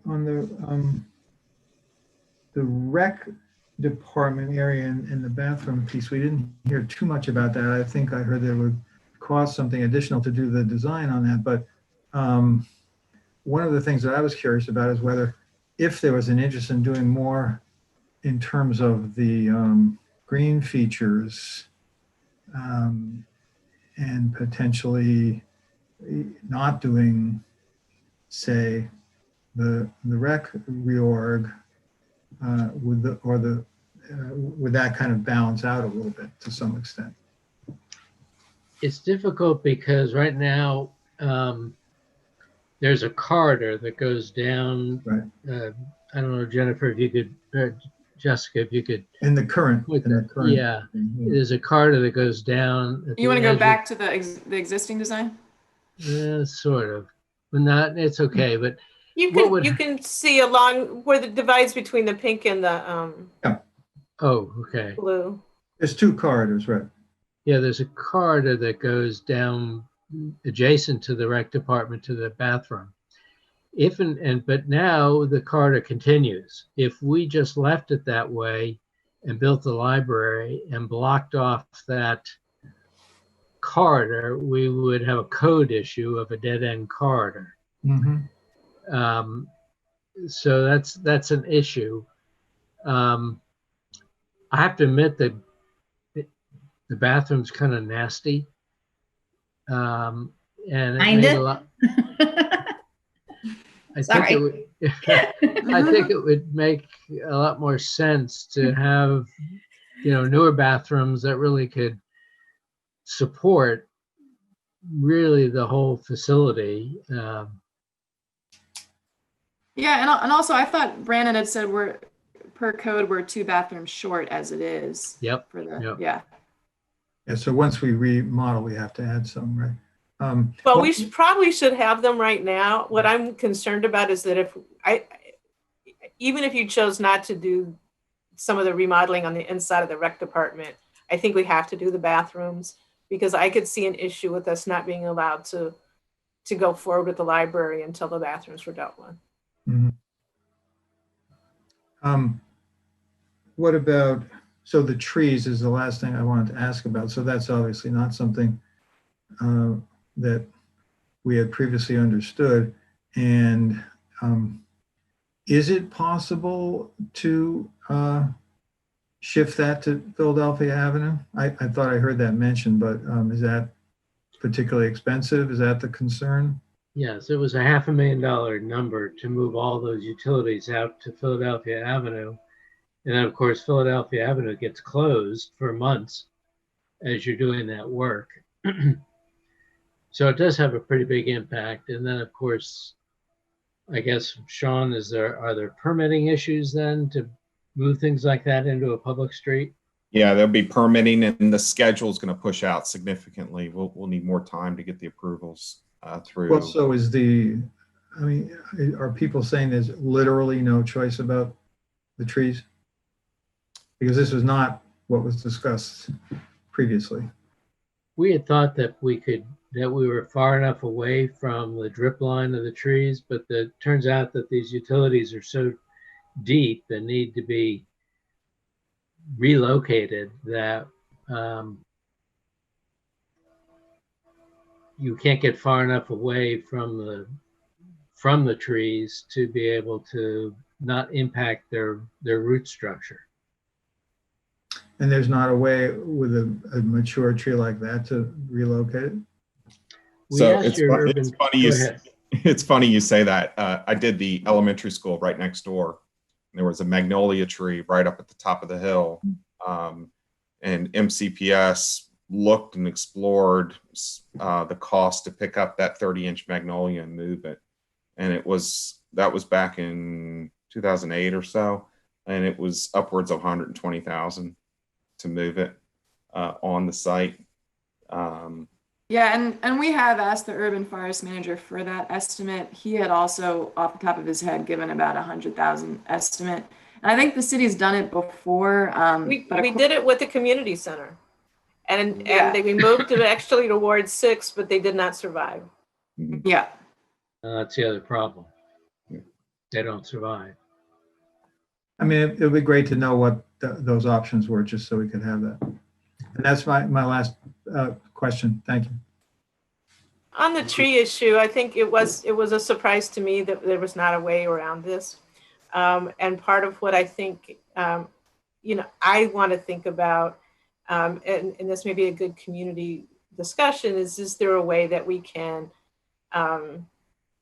use the trees for some of the decorative nature items within the library? Is there a way that we can, do something symbolic with this, recognizing that it is change? We also have an opportunity to make that area nicer than it is right now. So, trying to figure all that out is a tough. Those things are fine. Those things are fine. I don't feel like I've quite heard that every other option for saving them has been really gone through. I think it'll be good to hear that. Councilmember Siemens. Thank you, Mayor, and I thank you all for the presentation and for being here almost till tomorrow. Greg, you mentioned that you had worked on balancing the energy. I think I need your assistance right now.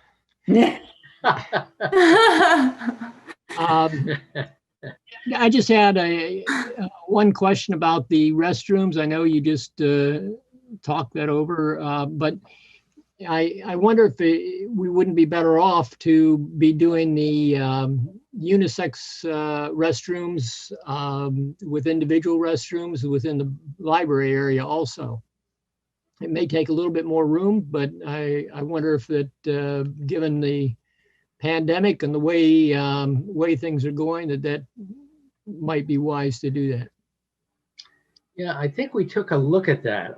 I must admit, one of the other folks in the office was coming up with a number of different options. Is Brandon, he's on the phone still? Yep, Uh, I'm still here. Is that something that you guys looked at? For this particular block, we were looking at some schemes where we could potentially make these this restroom block gender neutral ready, where if there was a future desire, it would simply involve knocking down a single wall, and then it would still function as a gender neutral restroom. I don't know that we have any of the I don't know that we have that option in the current floor plan with the firewall separation incorporated, but I think that's something that we could generate. Yeah, note there is an individual Yeah, we do. restroom there. We do have one. We do have one next to the program. It's over here. And to be clear, we do want gender neutral restrooms.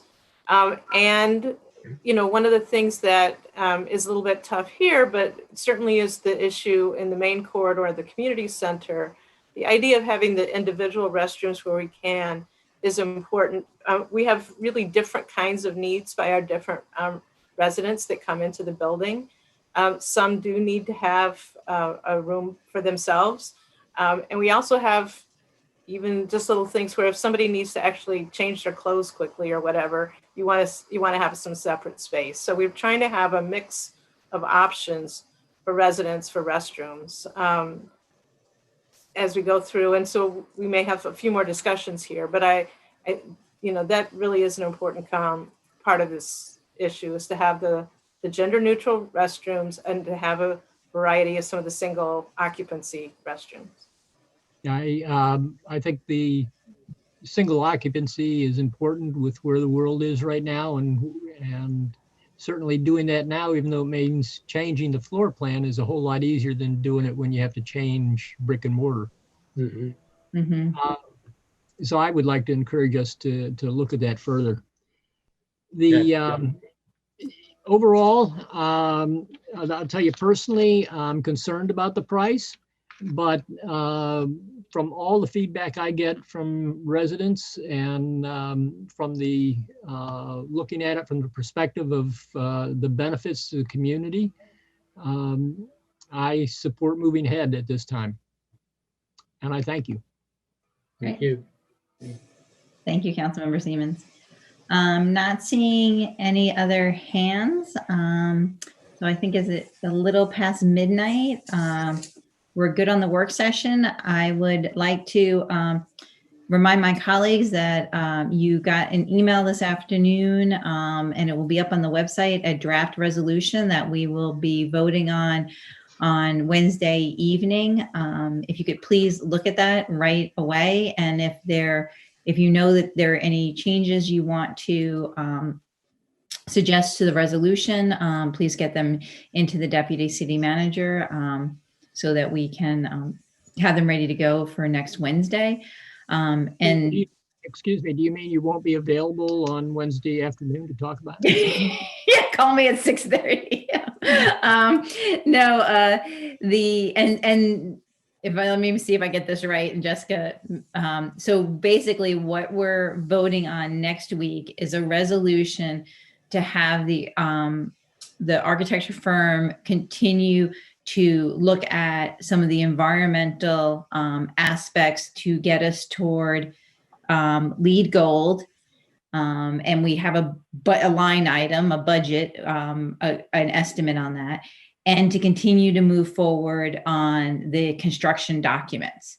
And that then this would probably come back to us, or we will get updates on how things are going. But then this would come back to the city council in March. Am I correct? Yeah, I can look back at the timeline, but yes. Approximately March, April timeframe. March, April. Okay. But it would be after you get all that. So that's what we're being asked to do next week, to vote on that. As we've noted tonight, if because of the pandemic and the cost estimates we have, which actually decreased, which surprised some of us. If we want to continue to do this project moving forward, so we lock in some of these cost estimates would probably be a good idea. And if we can stick to this schedule, that means that we will be able to start construction in early August. That's Could I ask one question, Mayor? So just to make sure I understand what you said, so if a resolution along these lines, potentially with some changes, were to be approved next week, then the council would receive updates, but would we be voting again only at the point when the bids are going out? Is that when we get back the bids? I'm sorry? When the bids come back. Okay, so this would set in motion both the preparation of bids and the sending out of the bids. Yes. So the next actual vote would be on potentially selecting a firm that responded to the bids. Is that right? Right. The normal process is that it's the lowest priced responsive bid. Right. So, you don't get to choose among them in the same way, but you're looking at the numbers and seeing what they are and are they in what our estimates are. And but that has to be approved at that point, right? Yeah. Correct. So if all of a sudden things go Yeah.